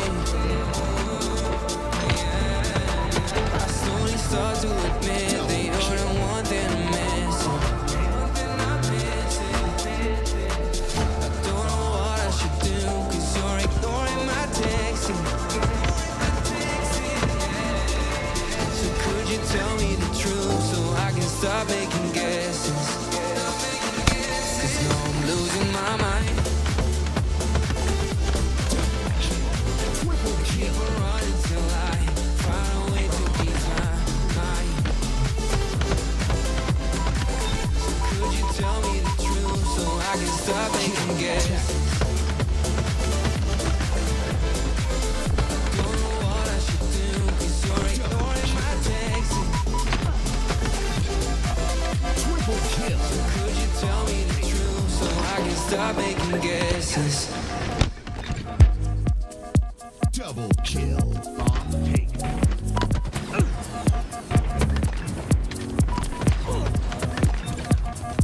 Double kill.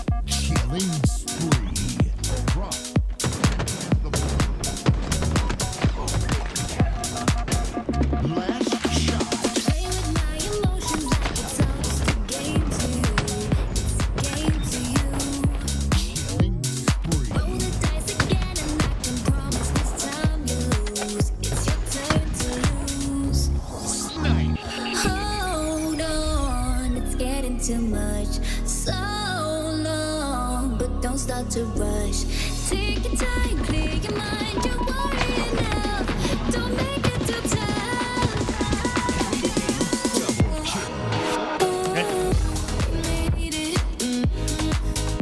Yeah, go heels. Go on the one minute. Out of May, Chris. There's one chain. Come from. Change hard. Shooting straight away. Good time. Nice. Just go up.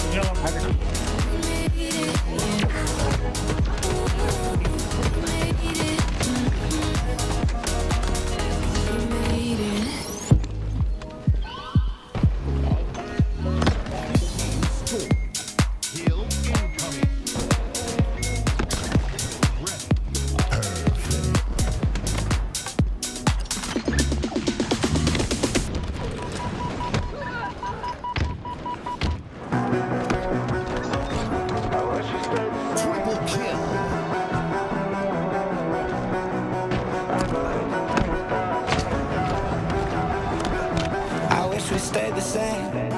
I got way too many thoughts in my brain, but I got memories that run through my veins. Keep neck.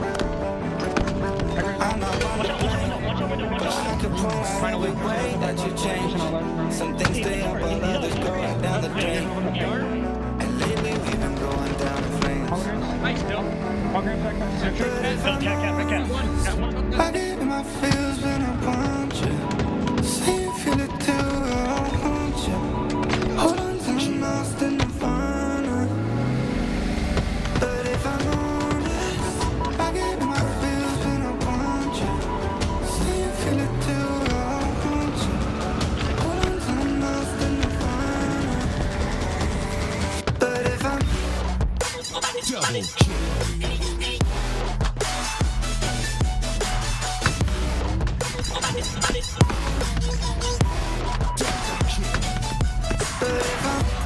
Triple kill.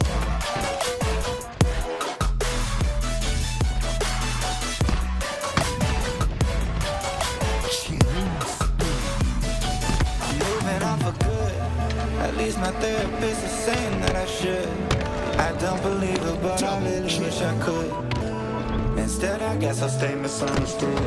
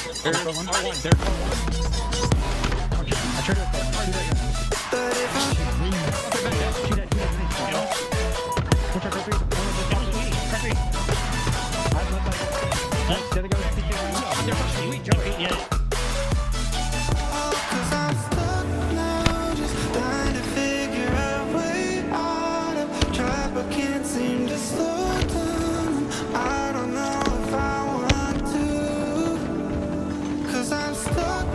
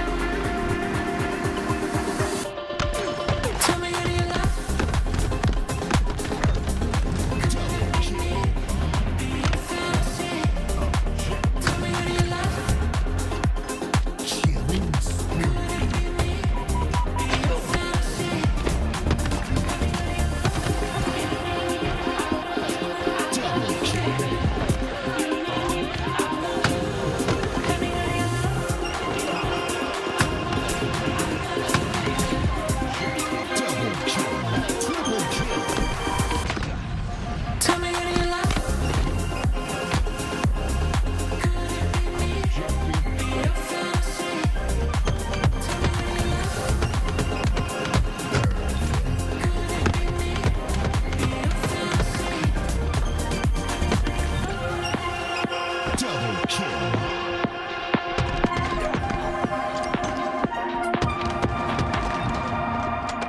Reversal.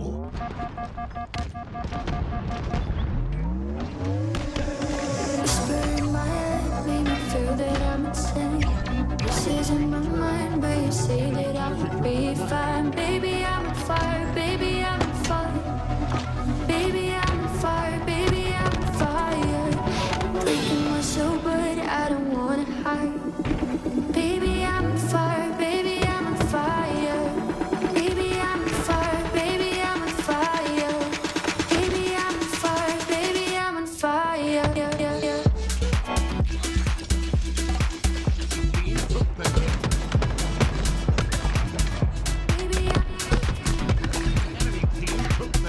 Double kill.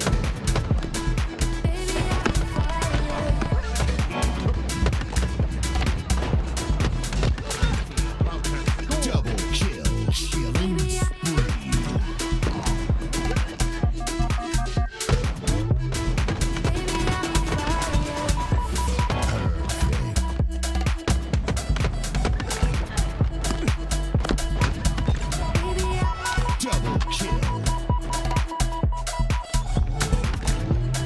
Killing spree.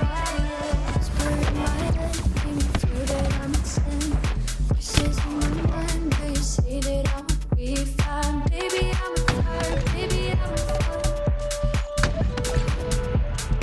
kill. Triple kill.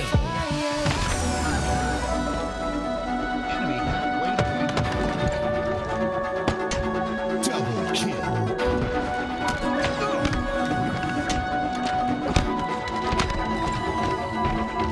Double kill. Enemy team nearing victory.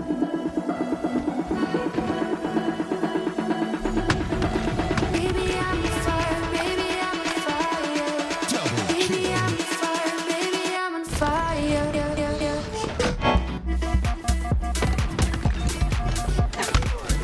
kill. Double kill.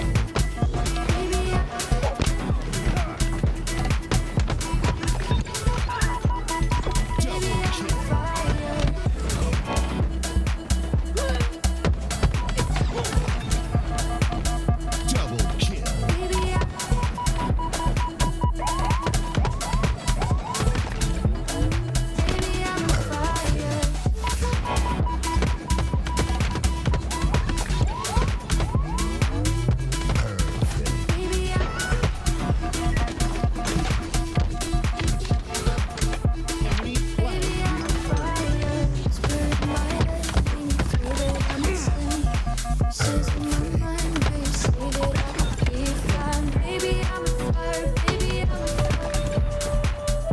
Double kill.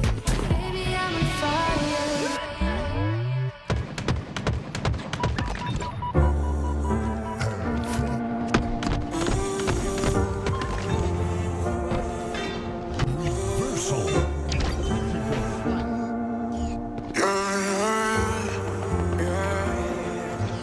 I'm just being honest, I thought you knew. You just ride the wave till you disappear.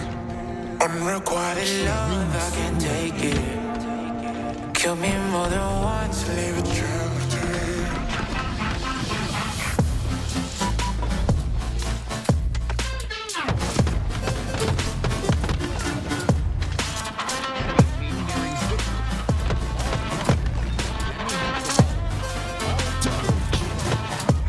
We do this often, I think we lost it. I need a break. You're the monster inside my closet, scare me away. Everybody goes good, we don't ever come out the same. Cause you never change. You my little psycho, kiss me in the night glow. Easy to imagine when you always have your eyes closed. We'll be going crazy if you know what I know. Where did all the happy memories go?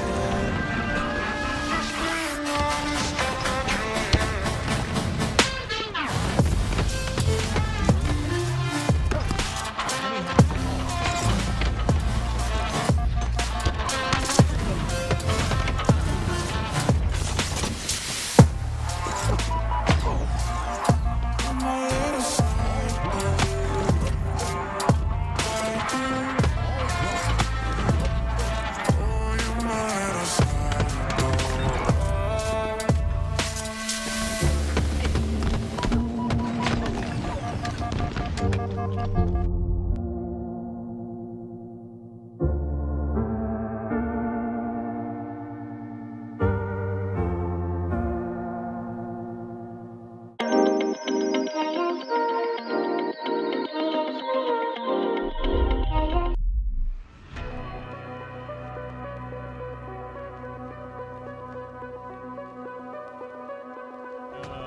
survive the XD roar. And he's rolling Because they with never the saw the snipe. icon. All because of now he's continuing to put in work. He needs to be touched though. Psycho looked like he was next in the line to grab it, and he was taken down. Last shot with the perfect in-chase side kick. Oh my God! They're literally being trapped in that one phase. Oh my God! Can't be stopped. Renegade finds the kill single-handedly on the Psycho. They're taking advantage of it. Oh my God! Oh, with the teammates. You look at the timing there back of lane. For him to get that melee damage, the double fitters. You're going to be impressed with the shot to be over. Headshot, but he's probably. Oh, look at that shrinking! Holy shit! Ladies and gentlemen, welcome back. $5,000 still on the line. It is your ForgeHub tournament presented by LVT and DSA, and we are down in the lower bracket. That means no more chances. It's do or die. It's TSM versus La Ranisa. And it's going to be a great matchup. Did I do a good job, Tony? We practiced before the cast started. But regardless, TSM looking to dominate here. This is going to be an interesting one. You see Regulus on the other side. You see Nugget. I haven't seen him in a little while either. This is going to be an interesting match. And maybe TSM not necessarily ready for this roster. I mean, Lad and Nisa coming at him hard and putting them forward down almost immediately, and that's some good time now being accumulated. And Regulus shooting some irregular shots, no scoping right to the body to take down another one down to the low ground, and somehow loses opponent just a bit, but somehow TSM have hill. Yeah, TSM taking advantage of every single spot they can to get this hill time, and they will do so. Regulus is kind of stuck down the bottom side of the most important spot on the map, I would say, Tony, and it's 3 dead for the Boost Squad. Fury's gonna do everything he can to stay alive here, even using that repulse, but nothing can stop TSM from hunting him down and taking the lead as far as progression in this hill. Now, La Renisa are being targeted off a spawn. A good angle onto this hill from that nade from Regulus, but as he drops in, he ends up being taken down. 3 down. It should be TSM's hill. Yeah, TSM very good at understanding this map, right? They've been ForgeHub champions many times in a row here, and you can see that come to fruition here. They just understand the angles and a great job of kind of utilizing those to make sure to gain this lead 1-0. Enemy team took the hill. 4 down, go La Renisa. Power-ups and power weapons about to come up here, and it looks like Soul Snipe and Druk might be working together and trying to get behind enemy lines here, because it looks like Regulus is getting assaulted over towards the house side. Soul Snipe somehow able to get away with that sniper. He's gonna go back over towards the high ground, but Talik was never able to get his kill, and in fact, Manny hits the black screen as well. Just like that, Latha and Nisa able to slow down TSM. Ooh, Druk with a little unconventional jab step there, a bit slow, but it works out at the end of the day. Well, he attempts to make it work out. It actually ends up going down, but regardless, Soul Snipe still in that powerful position on the map. Tony, we talk about it time and time again, has to drop down, but Snipe still at the bottom of the map up for grabs. Furious though with a nice clean double, and he'll pick up that snipe for himself. And finally, Lad and Nisa able to get the slays that they were looking for in order to finally accumulate some time here. They were getting 1 or 2 kills, chaining a few together, but with that 4 down, they have some good time on the board here. Meanwhile, Furious with this sniper, a lot of responsibility on his hands. If you want TSM to stop pushing you, you better hit a no-scoper too. Yeah, Furious is gonna go down here. Great job by Druk utilizing the angle, dropping down. Now he's got a snipe to work with, and 3 bolts and a drop shield as well. Tony, I miss those drop shields. I don't know. I miss seeing them around. But we'll get to see them here in ForgeHub, along with a lot of other weapons we don't necessarily get to see any longer. And you love that. Great job by Druk, though, utilizing that drop shield to get another kill. That he does, but as you say that, he ends up getting cleaned up, and so do 3 members of TSM. So Lad and Nisa right back to scoring, although TSM just need 1 round of slays in order to take over this hill. They still have to get through the defenses of Lad and Nisa. Yeah, it's going to be OS as well in about 10 seconds. Regulus hits a beautiful couple of shots there with the red gun. Fury's going to miss his shots, though, and Druck reversals with that perfect. So a great job by TSM. They get a couple dead, feel a bit comfortable. And although La Ranisa is going to get that overshield, it's going to be Druck and TSM that get that hill. 2-0 lead here, and we switch over towards Nugget right as his overshield is about to get completely depleted. At least he's able to use it to turn it into a sniper. Now an overshield into a sniper. This could be great for the boys in blue. 3 down go TSM in style. Nugget, I was gonna say dunking them, dipping them, dropping them. Something like that. I don't know. He's doing it all at this point. I mean, you see a player set up like that. They set up that shot. They almost look towards a 45-degree angle. You should always just be scared. Oh my word. Well, ladies and gentlemen, there is an example of a jab step and someone getting absolutely dumpstered on. Great job once again by Furies, and that's what that tech brings to the game, Tony. It's times when you're no shields, and you just makes it so much difficult for them to hit you. First time seeing Furious in competitive gameplay here, and man, did not disappoint putting his 11th kill on the board. Meanwhile, Talik not able to clear that 1v1 versus Miku, and although TSM are scoring, it looks like Ladanisa doing a great job of starting to move into position, but so is Druck on the flank. Yeah, I love this out of Druck, right? It's the unconventional routes that are continuously taken by players on the TSM roster. And again, right there, right? Isolating players one by one. That's what makes these top players so good, is their ability to do just that. And on top of that, a million other things. You see Talik controlling the spawns, controlling the power weapons, not allowing them to get that topside control. Beautiful job all around, but Regulus gonna get 2. I bet you like $3 million that was the first time Talik's ever fired a Ravager in his life. Like, Talik does not play social whatsoever. He probably doesn't even be like, what the heck is this? Looks strong. An absolute fight. A brawl goes down onto the low ground, and one that Soul Snipe is able to win out to put on their 3rd hill in a row. Somehow Furious able to get a hold of Overshield. When you're by yourself, it's not much you can do. Jay, honestly, you gotta be with the group. You gotta be together. Otherwise, you end up in a scenario like this and you get cleaned up. I mean, in that scenario, though, you know, TSM on the upper hand for that moment. It's still 2 minutes and 30 seconds left, and they're up 3-0. So not really a lot to worry about here for this TSM roster, but definitely a comeback in store here if they play their cards right for La Ranisa. I said it wasn't much the Fierce could do with that overshield, but man, that was a nice little 5-shot and a nice little opening that they created. Now they're about 25% done with this hill, and TSM electing not to play the timer here despite only having 2.5 minutes. They want to end it, and it seems like they want to end it right now. Yeah, that's exactly what they'll do. Inside the hill they go. 2 down for the blue side, and it will be TSM, but Michael Gowell looking for some sort of an opening here, and I love this timing, waiting for his teammate right, and he'll put himself in a situation for the 2v1. I'm not the smartest bull in the bull drawer, but I'm gonna say that was wildly wrong on the pronunciation of his name. I'm gonna go Miku Ghoul. Okay, all right, Ghoul. I don't know what the hell you just said.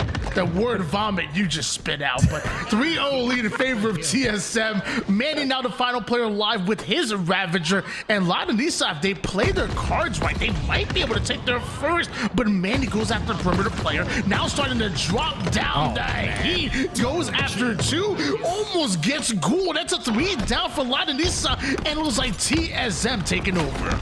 I think it's still Ghoul, but yeah, 100%. It's almost 4 caps here for the side of TSM, looking very dominant. OS coming up very shortly as well, and 3 going down for La Ranisa, and it's going to be a tough OS for them as well as a tough match because TSM take game number 1.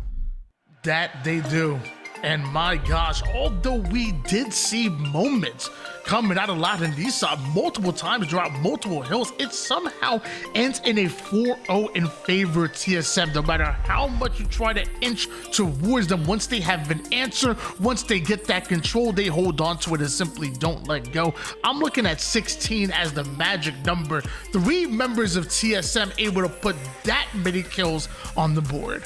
Yeah, I mean, 4-0, the slays are definitely in the favor of TSM, but it's not like a crazy difference, right? Which is very interesting. TSM, again, very close hills on a couple of those, but TSM close them out. And it's just their ability to control the spawns, understand the angles, and just their time on this map that kind of makes that go in their favor. But regardless, it's a 1-0 lead, and we go to Nemesis 2. As you can see, the replay of Nugget hitting that beautiful shot there. We go to Nemesis 2 here for game number 2, and it's gonna be Slayer this time.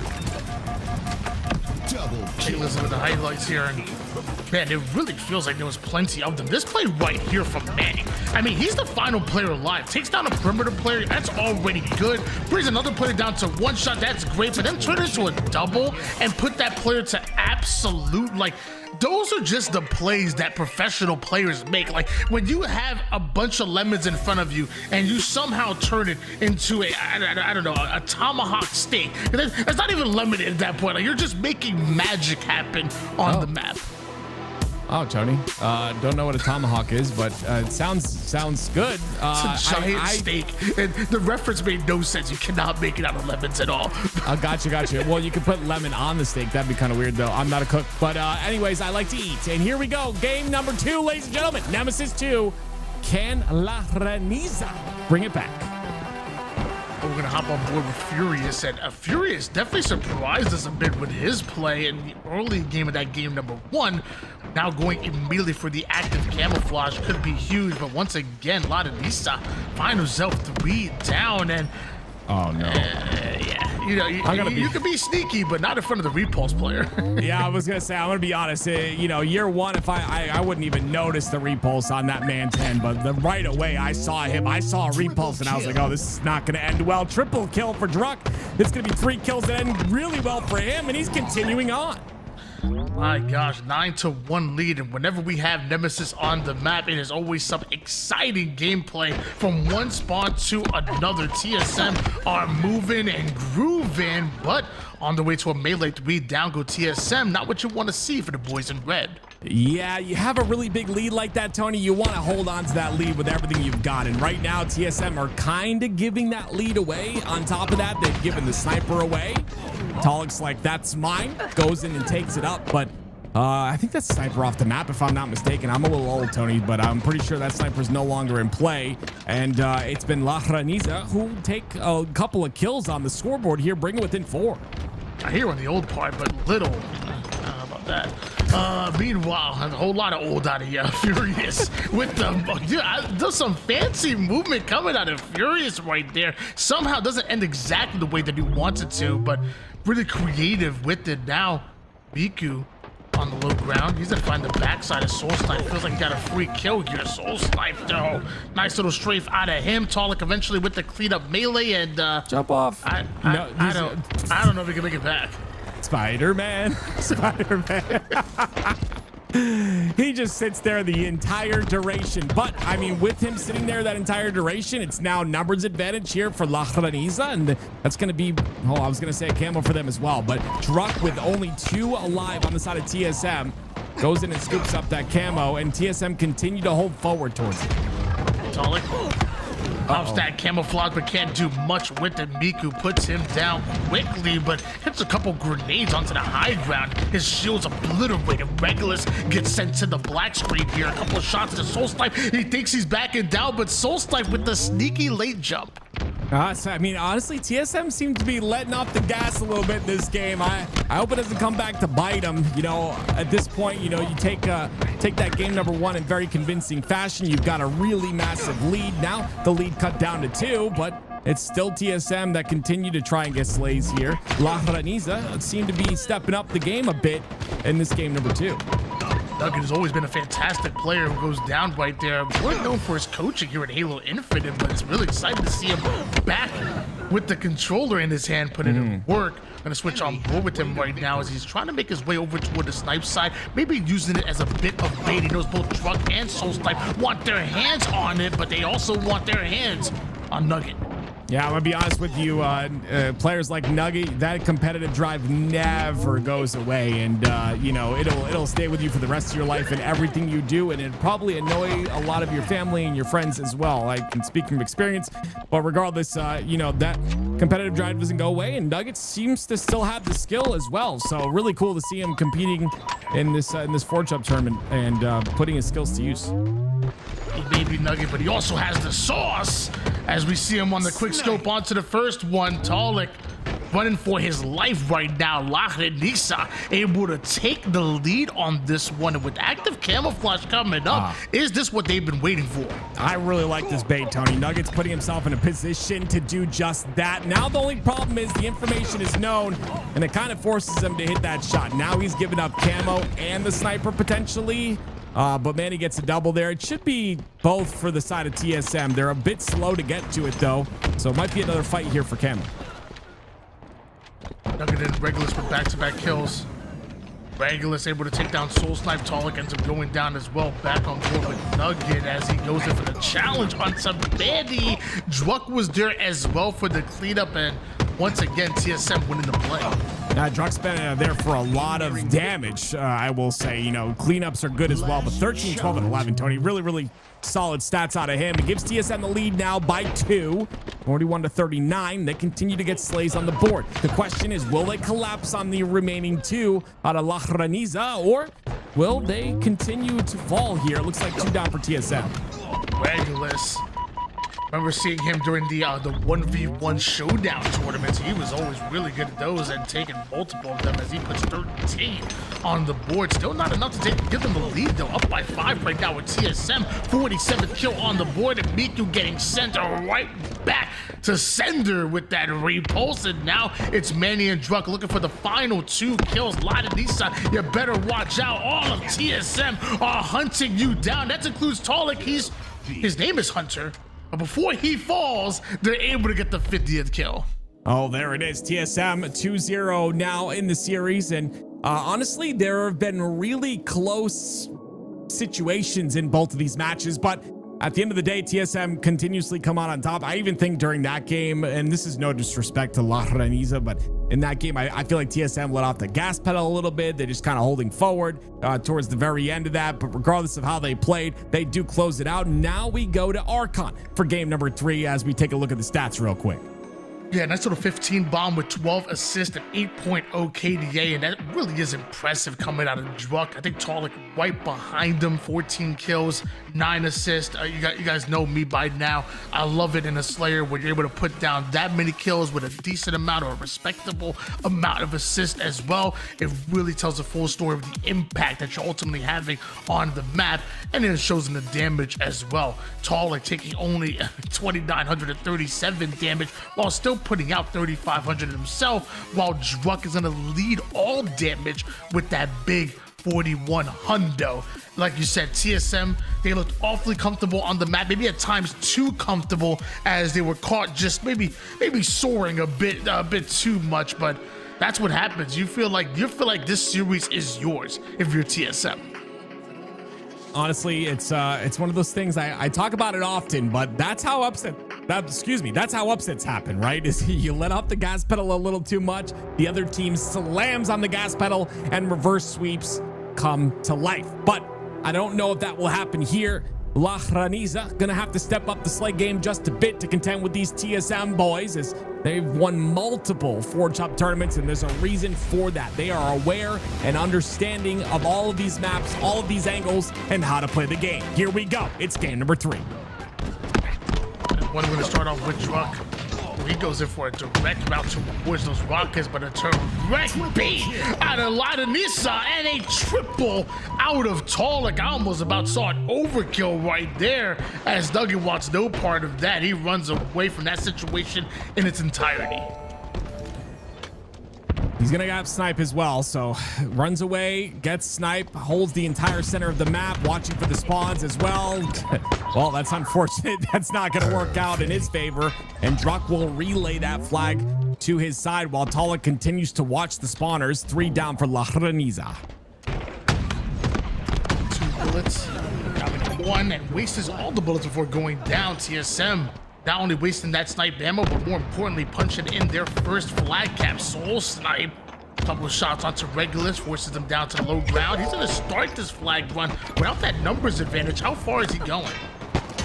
Well, it's going to depend on this grapple. Yeah, it's unfortunate. A little bit messy, right? And the reason it's messy, it's a bit too far past the flag.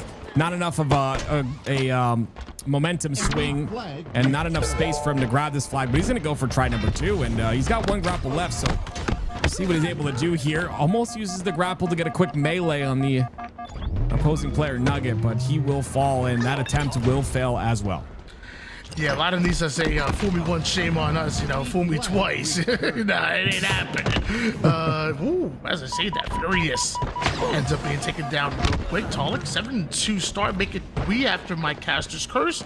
Now we're going to switch on board with Nugget, who has that overshield in his sights. Wants to use it as a bit of bait. That's before Druck goes sky high to take him down. And Soul Snipe says, I only know 1 move.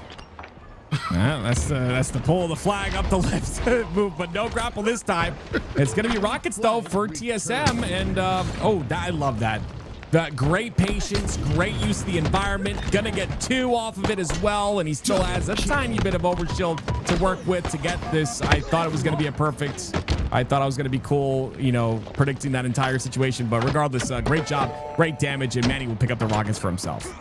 Soul Snipe has 0 kills and 3 flag pulls. Like, there's only 1 move in his arsenal. You ever play one of those fighting games that somebody who just uses the same move over and over again? That's Soul Snipe right now. It's like, grab the flag, up the lift. Grab the flag, up the lift. I only know that move.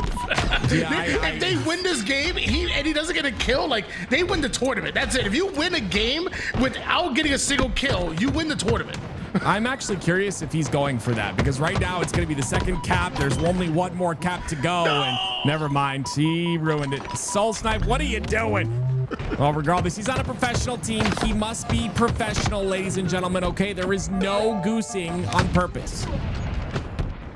Well, as right now, a lot of these put them 2 down. A lot of fight. And the boys in blue, Miku, excuse me, bring that sniper right up. Grapple gets up over toward the high ground. Now gonna take his opponent's sniper and get right out of dodge. Mind you, a lot of these are already running a flag. This is a huge play. Ballsy play out of Miku. The man's not done just yet. Just misses the soul of Mikey, but chases him down. The first flag cap for Ladinisa, and he still has their ammo in the sniper. Oh, I love this play, though. They read it like a book. Great trade in that situation. Manny's going for a crazy pull here. Regulus is going to take him out with a perfect. And it looks like TSM finding themselves on the back foot right now. Regulus goes for it anyway. Regardless, yeah, you said it right. It was a big play. It puts them within 1 now, and they have a chance to continue on here if Regulus can stay on the map. All that snipe ammo, think about it. You start off with 8 bullets. He still has 6 right now. Does the 1v1 specialist Regulus. Meanwhile, Furious with that overshield, it's gonna get absolutely shredded, but luckily has his team with them, providing that cover fire. It takes an entirely different angle, goes right after Soul Snipe, goes after the shields of Talik. Before you know, it's 3 down for TSM, potentially 4. Miku may have missed the melee, but the headshot's gonna connect. Nugget has a rocket, and Ladinisa could tie things up here. It's just beautiful. Honestly, they're doing such a good job, and you can see they don't have a lot of experience on the map. Going for these jumps, just kind of limit testing, I guess you could say, on the map is La Graniza, but they get TSM 3 down again, and this could be the tying flag cap. Flag is on the move. You can't say the same for Manny, as he gets absolutely shredded, and so does Mr. Soul Snipe. The flag does make it over toward the base of Ladinisa, now being relayed forward. Druck thought he had an angle on it, but I'm not sure he's able to turn the corner. Is Regulus, and this could be the 2nd flag cap going in. We have a tied up game. Wow, I didn't expect the tie there, honestly. I thought they overextended for that flag, but honestly, there's a lot of cover on this map towards that flag route, so they were able to get it pretty much for free, even though they went a couple dead. It's going to be Furious now staying alive, and the momentum is really on La Graniza's side here. If they can continue this on, we could see a win under their belt. This is where TSM needs to wake up, slow it down, get a little bit of a reset here, as Miku Spider-Man's his way over towards the high ground somehow. I'm almost gonna say stays alive, but Manny stops him right before he's able to get away. 2v2 situation, so both teams on equal playing ground. Looks like Druck and Manny have their eyes set on the goodness.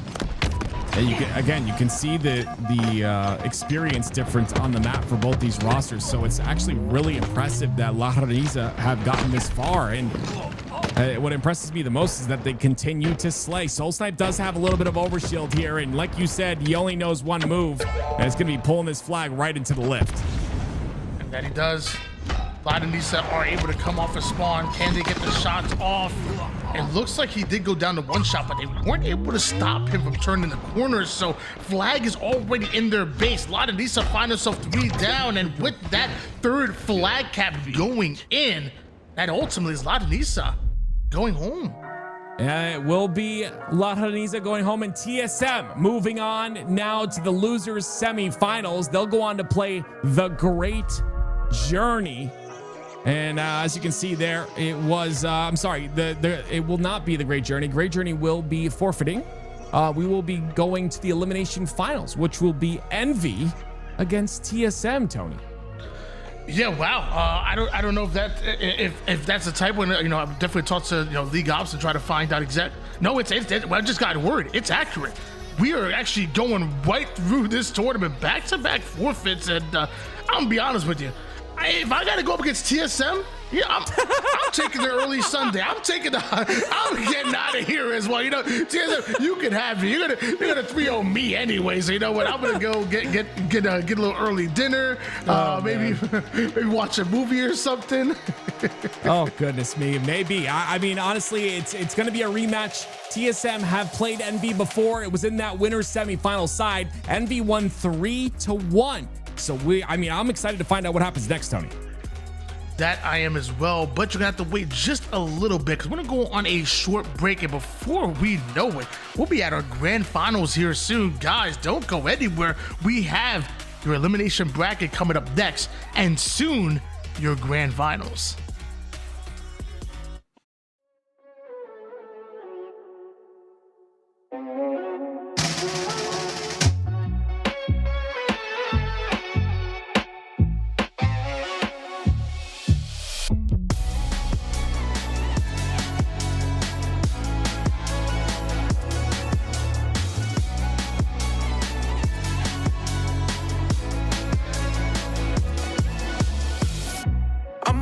On a tightrope, and I wish I could touch the ground. My future's covered in smoke, but my head is up in the clouds. And maybe this will all fade after one bad day, and I'll be okay. But my life is in the worst place, and I can't wait for heartbreak from my mistakes.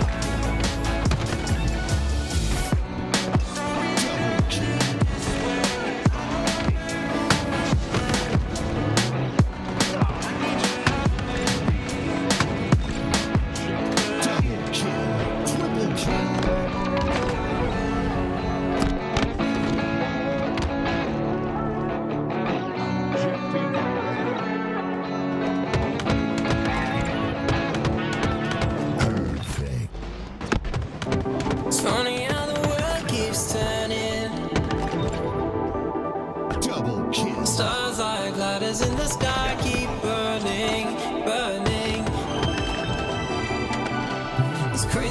storms keep raging, and I'm here trying to keep my heart from aching.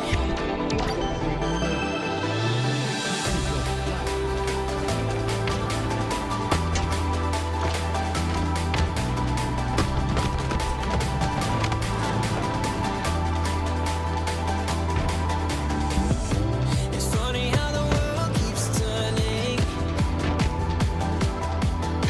but here with you it's like my life's returning. Whoa, it's crazy how we're not just falling, but I'm losing balance and my heart's gone all in, all in. Starlight burning in the night sky. This feels like a lifetime moment with you. One day things will turn out better. We could be together. We could be together underneath the stars.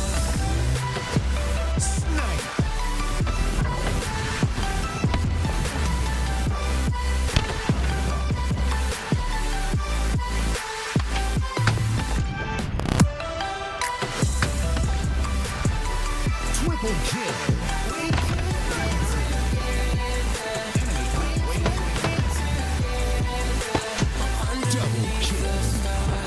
I see you, I see forever. And when I'm with you, we could go wherever. It's crazy, I don't feel the pressure. Double kill. So take me with you on a new adventure.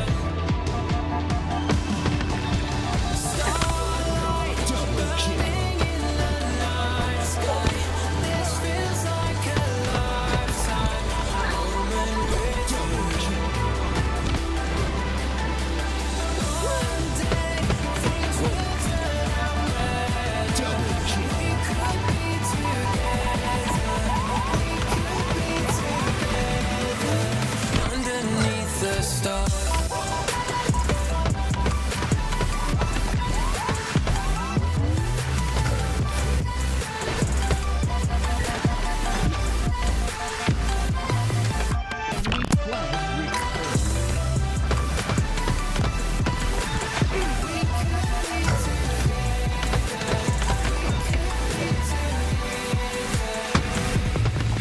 And stars Double kill. burning in the night sky. This feels like a lifetime moment with you. One day things will turn out better. We could be together. We could be together underneath the stars.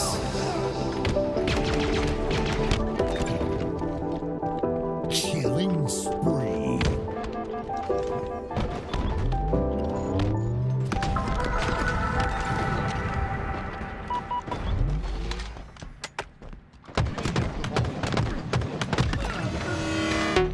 Enemy team nearing victory. Enemy has the ball. All double kill. Get lost in the sound, go back to the start. Double kill. Get lost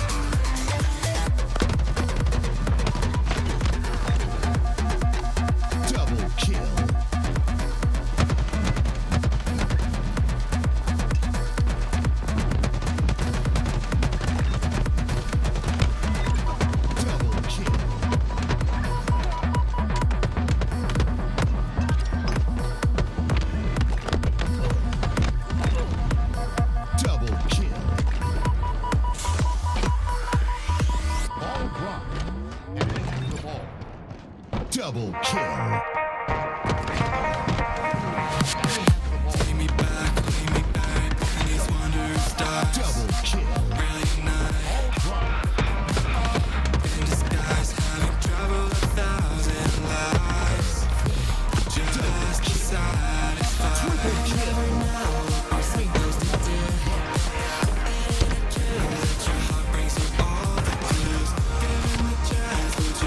Double kill.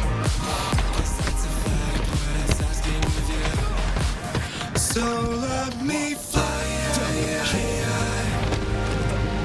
Take it, just give it a try. So let me fly. Chase it like it's do or die.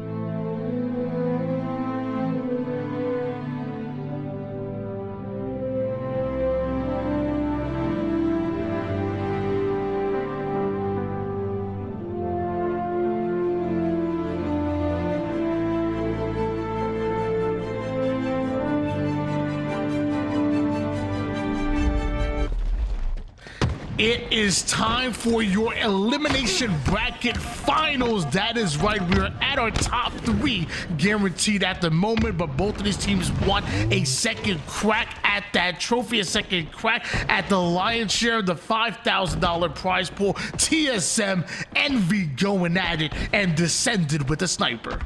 Well, we've seen this before. 3-1 was the score last time. NV ended up coming out on top of that one, but we'll see if it will be different here this time around. TSM looking a bit more warm. Obviously, they've been playing a couple series up to this point, so we'll see if that's going to help them at all. But we've got Descendant with the snipe, and I've talked about him with Sniper before. One of the better snipers in the game. TSM been known to step up when it matters most, especially on land, but so does Descendant with the sniper here, holding down the high ground with style.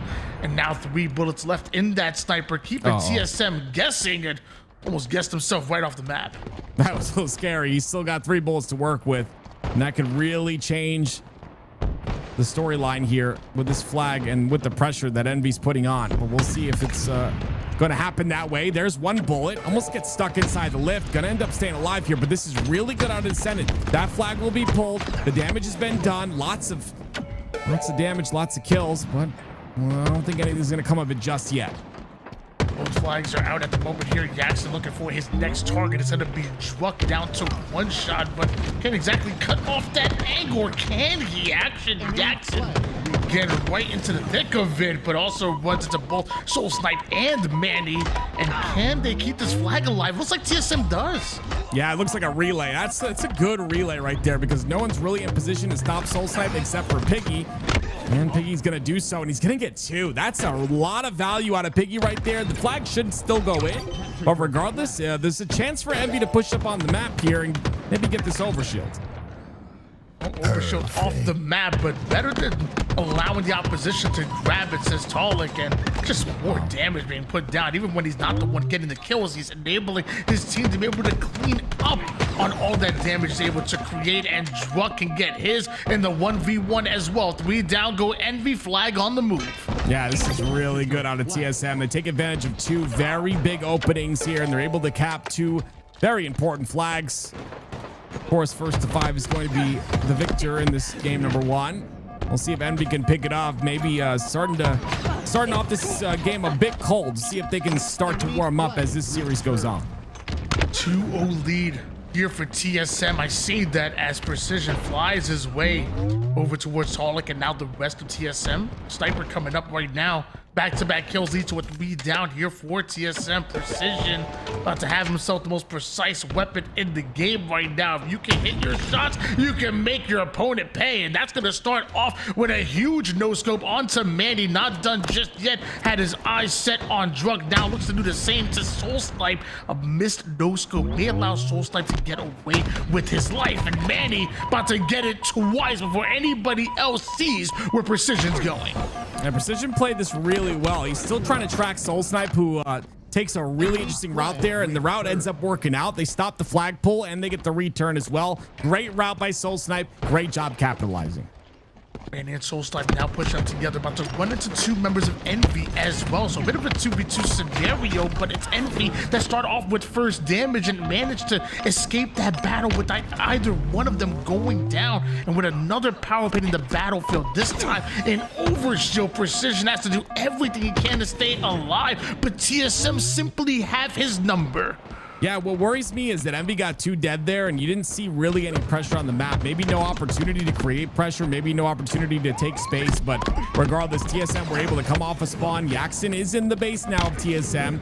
Maybe an opportunity here, but now it's a 2v2 on the battlefield. Just make that 3 down for Envy. Soul Snipe is there for the return. Not only that, but it looks like the flag being started here for TSM, and Soul Snipe gonna relay that one across the map.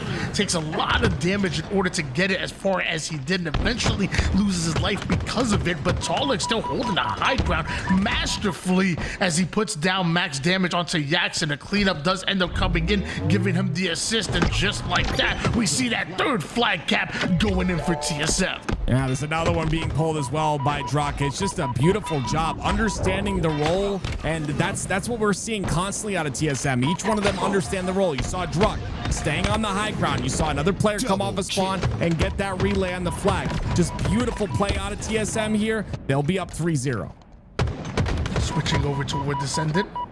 Talik doing a great job of chasing him down, but as I said, I think Talik might actually fell off the map here. Druck still not being stopped as far as bringing this flag forward and trying to cross map him, but they're not able to take him down before putting in the 4th. 4-0 lead for TSM. Now this might be an answer back for Envy. They only have 1 dead though now. The spawners come up. That repulse is going to help things out a little bit, but Jackson down in those shields. TSM are not going to make this an easy grab here for Jackson. Still, he does grab the flag, and if he's able to get this one in, it will be the 1st flag for Envy. Good damage by Descendant. Finally, we see the first flag cap about to go in, making sure that he gets his shields back. Does Jackson able to escape alive right now when Overkill coming up.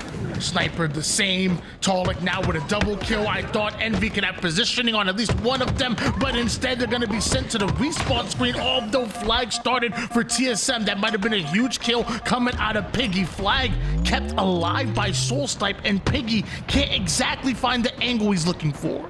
Yeah, but Piggy just had a great play there, Tony. Getting one, getting another player down in those shields, that's going to force the return to come out, and it will be 2 down now for TSM. You see how fast Envy are now to push up on the map. This is what we want to see out of them, capitalizing on those kills and getting map space.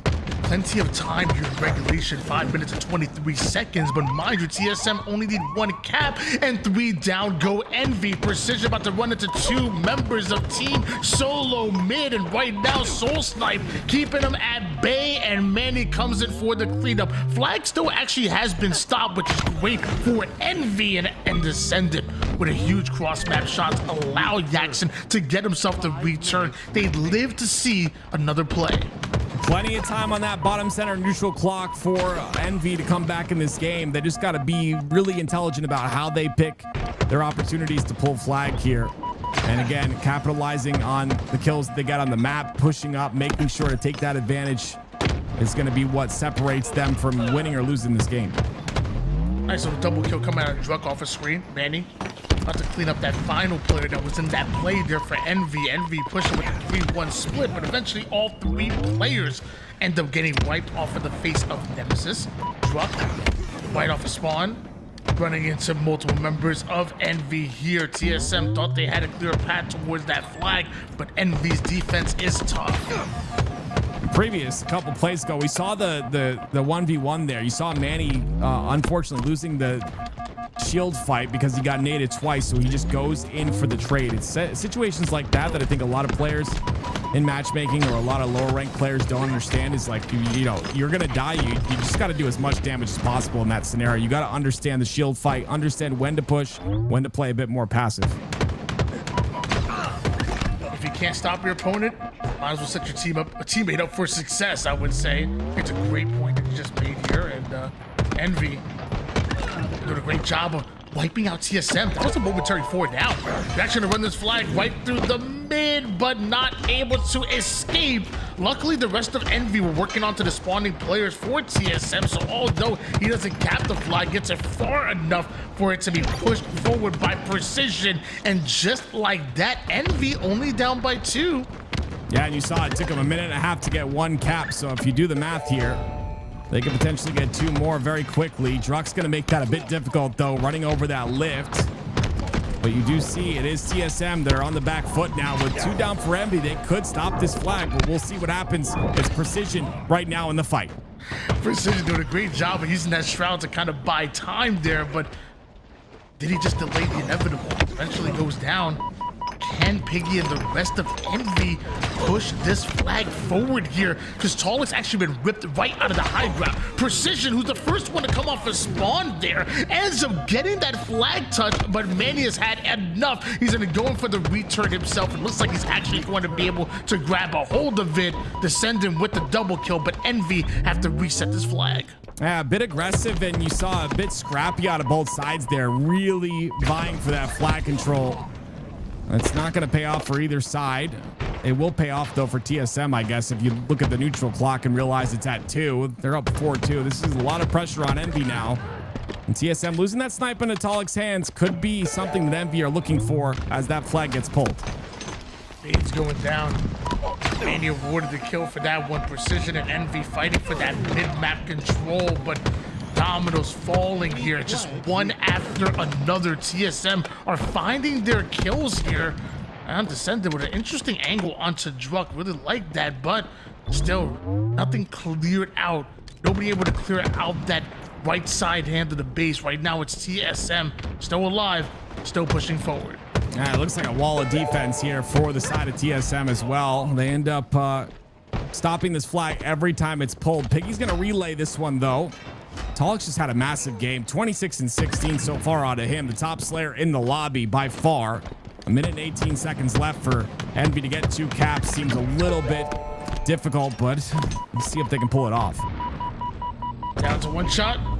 Gonna left right across the map here. It's so quick that they can't even react to it as Drux survives here. And Manny moves into a more of a high ground position. Able to go right at descend in a 2v2 situation, but one that Envy ends up 3 down in, and Drux still flying. Did he try to grab the flag off the lip? Was that supposed to be the play there? I'm not sure. I think he's just making himself a difficult target here. And as you said, that lift is very fast. It's almost horizontal. It doesn't shoot you up in any sort of way. So very quick across the map you can go. Druck now on a killing spree, 27 and 17 out of him. And it's going to be him and Talik that have really set the pace in this game number 1 for this series. I'm starting to see TSM attacking Envy from multiple sides here. Envy the one to go 3 down. Envy somehow starting a flagpole, maybe more of a distraction as the rest of Envy trying to come off a spawn and get activated on the map. Descend and take a lot of shots in the back. And ultimately, no more time. I just noticed there's only 7 seconds left at this point. Everybody's just playing for icing on the cake right now in the Slays department because there's no chance any flags are going in. It's going to be a 4-2 in favor of TSM. It was such exciting gameplay. I didn't look at the clock. I'm sorry. Yeah, at that point, you just, like you said, you play icing on the cake. Yeah, if it's me, I'm sitting in a corner. I'm just waiting for my teammates to, you know, go down and get someone down to no shields, and I'm cleaning it up, looking real good at the end of the day. Regardless, Talik looking really solid, and Druck in those stats, 16.3 and a 13.0 out of the 2 of them. You gotta love to see it. Now they go on to a Slayer, and like I said, these two have played each other in that winner's side. Envy 3-1 against TSM. This TSM looking a bit different, though. When you said if it was me, I was sitting in the corner, I thought you were going to say, like, you're sitting in the corner eating cake or something and, like, shame or something. Talik having his cake and eating it, too. Let me tell you, 8,600 damage, only taking 6,463. I mean, by far. You look at maybe Druck as the secondary damage dealer. He had 1,200 more damage than him. I mean, that was just him sitting in a centralized position on the map, you know, maybe head glitching, and just playing that turret and putting damage onto everybody. Yeah, we talked about the damage a little bit. You know, the headshot damage being a lot higher than just a damage onto shields too. So if you see something like that and they've got the same amount of slays, let me tell you, it's a lot of damage output out of Talik right there. Now we go to Gatekeeper Slayer for game number 2. And again, shout out to ForgeHub for putting on these tournaments, Tony. It's so good that we get to see these every single month. I absolutely love seeing these maps being played and tested and new game types being tested on them as well, to see what possibilities we have maybe in the future for new HCS game types or new even, you know, matchmaking game types and such. So really cool to continue to have this being done month to month. Yeah, I mean, think about it. We're in year 4 of the HCS right now. You know, if we end up having a year 5 and it's going to be on Halo Infinite, like, we're going to need some new maps. We're going to need some new, we might have to test out Stockpile again at this point. I mean, at this point, we're going to have to really keep things fresh because, I mean, we're talking about, you know, most of the maps that, you know, were in year 1 are still here in year 4. And I love me some live fire. I love me some streets. We might need a lot of help from the Forge community here to keep those things fresh. So Gatekeeper Slayer coming up next year. Excited to see this gameplay play. Every time we see a match on Gatekeeper, either we see a very, very close Slayer or we see some highlight plays with the sniper. Oh yeah, absolutely. And having it drop down bottom for that OS is so cool as well. And you work your way up. As we talked about, that sniper in play, and it's going to be precision. We've seen some of his snipes today. Maybe a highlight reel being added up here, but it's going to be an assist. Tied up at 3. Getting his shields back right now. 3 bullets loaded up in this sniper here. Make it 2 after he 2 taps Manny up. Almost hits the quick scope onto Druck. The last bullet's gonna connect here. No more sniper, but Envy still have the numbers advantage. And 2-3-0 for precision already. 3 assists, 2 kills. I mean, nothing more perfect than that. Involved in every fight, helping his teammates out. And he ends up going down as soon as I start talking about him, but regardless, a good start out of him. And oh my, Manny, what? Did he have a sword? My goodness. What a lunge. Quite the lunge indeed. Oh my goodness. I mean, like, a 4 down in emphatically by Manny right there. And because of that, you know, you give TSM an inch, they often will take a mile. You know, they see any opportunity and they just run with it. And now an 11-6 advantage as Piggy and Precision, their location being fed to the rest of this TSM roster, beginning to surround Envy. Yeah, you saw that too. It's just they get that first kill, like you said, they take a mile and they just fully aggress together, almost holding hands. And you know, that's what you got to do. You got to make sure to push off your advantages. TSM do that really well. This is why this team plays third at Worlds. They have that, you know, this exact team, I believe it was in season 1, but recently as well, with different members that cherished on the roster. Regardless, it's just a lot of chemistry being built up over the years, and you know, it's definitely obvious when you watch them play. 15-10 lead in favor of TSM at the moment. Once again, Envy find himself at just a slight disadvantage, and every time they get staggered like that, TSM get faster and faster on the map. Druck ends up hitting a 5 off his screen there as he moves once again in position. 7 bullets in the sniper, and he wants to use them all on Envy. Yeah, let's see if he can find anybody though. But it seems like Envy's all hiding and looking for opportunity. Druck finds somebody finally, but not really able to clean up on any of the damage. Does a couple of body shots of damage, and just like that, Envy are back in the game, only down by 4. Confident push coming out of Descended right there to make sure he got that sniper out of the hands of Druck. Meanwhile, Piggy trying to avoid all of that nade damage, able to do that, and then finds a one-shot. Somehow still alive. There's one more player back there. He's gonna find that out the hard way here. Manny being a tricky down, but Envy put them 3 down, and only down by 2 now are Envy. Yeah, they've got that top side control, except for this tower, of course. Druck's going to be in the tower, and you see immediately Descendant goes for him. And there's a little bit of tech for you. A nice little jump up to the clamber. Just showing off. Doesn't need it, but he does it anyway. I mean, hey, the movement is looking spicy right now. Descendant showing it all off and tied up at 21 apiece right now, down 0-1 in the series. But Envy seeming like they're emptying the tank here in this layer. The last thing they want is to go down 0-2. You're seeing Piggy and Descendant on the collapse here. Multiple members of TSM hitting the black screen. Soul Snipe wanted to at least play for a trade. He takes down 2. Yeah, that's a great trade. 2 for 1 is always a good thing, and especially when you guys or TSM are down only by 1 kill here. This OS is going to be a big pickup, though. It's going to be the most important part of the match right here at the 25 kill mark. Enemy halfway to victory. And Druck's the one managed to get away with overshot. I believe Sniper was up at the exact same time. Not sure who was able to get away with that. I assume TSM, but down 1 kill at the moment. Are these goodies enough? Well, Druck says yes, as he goes right after Precision. Now gonna catch an entirely new angle. Are Envy gonna be able to predict this one? A weakened Descendant sends right back. Can he find the head? Eventually does, and just like that, TSM 3 kills between them. Just beautiful by Druck. Not only his ability to get the slays, but his ability to stay alive. It's just so well done. Now he's going to swap out the radar, and he has another one to use, tossing them both towards the top side of the castle, and it's going to be a little bit of information being given. Unfortunately, he does get pushed here, but TSM still maintain that lead of 3.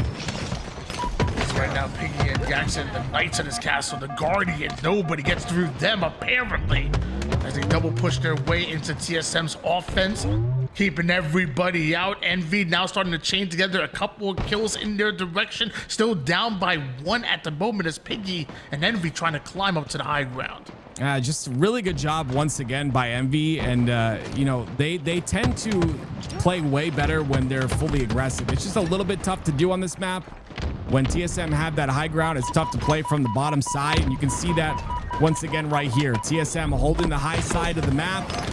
Envy end up trailing, but they come back. And again, it's their ability to attack the high side from the low side that makes them so good on this map. All that effort still to be down 1 kill right now. Envy, we've seen a couple of things from their point of view, but TSM, they're getting their trades and they're keeping it close, and more importantly, keeping their lead right now. Piggy and Envy trying to put some distance here. It's that overshield that definitely could be the difference maker for Envy. Yeah, tied up at 37. The overshield again, gonna play a big factor, as well as this sniper. It looks like it is Precision with the snipe in his hands. essentially the game in his hands. And this is where you see separations in the scores if Precision's able to hit some shots. Enemy team nearing victory. Druk ends up in the black screen, the same for Manny. Now with that, Envy needs to activate on that damage the same way that you've seen TSM do most of this game. Envy have been fighting from behind. They've been pulling up the rear, but this is Envy now with a 3-kill advantage. This is Envy now with a sniper as well, and they're also the ones who make very little mistakes. TSM, they're gonna have a tough fight if they want to steal this one away. TSM definitely. Oh, no way. Oh, Jackson collects it up, but that would have been disgusting by Soul Snipe. Regardless, like I said, this snipe definitely created a gap in the score. It's about if TSM can maintain their aggression and their confidence here as this game goes on, and so far they do. Only down by 3, but it's gonna get tough at this point. Only down by 3, but Envy only needs 3 more kills in order to tie up the series. Make it 2 after Descendant showing us what the green gun can do. We switch over towards Precision, who's gonna find 2 players in front of him. A third one now has come off a spawn down to the low ground here. And speaking of low ground, that's exactly where Piggy's coming from, the attack. It's a 2-pronged attack that leads to back-to-back kills, that leads to Envy tying things up at 1 apiece. Yeah, just beautiful on the collapse at the very end there. They had the lead. They had information on 2 different players, collapse from multiple angles. What do? Nothing. You go down. It's going to be Envy tying it up like you said. And now we go to King of the Hill on Anthracite, one of my favorite maps in the game. Yeah, I'm right there with you. And it's so funny because I feel like Anthracite wasn't my favorite map when I first saw it. And then I actually watched the gameplay. I'm like, dude, this is awesome. Especially on King of the Hill. As I'm taking a look at the stats, interesting stats out of Manny there. 15 kills, 15 deaths. While like on the flip side of that, you see Piggy, 14 kills, only died 7 times, which is pretty crazy to say against a team like TSM in a hard-fought battle on that map. Somehow ends up taking as little damage as possible. Doesn't do the most damage dealt, but does what his team needs it to do. Capitalize on those kills, stay alive, and really just take advantage of the damage that Jackson, Precision, and Descendant were able to put down. It's very important, right? And you said the words that I think are the most important in that entire sentence, and it was do your job. You know, as one player on a 4-man roster, everyone has their job. Every spawner has their job. First spawner has one job, last spawner has a different job. And understanding those is what makes a lot of these players so good. If you can learn the job you have off a spawn, if you can learn the job you have in general, you'll be a much better player. It's just about figuring out what those jobs are for all the situations in the game, and that's kind of what's hard to do. Last time we were in this type of predicament up in the winner's side, it was Envy that ended up winning 3-1. Is history doomed to repeat itself, or can we see TSM this time being the ones to advance forward into the grand finals? One series to decide who's fighting for the lion's share, that $5,000 prize pool. Tall, like he's fighting a bit unfair. He's done brought himself a Stalker rifle, but it looks like Descendant got a Ravager. Yeah, the Ravager pick up right at the beginning shows me the Descendant understands how strong that weapon is. And it's going to be enough to get him, you know, a little bit of space on the map, a little bit of power. TSM running and getting that hill, but they've got to be careful of a Jackson because he's got the snipe. Kill. They don't call this man action Jackson for nothing. Beautifully done, and right towards a back smack coming out of Talik right there. So little Amazon Prime delivered sniper into the hands of TSM. Envy's still scoring though, and Talik, he has an entirely new angle. I don't think Envy gonna be able to predict this. Yeah, I like this out of him. He doesn't want to use snipe, which is a little bit rough, but at the end of the day, it works out for him. It's going to be 2 down for the side of Envy. Make that 3 dead, and it's all because of Talik taking that new route and just making them fear him, I guess, at the end of the day. Sometimes a player's presence is enough to give you that extra bit of time in the hill. Dynamo grenade down. That's a lot of free damage being done by the Dynamos. The second one not exactly getting much impact there. Meanwhile, TSM almost done with scoring on their first hill. Envy better be careful. TSM could just steal this one away. And meanwhile, Talik stealing the life of Jackson. Envy still scoring. That was a beautiful shot. Yeah, they definitely are still scoring until Talik ends up dropping down. It's going to be 2 down for Envy. That shot changed a lot of the situation on the map, though. You saw it was Envy that spawned across the map. Now they're spawning inside the cave. And now it's up to TSM to try and stop this and get overshield. This is a big point in the match right now. Drunk getting right behind that push from Envy. Couple of shots going into the backside of Envy's offense here. Gonna change the direction just a bit. Yax is still having this overshield. If TSM want to get Envy out of the hill, they're ultimately gonna have to go through him. And he understands the situation and absolutely melts that overshield. And Soul Snipe is there now for the cleanup. Envy so close to stealing that hill away, but TSM take back what's rightfully theirs. Yeah, they take the hill and they've got Stalker Rifle in the hands of Soul Snipe. So doing a great job of scavenging around the map. They've got the drop wall as well. And that's something on these ForgeHub game types that you have to be aware of. There's a lot on the map to scavenge, and if you can do it correctly, you end up in a scenario where you're going to have the upper hand, and that's exactly what TSM do so well with all the time they've got in this map. Druck surrounded by 3 different members of Envy right in that moment. There was really nowhere to go except for the black screen, and so the 3 members follow. Should be some good time coming at Envy as they finally able to take down the final member of TSM. Yeah, that final member going down is going to allow them at least some space. And you see they don't directly get inside that hill because they don't have enough information to do so. We've got to wait for that information first, maybe a couple of slays to go in their favor like you see here, and then they'll feel comfortable enough to get that hill time. Immediately in the hill they go with 2 down for TSM. Envy feeling confident enough to make sure he goes right for that hill. Also, knowing where Soul Snipe is pushing from. Great shots there. One that descended. Gonna take advantage of it somehow. Rips a double kill out of nowhere. Huge plays being created by Descendant to continue to give Envy hill time. Yeah, it's TSM on the low side up until this moment for Druck here, but I mean, they've got to still work up the map. So this is going to be a tough hill to break. And you see new snipers coming up in 5 seconds. Who's going to play for that? TSM, final push to try to get Envy ultimately out of this hill. They are forced to step down, but by the time Piggy gets right back in, Soul Snipe sends him right to the black screen. And I don't think that overshield was actually popped. No, Soul Snipe getting a seemingly free overshield, and Jackson, he tried to be sneaky, but Soul Snipe checking his corners. It's just a good job by Axton, though, at the end of the day to get that beat down, right? You take that OS pretty much 25% of it to 50% of it off, and that's what you're looking for. You want to try and minimize as much as you can the value that's going to be extracted from that overshield.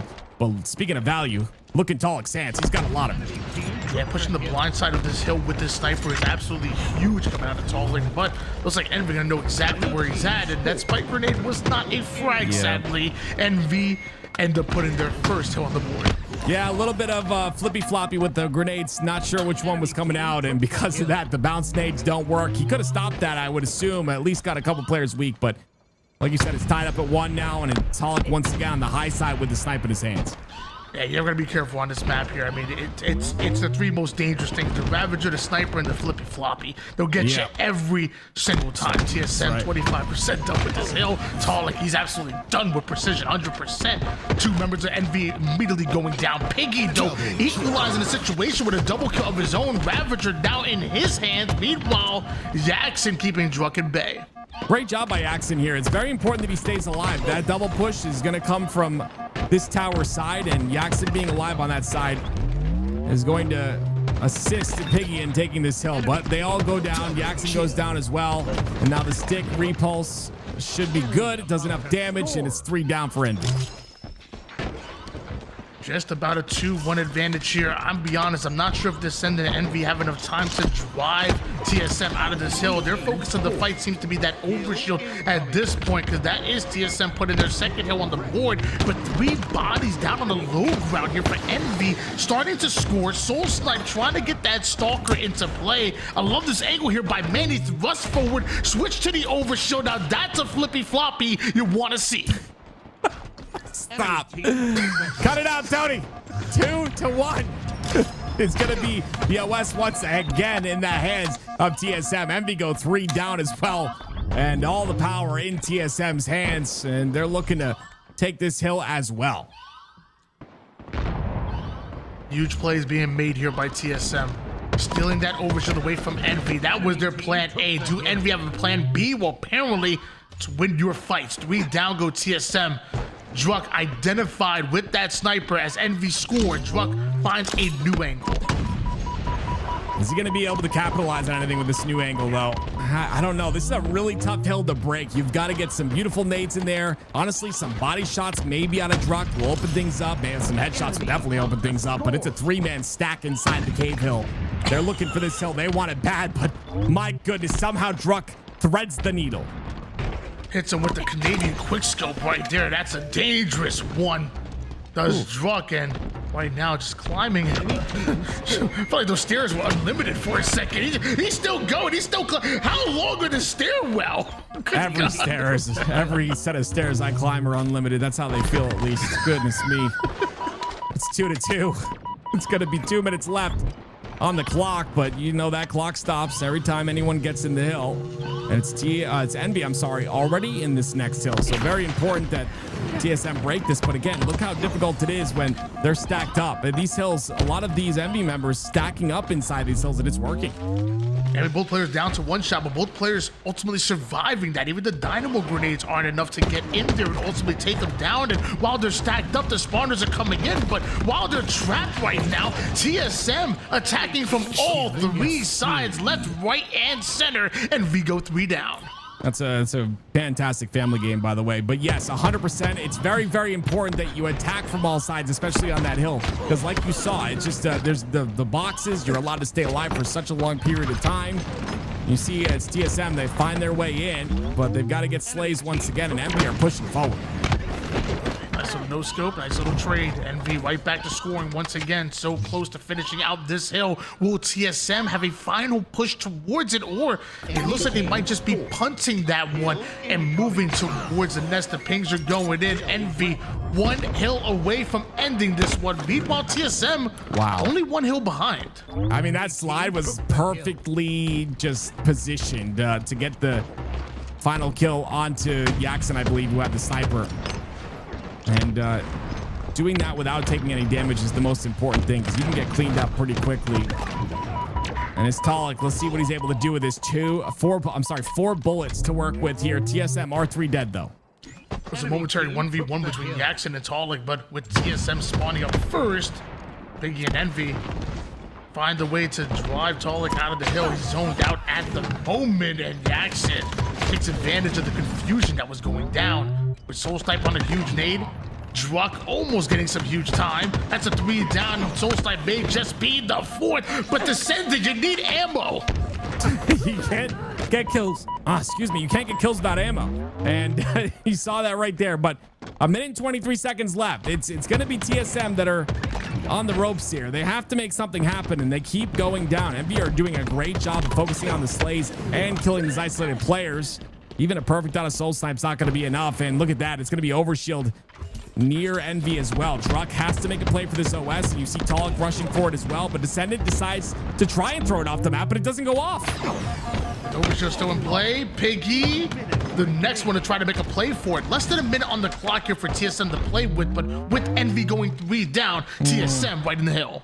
Yeah, I really didn't like that play. They were just desperating to get that overshield off the map, but 2 of them went down for it, and they end up 3 down. Now it's going to be isolated spawners once again for Envy.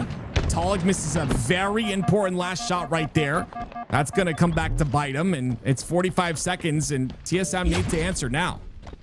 Jackson right up to the high ground with that sniper, and missing that shot on Soul Snipe forced him to have to take an entirely different angle, but one that he just moonwalks right into Manny on the fadeaway shot. Beautifully played. 4 bullets remaining. Talik, it could be next. Just barely missing out on that shot, but anticipating where they can push him next.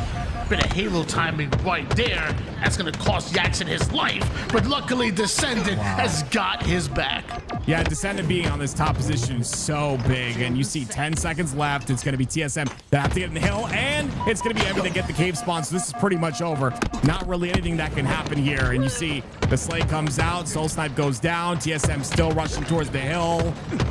All goes down. Wait a minute. Oh my goodness gracious. They all just swarm in. It struck the last player alive. Has to win this 1v1.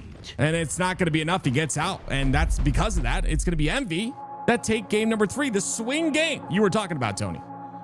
I'm not gonna lie, Tala kind of thrusting into that hill and just like neutralizing it for a second, keeping it alive, and then the horde of zombies that TSM were going at that hill. Honestly, I mean, yes, at the end, Druk did step out of that hill and they ended up losing, but I mean, he's down to one shot. He's in a 1v2. He ain't winning that situation. I think TSM really did do the best they can in what seemed like an automatic loss. They had some fight in them right there.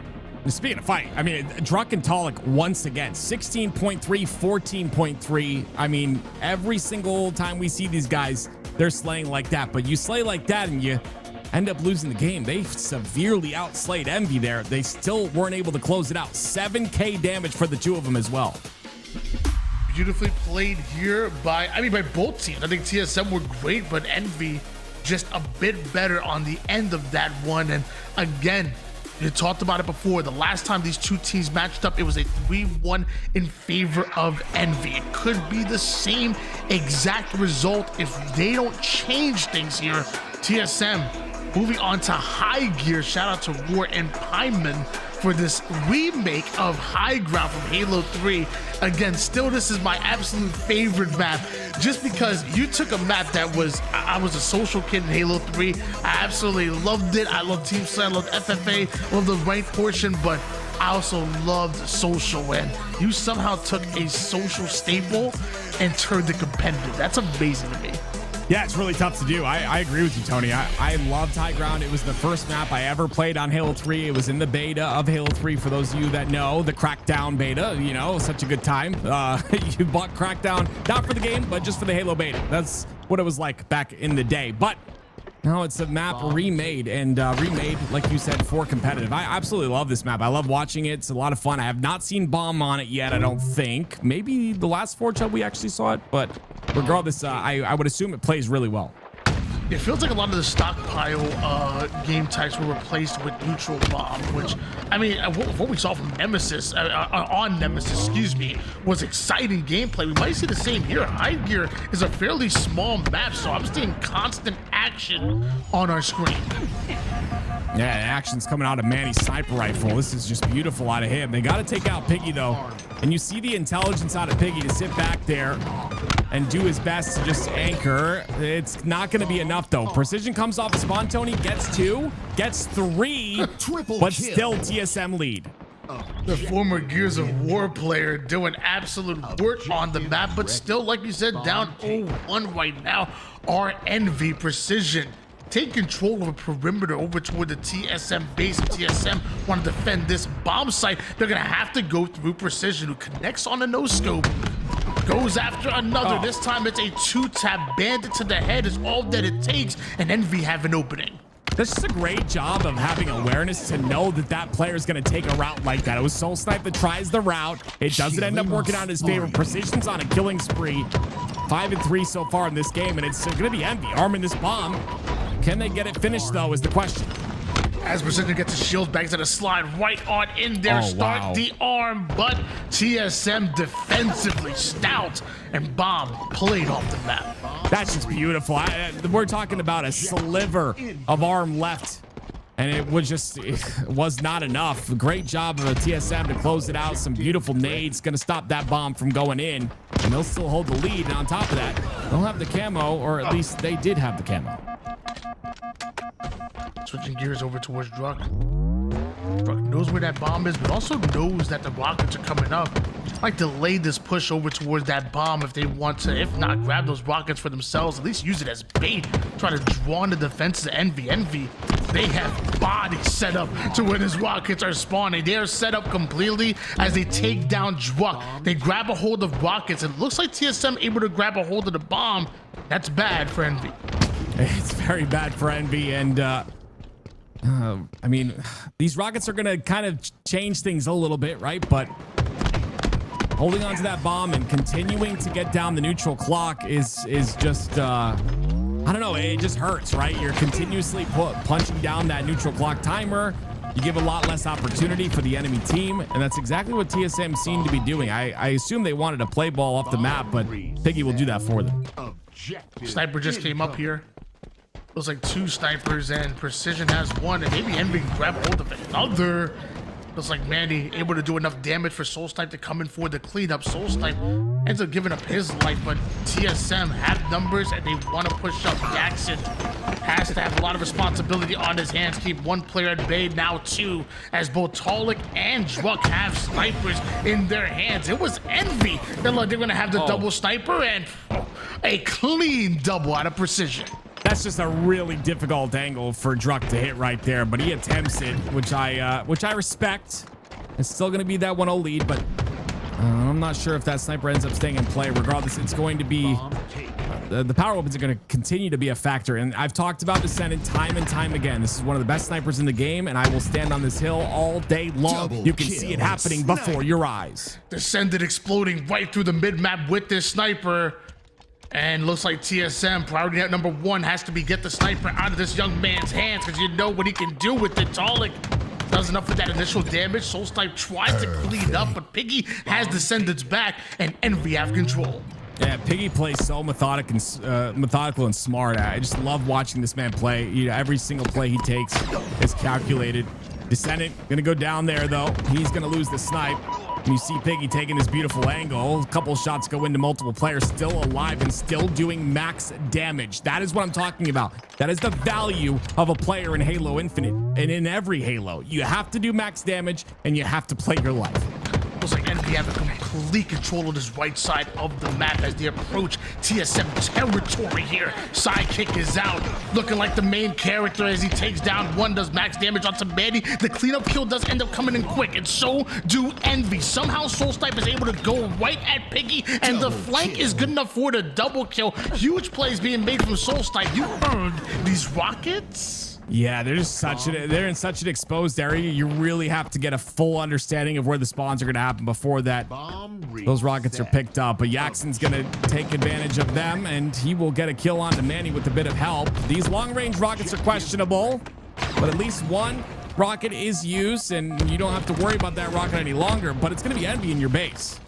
Jackson, don't listen to him, okay? We want highlight reels. I want you shoot that mother lover even further, okay? Descendant moving that bomb forward into TSM territory, but right now it's Manny the one dropping bombs on Envy, clearing them out a huge triple. I love this too, and he's gonna just throw it off to get the reset once again. New sniper coming up for both teams. Talik ready for his, and the jump out. I love this too. Almost gets the angle there, jumps up, tries to get him on the fall, but now it'll be a snipe versus snipe battle to see who gets control. Jackson having a little bit of a rough start to the game, but we know that'll get picked up as time goes on. And he pick it up right now. Body shot onto Soul Snipe. Ooh. It's a little bit of map knowledge right there, trying to catch that angle on the retreat. Meanwhile, Talik not able to retreat out of that situation. It's Jackson advancing this bomb forward, gonna be right into TSM territory, and he's gonna have Descendant with Camo watching his back. TSM's playing some really heavy defense there though, and it's gonna make it really tough. They're almost baiting the bomb too. Oh, there it is, Talik with another double. Continuing to slay out. It's just been him and Druck the entire time, but now Manny and Soul Snipe starting to pick it up just a bit as well. And that's definitely going to help TSM, especially with 5 minutes of neutral time left. This is one of those maps that seems a bit more difficult to plant this bomb and get it down. You see it at the very center of the map once again, and Talik's going to be on the guns. That he is. This is some crazy height advantage being played in, but just as you can see the entire map, they could also see you. Talik apparently doesn't care as he takes down 1, and now Soul Snipe with the secondary sniper. He's gonna run out of ammo, and Talik may do the same. Only 2 bullets ain't much to work with here, but could be a game changer. You gotta reload that daggone sniper, Talik. You had that all day. on the other end of things, I really like Descendant's play right there to kind of bounce his head off the ceiling multiple times. It's a great way to get your Spartan to drop very fast in a gunfight, and it makes it really difficult to hit you. So something, a little bit of tech for anyone that's new to the game out there, maybe didn't know about that tech, something to utilize in the future. Jackson climbing up to the high ground right now. Those are somebody's near him right now. He's even taking damage from across the map as Jackson eventually figures out exactly where Druck is pushing to keep him at bay for just a bit. Buys enough time now for Envy to catch up here off of spawn. Bomb still spawns over towards the mid-map. Meanwhile, Soul Snipe dropping the people's elbow from the heavens. And it looks like that's enough damage for Talik to chase Jackson down. Yeah, that people's elbow looked like it hurts. And it's going to get a cleanup here for Talik. That one rocket that was left, you saw it soaring across your screen. It's not going to benefit much, but it still will be Talik that's picking apart the team of Envy right now. And he's doing so beautifully. You see how he just routes around the map. He's taking one-on-ones perfectly. Going to win that one as well. And this is the sign of a player that can really take over a game.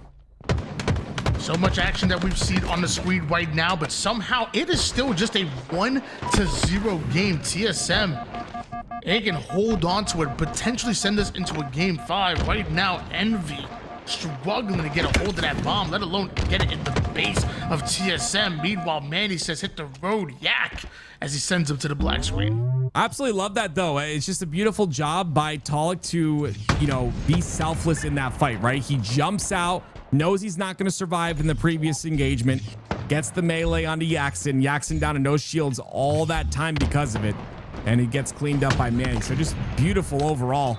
The squad of TSM so good in terms of that chemistry. They've been playing together so long. It's just second nature to them.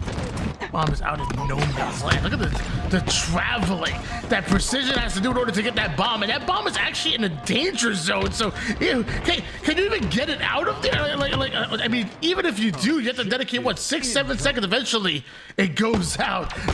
What was that? New spot to put the bomb. Delay that timer. But as you know, it resets within 30 seconds. So definitely something to look out for in the future here. With 2 minutes left, TSM are doing their best to stop Envy any opportunities from getting this bomb anywhere near their base. Look how much defense they're playing. Well, Sniper and Camouflage, this is a dangerous combination for them to just allow Descendant to have. And he has plenty of ammo, but he's not able to get the kill. Manny makes him pay for that one, turns it into a double kill, and even gets a little bit of bonus damage onto Precision. Soul Snipe on the cleanup, and that really felt like they're one of the best opportunities to plant a bomb. Yeah, I'm unsure. Maybe no information on Talik right there, but regardless, you know, you have that double melee, you have the timing on it, you could at least get that. And it's not going to work out in his favor. That's a sniper and a camo situation completely shut down, and that was, I think, their one opportunity. With 1 minute left, I don't think they're going to get many more. Truck over toward the mid bridge here. As you said, time really is winding down right now, and it's just time that ultimately is a commodity that I don't know if Envy can afford if they want to end this series after this game. And it looks like TSM are the ones advancing this bomb and away from Envy. Yeah, it's a great play, right? Just completely just play offense, you know, get that bomb in their base, force them to move it out, get the slays. Whether or not you arm this bomb or not, it's beneficial to you to keep it on this side and just make sure it doesn't reset. And you see they pick it up once again. They've got the slays. Even though they go down here, it's going to be a two down for TSM. They still force Envy to get bomb out within 30 seconds and get the arm as well. But TSM do end up going 3 down, and we do see that bomb should end up in the hands of Envy on their push. Is there enough time to get it in? And actually, I'm not sure if there is. I don't think there's enough time whatsoever. That bomb's still down on the floor. No one really posturing to picking it up. 5 seconds left, and I'm pretty sure TSM are going to win this. And you know what that means, Tony? You know what that means, Tony. We're going to a game 5. That we are in a very, very slow-paced bomb match on high gear right there. That was, I mean, to end 1-0 and go all the way down to time is pretty crazy. But like you said, It's TSM winning that one. It's us going to a game 5, and that's going to be on Archon. I'm gonna be honest, Tony. Now that I've seen Nemesis Bomb in the previous series, I really like Nemesis Bomb a lot. Like very fast pace, one of the more entertaining bomb maps that I've seen. And I definitely want to see more of that. I'm pretty sure in the previous series we ended up seeing that. Yeah, no, Nemesis Bomb was interesting. That right there, what we just saw was high gear neutral bomb, and that one was, even though a small map, kind of similar to Nemesis in that way, but definitely was slower pace. It seemed like once TSM had the lead, they were perfectly comfortable with just playing that time, and they were able to do literally just that. Now, game number 5, it's gonna be a Slayer. It doesn't matter. Take every objective out of the way. What matters is getting 50 kills or having the lead when that 12-minute timer hits 0. It's TSM up against Envy. One Slayer to advance to the grand finals. Yeah, and you know, in the grand finals we have the 007 roster waiting. Cycle, Last Shot, Legend, and Collect. A roster that once again seems unbeatable. It's that 007 roster. Obviously a different variation of it, but regardless, we'll see if whoever wins this series can contend. It will be tough, but like I said, TSM bringing this to game 5. It's going to be either player's game at this point. Lots of power on the map. Of course, the Rockets down below. You see the OS being picked up as well. And it's going to be TSM that win out on a lot of that. And mind you, there's 4 pods in this rocket right now. I mean, we're not talking about the traditional 2 in competitive. So, I mean, if Soulsnipe can really just play his cards right to stay alive, get a lot of value out of that, gonna have to settle for a trade right there. TSM with the 1 kill advantage. More importantly, those rockets down on the low ground. Yeah, and snipers down there as well. There's just everything on the floor here. Precision's got to stay alive. He's not going to be able to.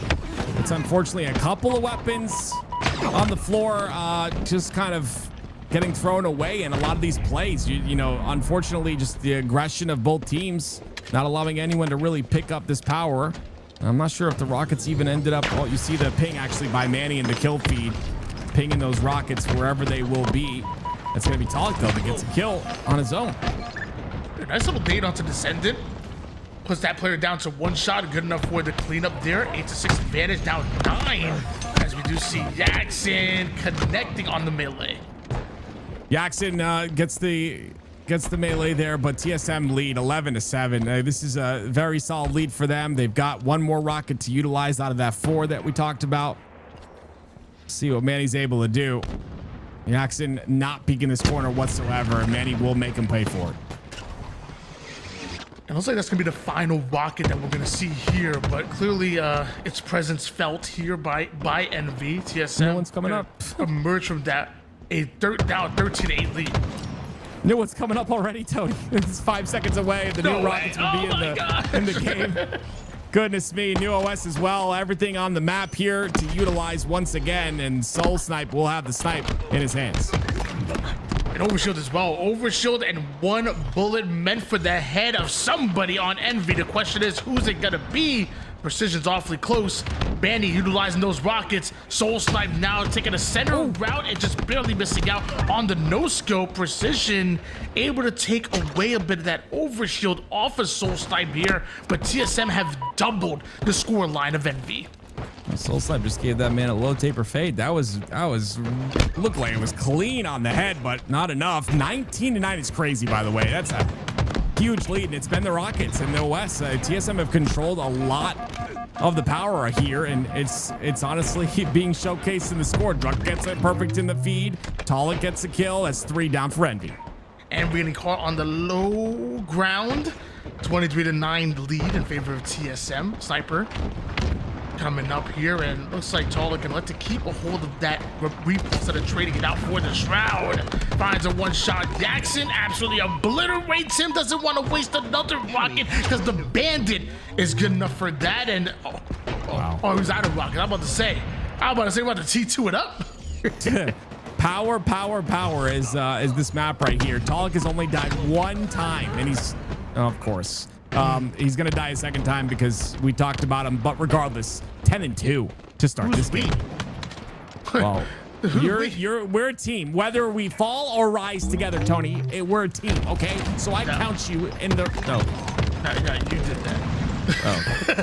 28-14 lead, still in favor of TSM right now. Envy gonna do everything they can to claw their way back into it. And you mentioned this map really being that tower of power. Well, we see more power-ups and weapons coming up. Rockets and Overshield maybe coming up at the exact same time, and Envy desperately need them. Yeah, this is Envy needs to step up here very quickly. Descendant finally gets the rockets though. He's used one. Not sure if he was able to get a kill with it. Didn't see that in the kill feed, but let's see if he's able to make use of these other three. They're aware of his position. A great route here that should work out in his favor. I really like this out of him. If he can string a couple of kills, it will be beneficial, but that miss is going to be devastating for the side of Envy. So tough. I mean, to knock in value out of those rockets and at least get the trade gives Druk 2 free rockets to work with, one which uses perfectly. Envy ends up 3 down once again, and look at that score line active. It ain't pretty. Envy may have taken over towards the winner's side, but right now TSM are running house here.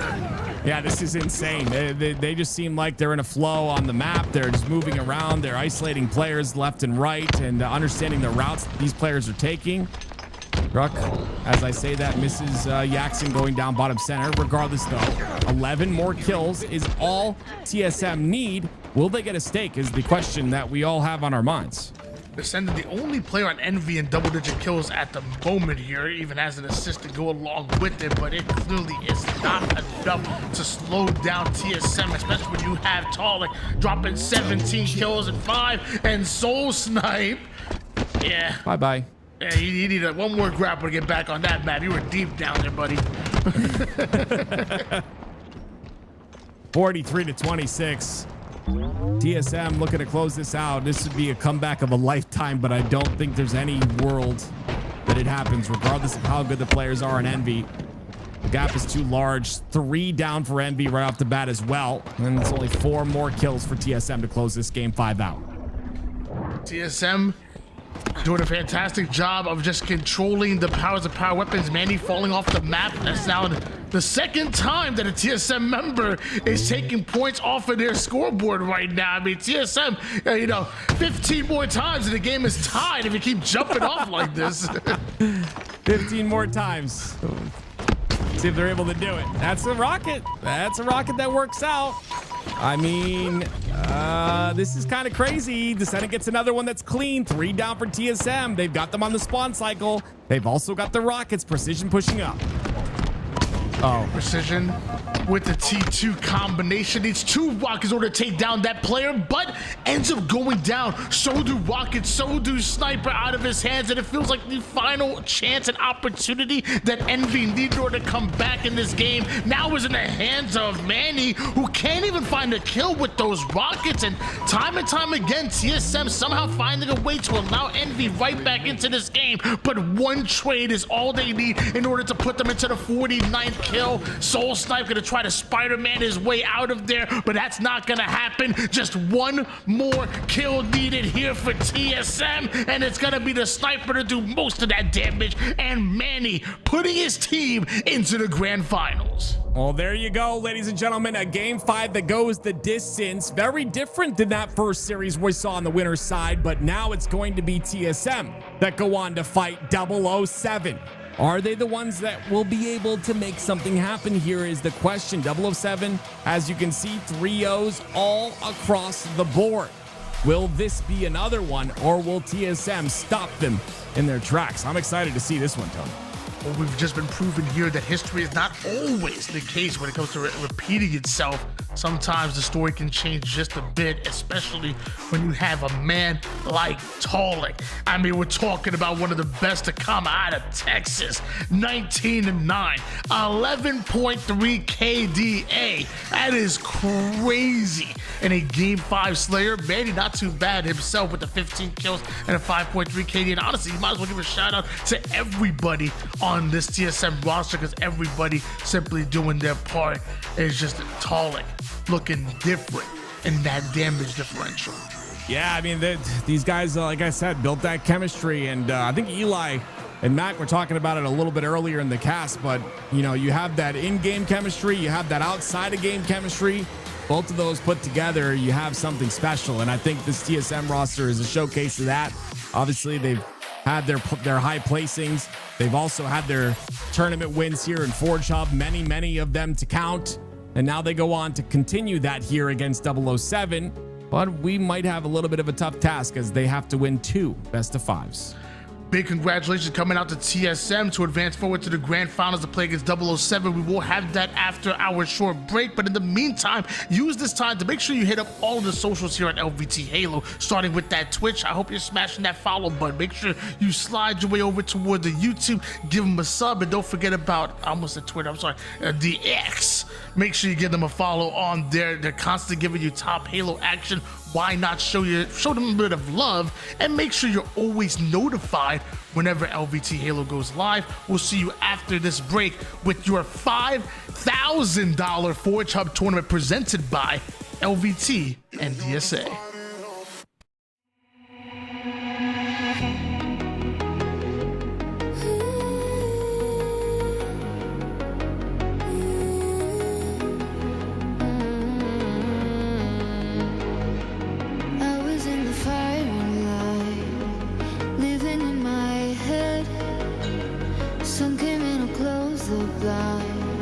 Could feel it in the air. This is just a waste of time. No one really cares. But then you came across my mind, got me out of there. So I went down to the river and swam till the panic was over. Yes, I went down to the river, watched all the heavy rain. I watched all the heavy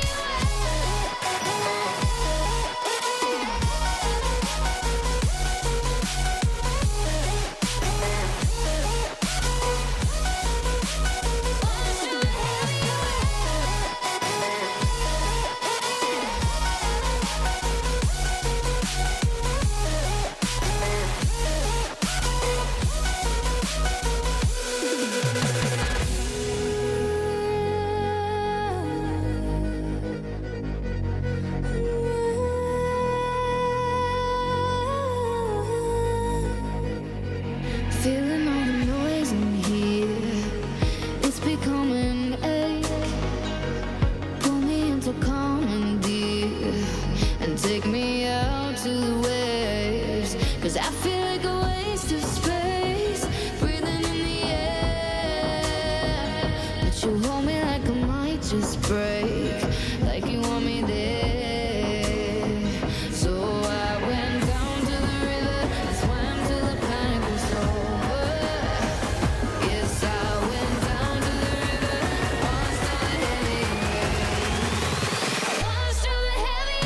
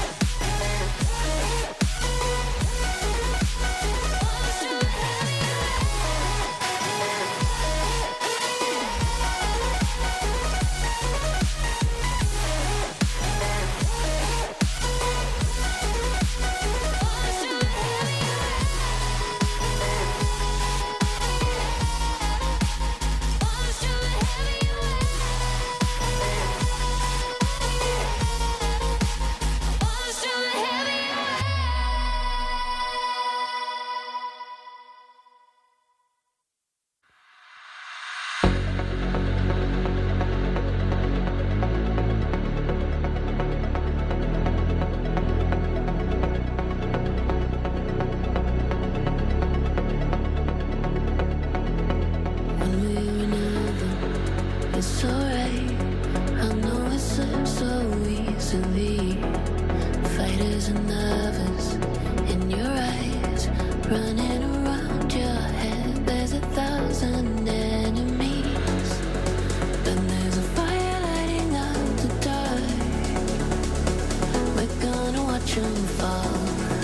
Cause if you need a little wild card, I'll be the one you call. It's only human when the feeling overcomes.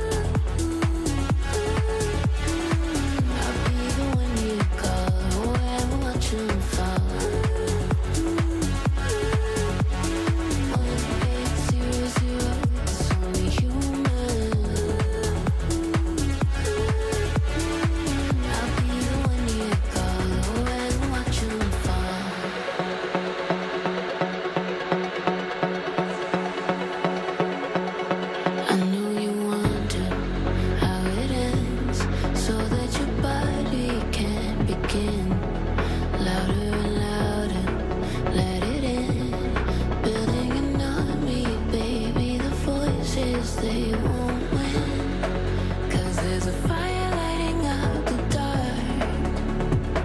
We're gonna watch them fall. And if you need a little wild card, I'll be the one you call. Yeah, there's a fire lighting up the dark. We're gonna watch them fall. And if you need a little wild card, I'll be the one you call.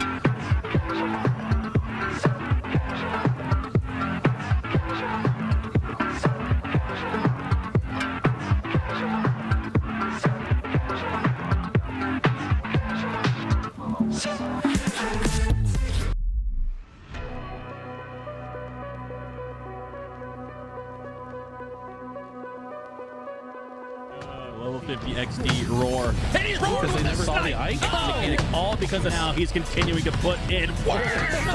Needs to be touched though. Psycho looked like he was next in the line to grab it, and he was taken down. Last shot with the perfect in-chase side kick. Oh my God! They look like being trapped in that one phase. Oh my God! Oh my God! Can't be stopped. Renegade finds the kill single-handedly on the Psycho. Oh, they're taking advantage of it. Oh, with the teammates. You look at the timing there back of lane. Looking to get that melee damage. The double finners. You're going to be impressed with the shot to be over. Nice headshot, but he's probably. Oh, look at that shrinking! Holy shit! It's the moment you've all been waiting for. It's your grand finals. $5,000 on the line here in your ForgeHub tournament presented by LVT and DSA. And man, do we have a banger for you. Active, why don't you tell these boys about today's matchup? We got TSM against 007, a form of that, of course, have to Shopify Rebellion roster, Last Shot and Cycle, and of course, Legend and Collect rounding out that roster. And I guess against TSM, they will go. It's going to be a tough one, I think, for TSM, but coming off of that game 5, they've got a bit of momentum swinging on their side here, so maybe we see a difference, right? Maybe we see this go to a second best of 5, which is what TSM is going to need to do if they want to win this event. They got to win this best of 5 and then one more after. Well, I'm looking at our matchup here. It looks like we actually are going to go back to high gear, which we saw earlier, but this time it's going to be 5 flag instead of assault as our game number 1. Remnants, which we've seen a lot of amazing game 5 slayers. Game 2 slayer, I ain't mad at that whatsoever.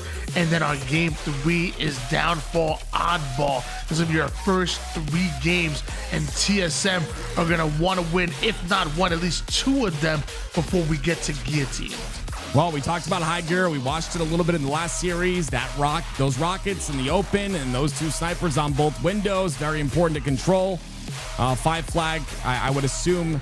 I would assume it's going to be a really solid pace for this map. It's a very small map when you look at both sides. I think control of those snipers is an obvious factor, in those rockets as well. I feel like if we're basing the map on high ground from Halo 3, should we not have a ghost somewhere on high gear? Gosh, no, Tony. What? We don't do ghosts in competitive play, man. The ghost was famous in high ground. Did you not play any Halo 3? Listen to me, Tony. There's no ghost. Leave the ghost on the beach, okay? We are here playing a competitive game of Halo Infinite. No ghosts allowed. Competitive ghosting. Okay. You know what? Fine. Put 10 ghosts on the map. Why? Have 2 extra just in case. Nah, I like how you talking here. Ladies and gentlemen, we finally got every player in the lobby. We got all the technical difficulties worked out, and it looks like our game number 1 is about to load up here. And TSM going up with 007. You mentioned it earlier. 007, like they were 3-0 with everybody in their sights in order to get here in the grand finals to begin with. What if TSM come right off the rip and take game number 1 on? Like, just, we don't fear you. We know we're coming out of the lower bracket. We don't care. What if they take game number 1 and just shift momentum immediately in their favor? Well, this is why we have those 2 best of 5s, right? That team that comes from that lower side, they have a lot more reps under their belt in the bracket. And then a team like 007 has been waiting in that grand finals for a very long period of time. So maybe not necessarily as warmed up as TSM. So if TSM come out swinging here, it'll be very beneficial for them. But that being said, they've got a lot of work to do because it's 2 best of 5s that need to be won. I don't see any ghost on the map here, but I do see 2 snipers, and I see Talik has one of them and is going to turn it immediately into a T2 combo. But he wasn't able to take the play out with the rockets. Collect survives. Yeah, Collect has all the tools now, and I like that. Separated through the team. He's going to leave that snipe in Last Shot's hands, but man, he's very quick to the aggression. It's going to be 2 down for 007, and like I said, this pace is good. You talked about momentum, Tony. You start off the pace very strong here. If you're TSM, you're nice and warmed up.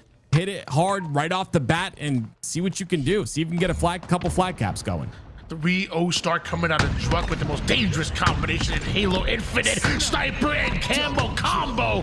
Rips a double and almost collects head for the triple. Not done just yet to the low ground to take down Psycho. Luckily, Collect still had at least one rocket to work with. Otherwise, that could have been a 4 down for Druck himself.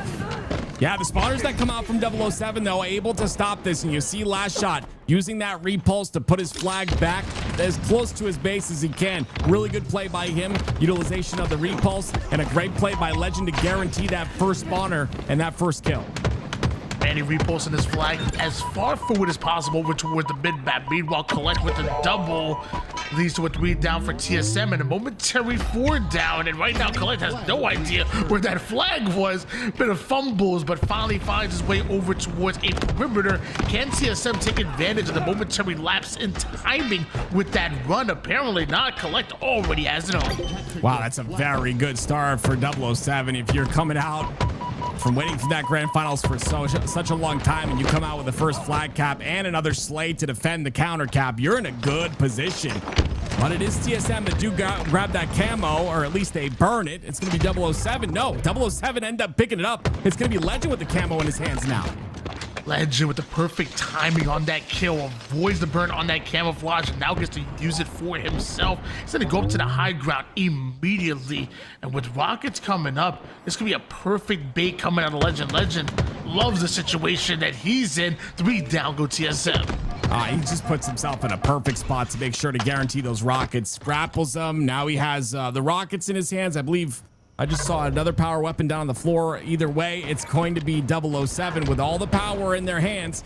And right there, I just want to talk about that little micro decision to you know, clean up that player with a bandit. He wasn't going to waste a rocket on a one-shot player, and it doesn't end up going in his favor. But regardless, those little decisions are so very important as Psycho moves this flag.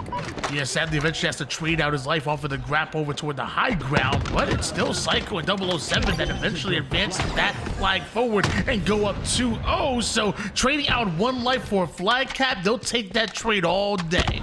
Really good job by 007 to continuously make use of these power weapons. They've got control of pretty much all of them. You can see the rockets in the hands of Psycho once again. His last shot cleans up another kill. This is just clinical by 007 here. 2-0 is a very quick lead here to start this game. Last shot with the quick scope body shot, but eventually runs right into Talik. Talik tries to get out of dodge, but Psycho, great job anticipating his exact movements here. Talik down to the low ground, will survive, and somehow Soul's Life running around unaccounted for that backstack. This is going to be huge for TSM. 007 to 3 down, about to be 4. Collect and Cycle, though, are the first spawners, and you see how quickly they go towards the aggression. The jiggle peek is so good. 3 down, immediate reversal of the situation here for 007, and they get another camo in their hands. Psycho going to sneak away with this camouflage and barely takes any damage from that grenade. Couple shots over towards Soul Snipe. Trusts his teammates in order to clean that one up. More importantly, stays alive with this camouflage. Manny, he wants to at least get a trade, but has no idea where Psycho's coming from. He's gone ghost like Danny Phantom. I love how Psycho went on top of the gun there with camo. Like, that route that he took was really good, and Manny honestly thought he was still inside. So great job overall with this camo, making sure that it's very valuable, right? The impact you put on with camo is what can really turn a game or essentially give the other team an advantage. And Psycho's done a great job to create the advantage for his team, and that flag's already moving in. With that camouflage, you were disrupting any push on a TSM, and eventually 007 running another flag cap in. 3-0 start coming out early here for 007. That's a very quick threat. I didn't expect this at all, Tony. I mean, I know we have a team of 007 that is really solid as a roster. You know, obviously the 2 forts of Shopify Rebellion, and then you've got Legend, who's just a great overall player who's able to just put tons of damage in and just create situations for his team.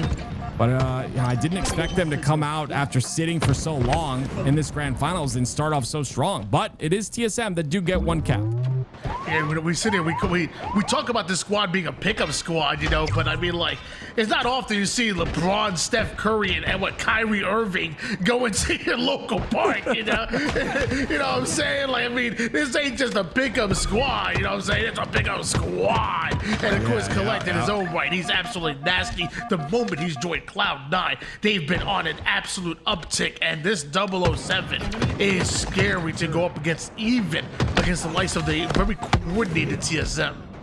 Oh, Legend almost going for that melee, almost getting that lunge. That would have opened up the flagpole, but last shot's able to get a double. It's 3 down for TSM once again. Immediately the flag is pulled. Snipe is on the side of 007 as well, so anyone has to spawn up, they'll be able to have control of that snipe too. And last shot's got control of TSM snipe.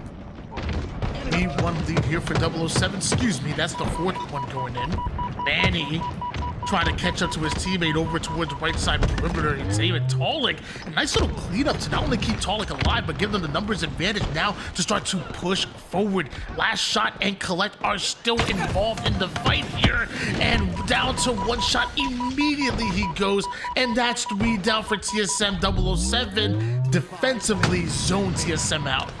They do such a good job of making sure to prevent that counter cap, whether it be getting a 2-for-1 trades or doing a maximum damage before they go down after the cap. Like, they're always in a strong position after they cap a flag, and that's not always the case here. It's going to be Snipe thrown off the map by Legend. Another intelligent play out of him. Max value out of his life. Gets a kill, throws Sniper off.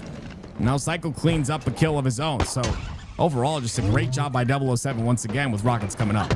Just 1 cap here for TSM. Meanwhile, 007 only needing 1 cap in order to end this game number 1. They've been speed blitzing through TSM in the early game, but now we're starting to see awfully a lot of fight coming out of Team Solo Bit. Cycle, they're trying to make his way over toward the low side. He takes the 1v1 pivot against Talik and does most of the work for the return while simultaneously going for rockets. No wasted time whatsoever. Active, I know you were peeping that. Yeah, it's just so beautiful. And the thing is, when you have 4 players that don't waste time, you end up in a scenario where you're just trapped at every turn. And look right here, Legend coming back towards Camo side, making sure to clean up that kill. Now playing a bit of defense when rockets, of course, in the hands of 007, but no waste of time. And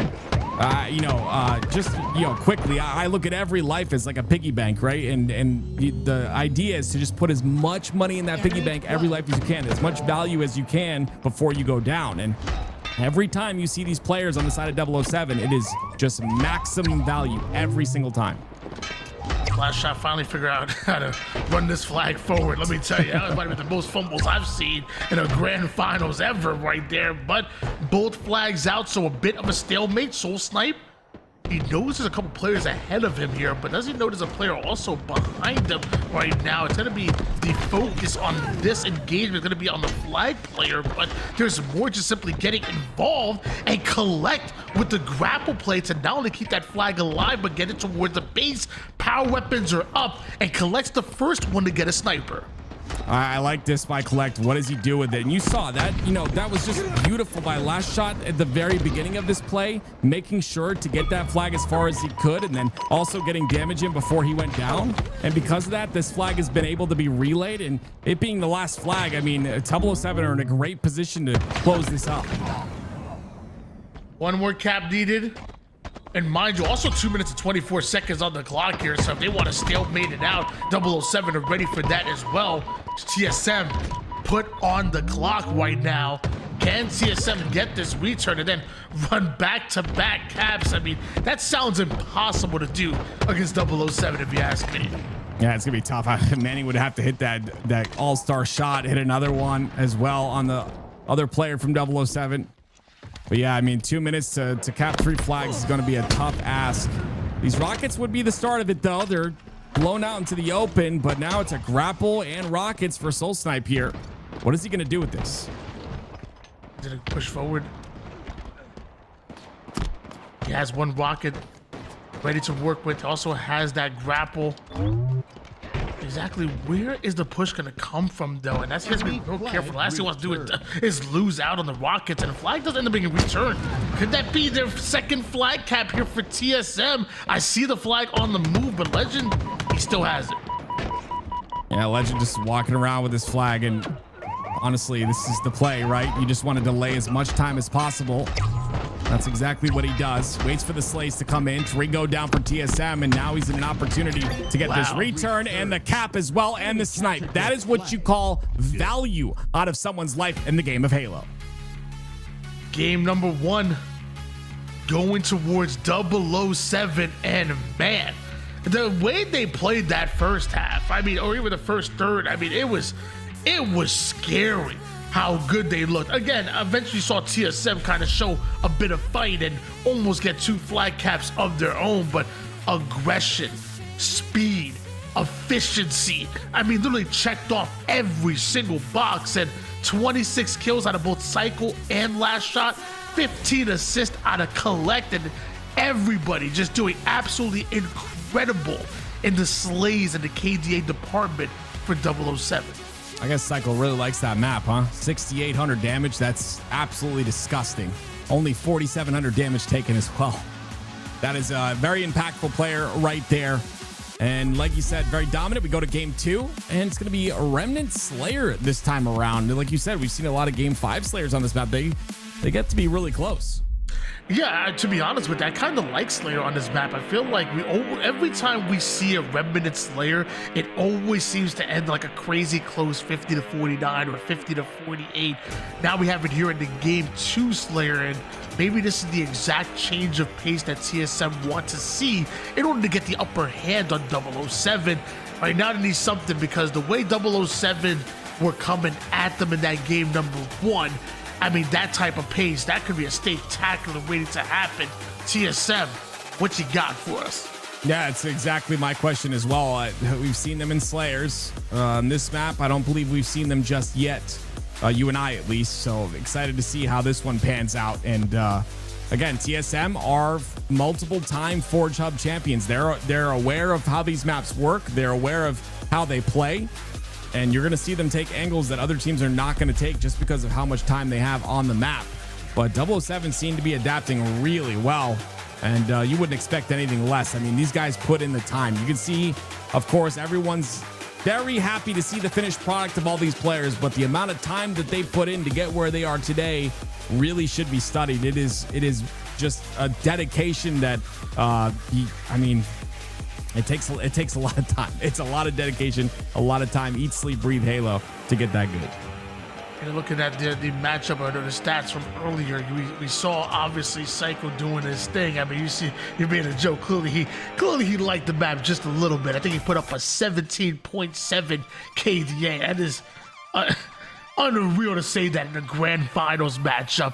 But on the other side of things, I will say, I mean, in a losing effort, obviously, you know, Druck did show off and was somewhat positive on the map. I think he had a 1.0 KDA. So I mean, we did see some life out of them, at least in the kills department. Actually, looks like we can't get that up for you right now here. But going into the Slayer, I feel like they're going to lean on Druck once again. You know, whether it's winning a pivotal fight in his own or even capitalize on some of the damage a player like Talik creates on the map with his ability to just rain down shots, or Manny with his shiftiness. They're really going to lean on Druck to be able to stuff that stat sheet the way he normally does.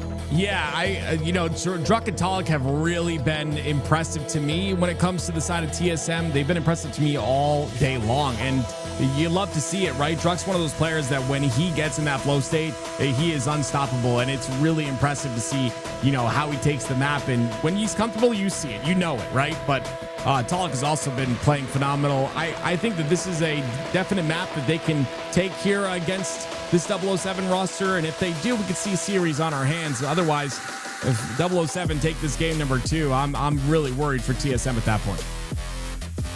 Remnant, known for its slower pace in battle, but like most of these ForgeHub maps, I feel like if there's one thing that I've noticed personally, and you can let me know if you agree or not, it really seems to be controlled sandbox. I mean, not only do you have a much more diverse sandbox than we traditionally see in a ranked or competitive setting, but then even some of the ones that we do know just come with more ammo. Like the sniper may be the same 8 bullets, but think about the rockets that we've seen time and time again. those have 4 pods in it. Like that's sometimes gonna be crazy. We've seen weapons like the Ravager. We've seen equipment like the Drop Shield. You know, for someone like myself and even you, like we're ranked grinders, but there's some of these weapons, some of these ammo counts that we're just not familiar with.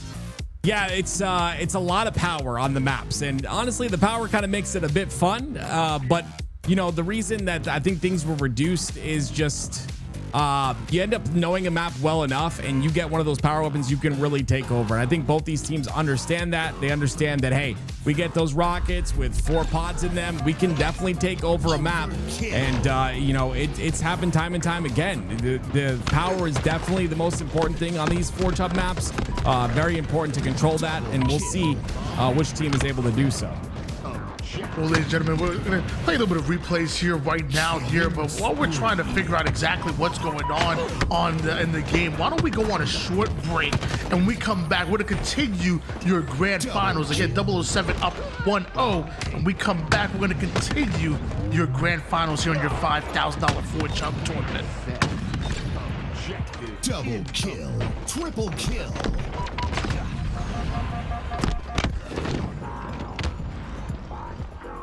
Objective ready. Perfect.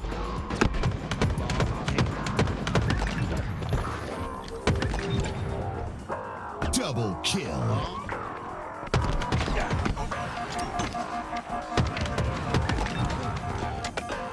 Reversal.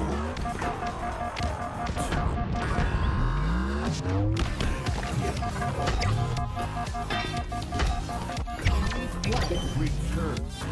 Enemy captured your flag.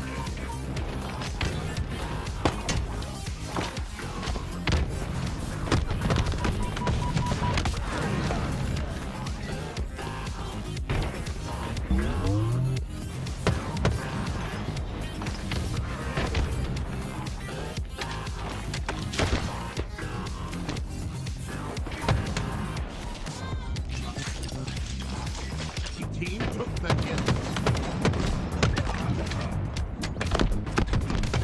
Enemy team took the hill. Double kill. Enemy team took about to score. Double kill. Killing spree.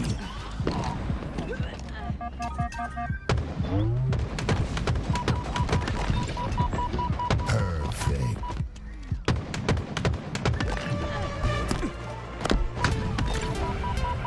Double kill. Snipe.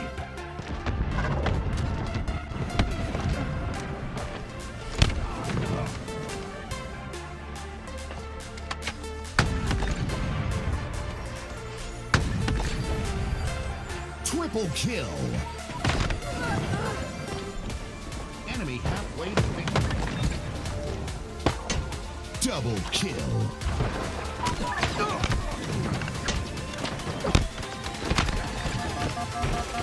Double kill. Enemy team nearing victory.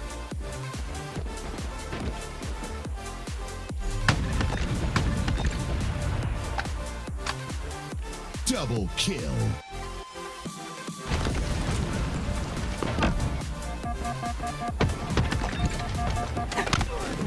Double kill.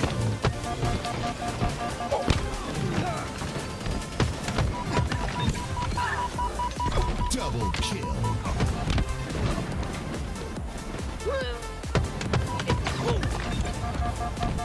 Double kill.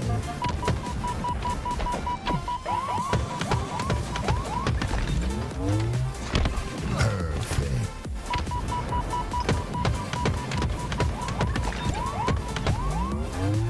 Perfect.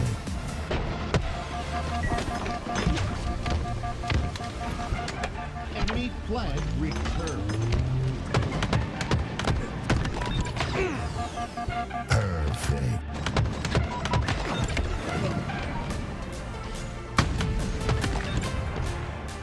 Double kill.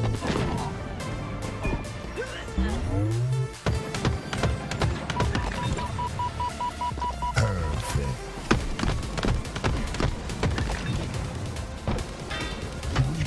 Soul.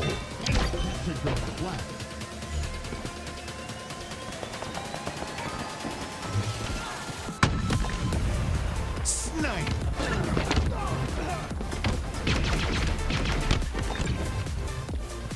Killing spree.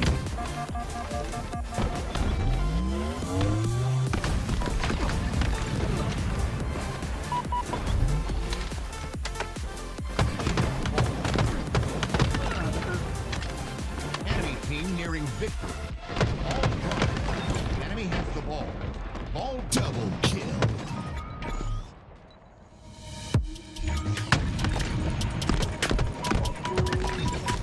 Double kill.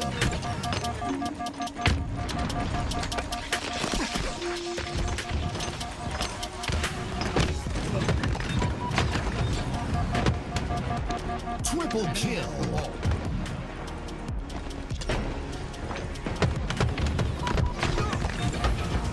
Perfect.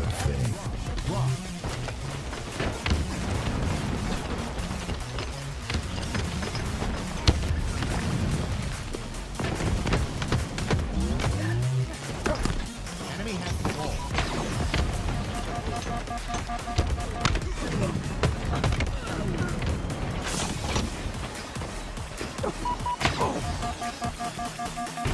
Ball drop.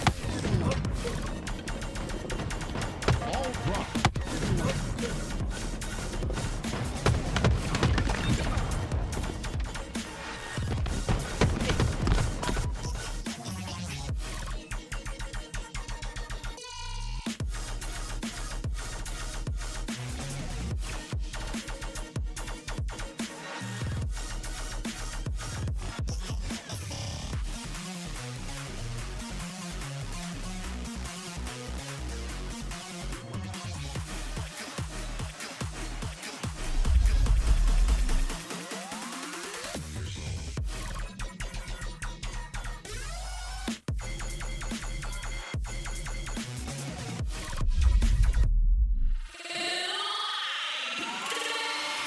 All right, ladies and gentlemen, right back to your $5,000 ForgeHub tournament presented by LVT and DSA. We are back in your grand finals, and we are loading up Downfall.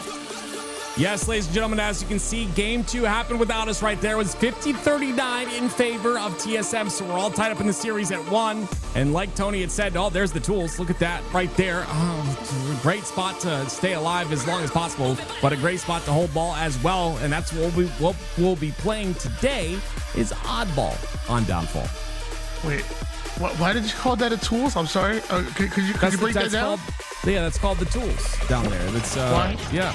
Why? Because tools is trash. Ladies and gentlemen, game number 3 coming at y'all. TSM versus 007.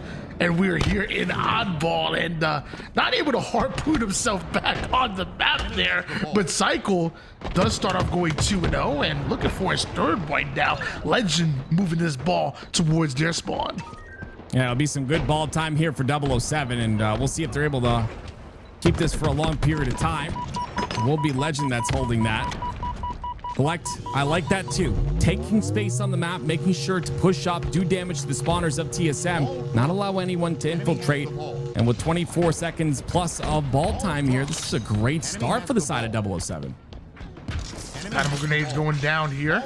Collect trying to cover his ball players back, but that ball's gonna be forcibly reset off the map, and Collect giving him his height advantage for just a bit to take down one. Can't exactly go at the second there, but Talik does get a stalker rifle for his efforts. Yeah, it seems to be like a ton of confusion, even though we saw an infinite loading screen on the screen for a long time. Ladies and gentlemen, we did not get into game number 2. We didn't just purposely not show you the game. We didn't get into the game, but it did happen. And TSM did win it 50-39. So now this is game number 3. 007 up 26-0 so far, and that double kill out of Soul Snipe right there might give TSM an opportunity to potentially get a setup locked in. Trade's going down here, but right now it's TSM that end up going 3 down, leaving Druck by himself as Druck gets put shots and I guess forcibly back. He has to go back to where the spawning players. And this is time that they don't want to give up because 007 moved that ball back towards their side of the map. And TSM, they need to slay out. Yeah, they definitely do. This is the thing that's really difficult against the individually skilled players of 007, right? They're able to hold ball like you see Cycle do, but the other 3 players on the roster are going to win their 1v1 pivs. They're going to be able to continue to pressure you off a spawn as well. So just a beautiful job. This is a great hold. Great job staggering the members of TSM. 3 down once again. Druck, the last player alive. He falls. Manny goes down as well. And this is just clinical, Tony. 007 are just in such a good spot. TSM struggling to chain together 2 or 3 kills in a row, let alone get the ball out of the hands of Cycle and 007. This is an 80-0 run that we're seeing right now. Meanwhile, TSM haven't even pushed up past the 50% portion of the map. Finally, Soul Snipe is able to break through the setup, break through the halfway point of the map, and now right at Cycle he goes. What are you gonna do? His teammates shooting you. Finally, they get him down. 98 points. They're gonna finally get their first point on the board. TSM trying to set up now. It's just tough, Tony. There's so many angles. There's so many rooms to hold that ball in. You know, you think you have a break set up, but then the spawns are allowed. We'll see if TSM can make a comeback here, but it's going to be tough. Regardless, the setup breaks are also very tough. We saw damn near a perfect setup by 007 here. I was going to ask, can we see a perfect one coming out of TSM to come back, but only 19 seconds before that ball reset. Yeah, it's going to be really tough to make this happen here for the side of TSM, especially when they find themselves 2 dead. It's going to be 3 dead with Talik going down here. The last 2 seconds are picked up by Cycle, and he's 7-3 with 74 points of ball time already. An incredible stat line, and so far it's been an incredible tournament for Cycle. Legends right there with them though. 9-5, 26 seconds of time, and the combination of those 2 are scary at the moment. And just ask TSM, because this flank is crazy, but Soul Snipe was able to get away with that overshield, puts max damage down, and Cycle almost gets away. Yeah, 4 down for 007. Let's see what TSM do with this. They're trying to scavenge up the weapons on the map, but they'll get a bit of a setup here. And again, it's Druck. The same thing you saw out of the side of 007. Druck takes space on the spawners. He's going to take a different route. That ball will be played, so TSM only getting 8 points of ball time. On board now with Druck and this Stalker rifle, which can always be a difference maker. Soul Snipe using that ball as bait. Perfect shots out of him. And as he drops down, Cycle's quickly there for the cleanup. Druck putting that Stalker to action, and Manny on the cleanup. It's just back and forth fighting, but 007 always confident enough to go in for that ball early. That's the thing too, right? They're gonna get the last slay. They're not really worried about where that player is. They're gonna get the last slay, and while they do that, they're going to rotate the ball to an advantageous position. They're gonna try to lock down something, but it is TSM that are getting the slays on their side. You can see slays are pretty, I wouldn't say even, just, you know, by a couple of kills, they're different, but regardless, TSM are starting to pick up their slays, which is allowing them in this game a little bit more. Yeah, we're just seeing a lot of fight out of TSM that we just didn't see that much in round 1. This is what you want to see if you're a fan of Team Solo Mid. As I say that, Legend lays them out. The final player may have been able to take down Legend, but ball reset. Ball resets and the slays go in the favor of both teams. Actually, it's a 3v3 on the map here. These next couple of slays are going to be important. Cycle goes down, last shot goes down, and it's 3 down for 007. So an opportunity with the Shroud screen maybe to get some ball time here. And on top of that, it's going to be TSM getting the rockets. So they're controlling the map, they're getting the slays. This is a recipe for success here for TSM. TSM were able to pressure 007 away from that mid map, and Soul Snipe gets away with rockets because of it. And I mean, that wall was pissing me off too, Mikey. I ain't mad at you. Yeah, it's unfortunate, right? He leaves the ball. He's pushing up to try and get some kills on the spawners, but the spawners are behind him. It's 007 that come in, scoop up the ball. The rockets are, you know, a couple of them are wasted there, but it will now be 007 with a bit of a setup. And the last time this happened, it was held for a very long time. Legend guarding the mid map right now. Couple shots onto Dalek and just gaining knowledge right now, while also punishing the shields of the opposition. As the pings go down, you see the focus of 007 start to shift towards those players. And last shot trying to flank right now, but it looks like TSM are holding forward. Yeah, that's what they do so well. It's just due to the individual skill that they all have. But I'm telling you, TSM starting to pick up the pace here. This is what you like to see out of this roster. That shock grenade's going to do so much damage. He'll get one off of it, but the slays are coming out, and that's what TSM need. Manny on the ball here in a 2v2 situation. Druck sees an opportunity, but this ain't a 1v1. He's about to run into it. It's a 1v3. Manny wants to clean up on at least one of them, but there's too many bodies from 007 that are driving forward, and that's a squad wipe. All of TSM down. Yeah, they're going to get a lot of ball time off of this, and you see they're already setting up for the new power that's coming up on the map. The overshield. Cycle's even anticipating the spawns and the pushes that are coming from these spawns. This is going to be a hold for a long period of time. You can see that ball. It's getting rotated as well. We'll see what happens with this overshield. It's going to be Cycle that doubles back somehow. 3 down for TSM once again. Our final player for 007 is able to grab a hold of overshield forcibly, gets the ball played off the map. Right now it's TSM that continue to get staggered right now in Cycle. He wants to get right into the spawners of TSM. Cycle's going directly for the spawners. And again, that first kill gives you so much position on the map. You're up in numbers. You're able to kind of move around freely. And Cycle's just able to do free damage as well due to that shroud screen. So just overall a great job, and they continue to slay and rotate at the same time, but they go 2 down, and we'll see what they're able to do with this. It's collect with those rockets as the last player alive, Tony. Him getting a double here would be huge. 48-35 lead here for 007. Wow. And collect. Playing with them just a bit, eventually finds that kill, finds a little extra damage on top. And with that, 007 once again with a man advantage, making 2, they're on the ball. Yeah, it's the 1v1 fights are happening on the other side of the map, but it's constantly just rotations from those 1v1s as well. But it's Manny that gets a double here. This could change a couple things. It gets a bit of damage on the Cycle as well with those shock grenades, but 51-35. 007 still leading. Manny's a psychopath.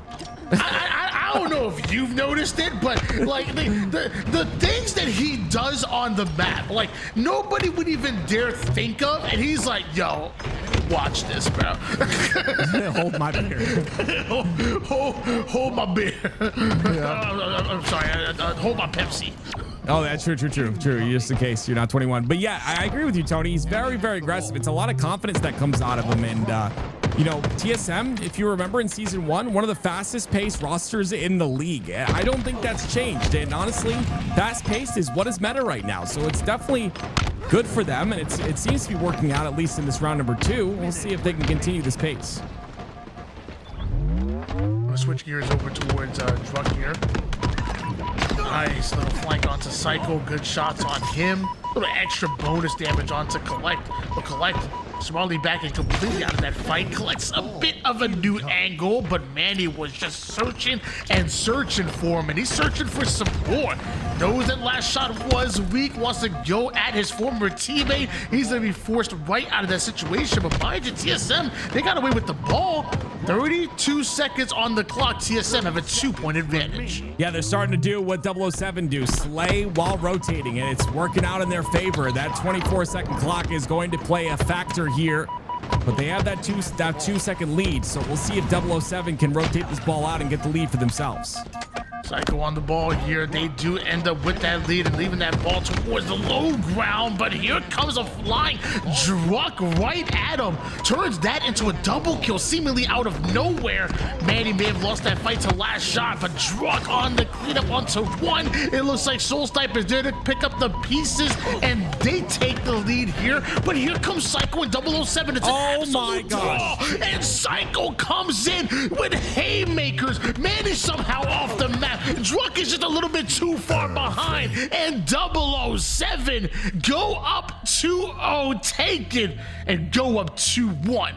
in the series. Wow, what a massive play by Cycle. The ants go marching in one by one, and one by one they go down, but there is one ant that ends up the king, and that's gonna be Cycle at the very end. Let's watch this play once again. Druck's gonna go in, last shot's gonna get cleaned up. Soul Snipe thinks he's home free, and he sees the shots, turns around, and it's Cycle with a beautiful curb slide, a couple shots, and a melee to clean up the game.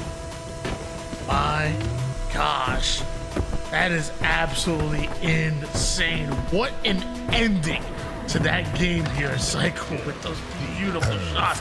A perfect kill onto the player that I don't even know if he could even made it into grab the ball in time, to be honest with you, but it was just an absolute crazy sequence of events, and Cycle reminded us why he was one of the highly sought after free agents on the market. And Shopify Billion, they ain't letting go of the kid, I promise you that.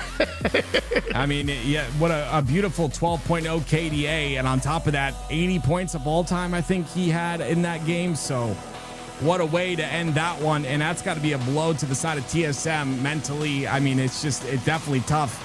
You come out with a really strong Slayer like you have the entirety of this tournament. Your Slayers have been very strong, but you find yourself 2-0 in losing 2-0 in downfall. Now we go to Guillotine. I'm sorry, it's going to be King of the Hill on Guillotine. One of my favorite maps, I think, in ForgeHub.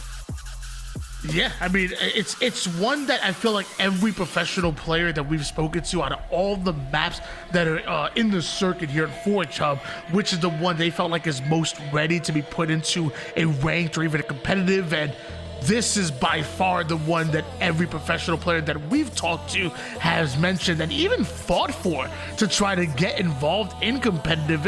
Hasn't made it just yet, but I will say, it's clean, man. It probably is the most competitive map that we have here in the ForgeHub tournaments, and it's always a good time to watch.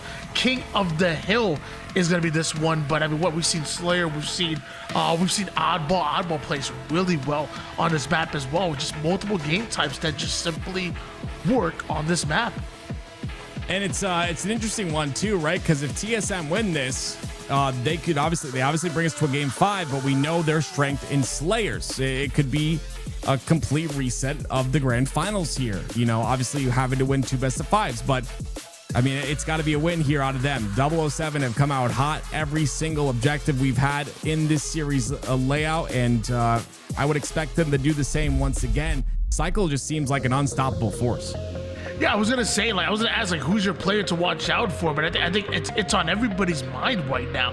It's Cycle. I mean, not even just in that game last game, not even just in this series, but this entire tournament. He's playing like a man possessed. It's actually insane what we've been able to see him accomplish on almost every single one of his maps. The value that he brings to the game, whether it's the objective, the slaying, the damage, the high IQ plays, the clutch plays. Like, he has brought everything to this team, and it's been a pleasure to watch him.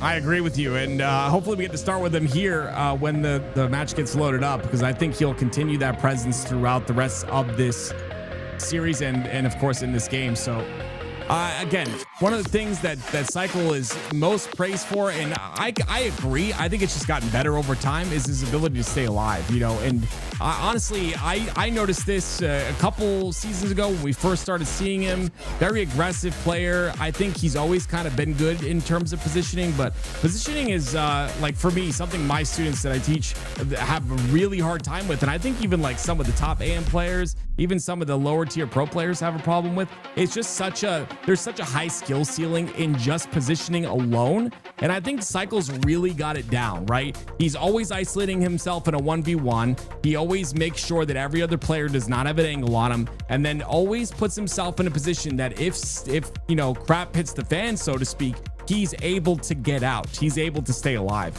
You just, you know, study his gameplay. If you're having a hard time staying alive, make sure you study Cycle. He's just a great player in terms of staying alive and making sure to value and do damage on his life, every life. It's crazy to think about, you know, when I think of many of the top players in the entire league, you know, some of them really do, like you said, really have an advanced understanding on how to play the map, how to position themselves, how to stay alive. And then you have some players that maybe throw a bit of caution to the wind, and they're maybe a little bit over aggressive. You know, they care more about making sure they get that gunny put down as opposed to putting themselves in a position where they can play their life and maybe have a get out of jail free card. And you very rarely have in these esports a player that does both. When a player is almost perfectly balanced between, you know, making those high IQ plays that matters, you know, positioning himself well, picking and choosing when to flank as well, which is another strong suit he has. And then when it comes to the 1v1, well, go ahead and try to pip that man. Tim, I'm sure you ran into him a few times in matchmaking. He probably put your ass down a few times. It is the perfect balance of a player, and one of the things that makes a player like Cycle so valuable on the map and such an important piece to that Shopify Rebellion roster, and ultimately to 007 here. Yeah, and again, I talk about like players like Cycle, Last Shot, and I talk about Shopify Rebellion, I talk about Optic Gaming. I think there's just this really large gap in the top 2 teams and the rest of the teams. And it's very evident, and it's because of players like Cycle. But as you can see here, we're hopping in. It's going to be Last Shot stream. Unfortunately, not our fault, but we just couldn't get into the game. Bottom house one in. We have Last Shot's point of view, which let me tell you, that's a pretty darn good point of view. Well, while we have this opportunity, why don't we go into a little bit of a listening? I mean, they're about to be up 2-0 right now, and moving on to this next hill. Why don't we go into a little bit of a listening and get into the mind of Last Shot and 007? Watch out on me. Arches on you, Preston. That was good.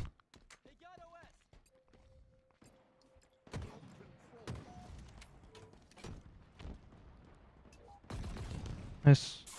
I'm trying to wrap. I'll see him. Yeah, he was pretty. Oh, watch out. Dude, one guy, one shot. Nice. One guy on side on the church with it was. Long haul somewhere, maybe. I miss him. You're lounging. Nice, go. One more side one, watch it. Nice, holy shit. I'm mid right now. Yeah, wait, might be long hop? Wait, no, I'm planner. Two on planner. Hold on. Okay, hold on, K, I'm here. Hold on, 2 seconds. Nice, one more top. That done. Nice, good shot. All you. Yo, press. Can you look right?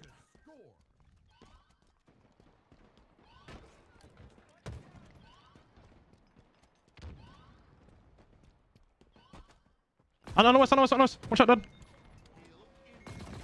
dead.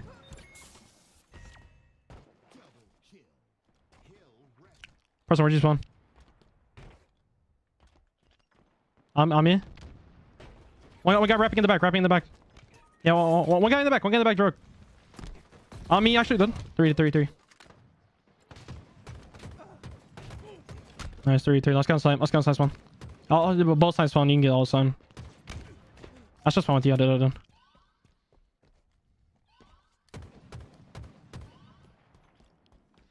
Hey, I'm out here. Bottom house, one shot. I'm on the right, one shot. One ping. Watch out, hill. Nice. Hold on, press. I'm here. Watch out, hill. Planners, one shot. Close to each challenge, John. He's full. Watch out. Watch out, he has repulse. Nice. Give me arches on you. One guy repo, fucking Ravager. We're behind the plane shot on you. Yeah, press him in the back.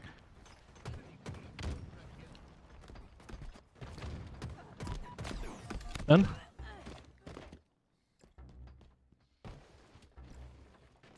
You lucky? Planners, one shot. One guy size one, you can hit it. Nice, one guy with size spawn, we can hit this.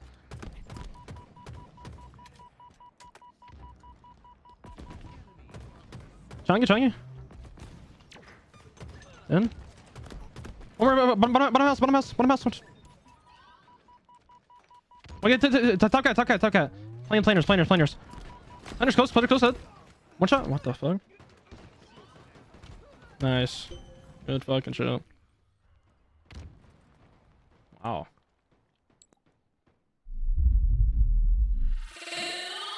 Ladies and gentlemen, that is it. We know who your champions are. You saw the look on his face. Last shot coming out with a big win alongside 007. It's gonna be 3-1.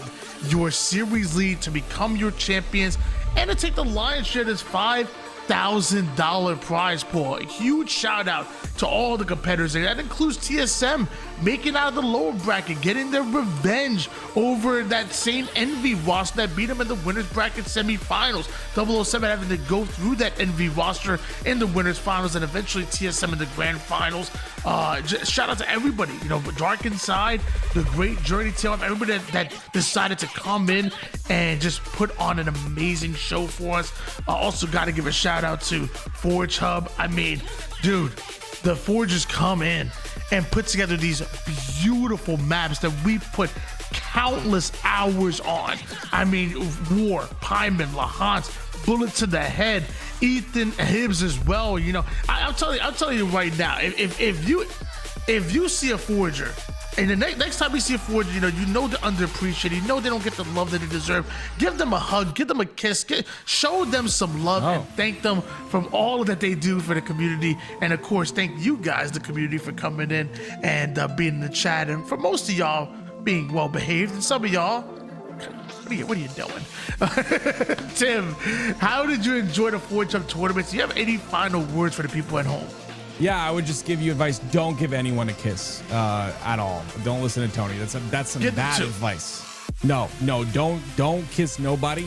But at the end of the day, echoing everything you said, just grateful to be here. Grateful that I get to cast these tournaments, especially with you, Tony. And it's just been a blast, as it always is. Shout out to all of the forgers that do these maps for us. I mean, there's a lot of work that goes into these, like hundreds and hundreds of hours. I sound like a specific man, but there's a lot of time that goes into these, and it's definitely amazing to see the talent that goes in. No, of course, congratulations to 007. You guys need to stop winning. This is getting ridiculous. Big congratulations to y'all. And I mean, you can stop winning if you want to, but if you don't, you put on one hell of a show regardless. Guys, from our LVT family to yours, me and Tim here on the broadcast. But of course, you already had Louis, who's pressing the buttons in the back. We had Coach Callis, who was on the Observer, Eli Mikowski earlier, and everybody involved. Tools couldn't be here, Alec couldn't be here, but I know they want to show some love to everybody from our LVT Halo family to yours. Until next time, peace out, y'all. All I heard about was all your love, wrapped in lies. Oh, showing off, pretending to be nice. All I heard about was all your love, but you crossed the line. Oh, but I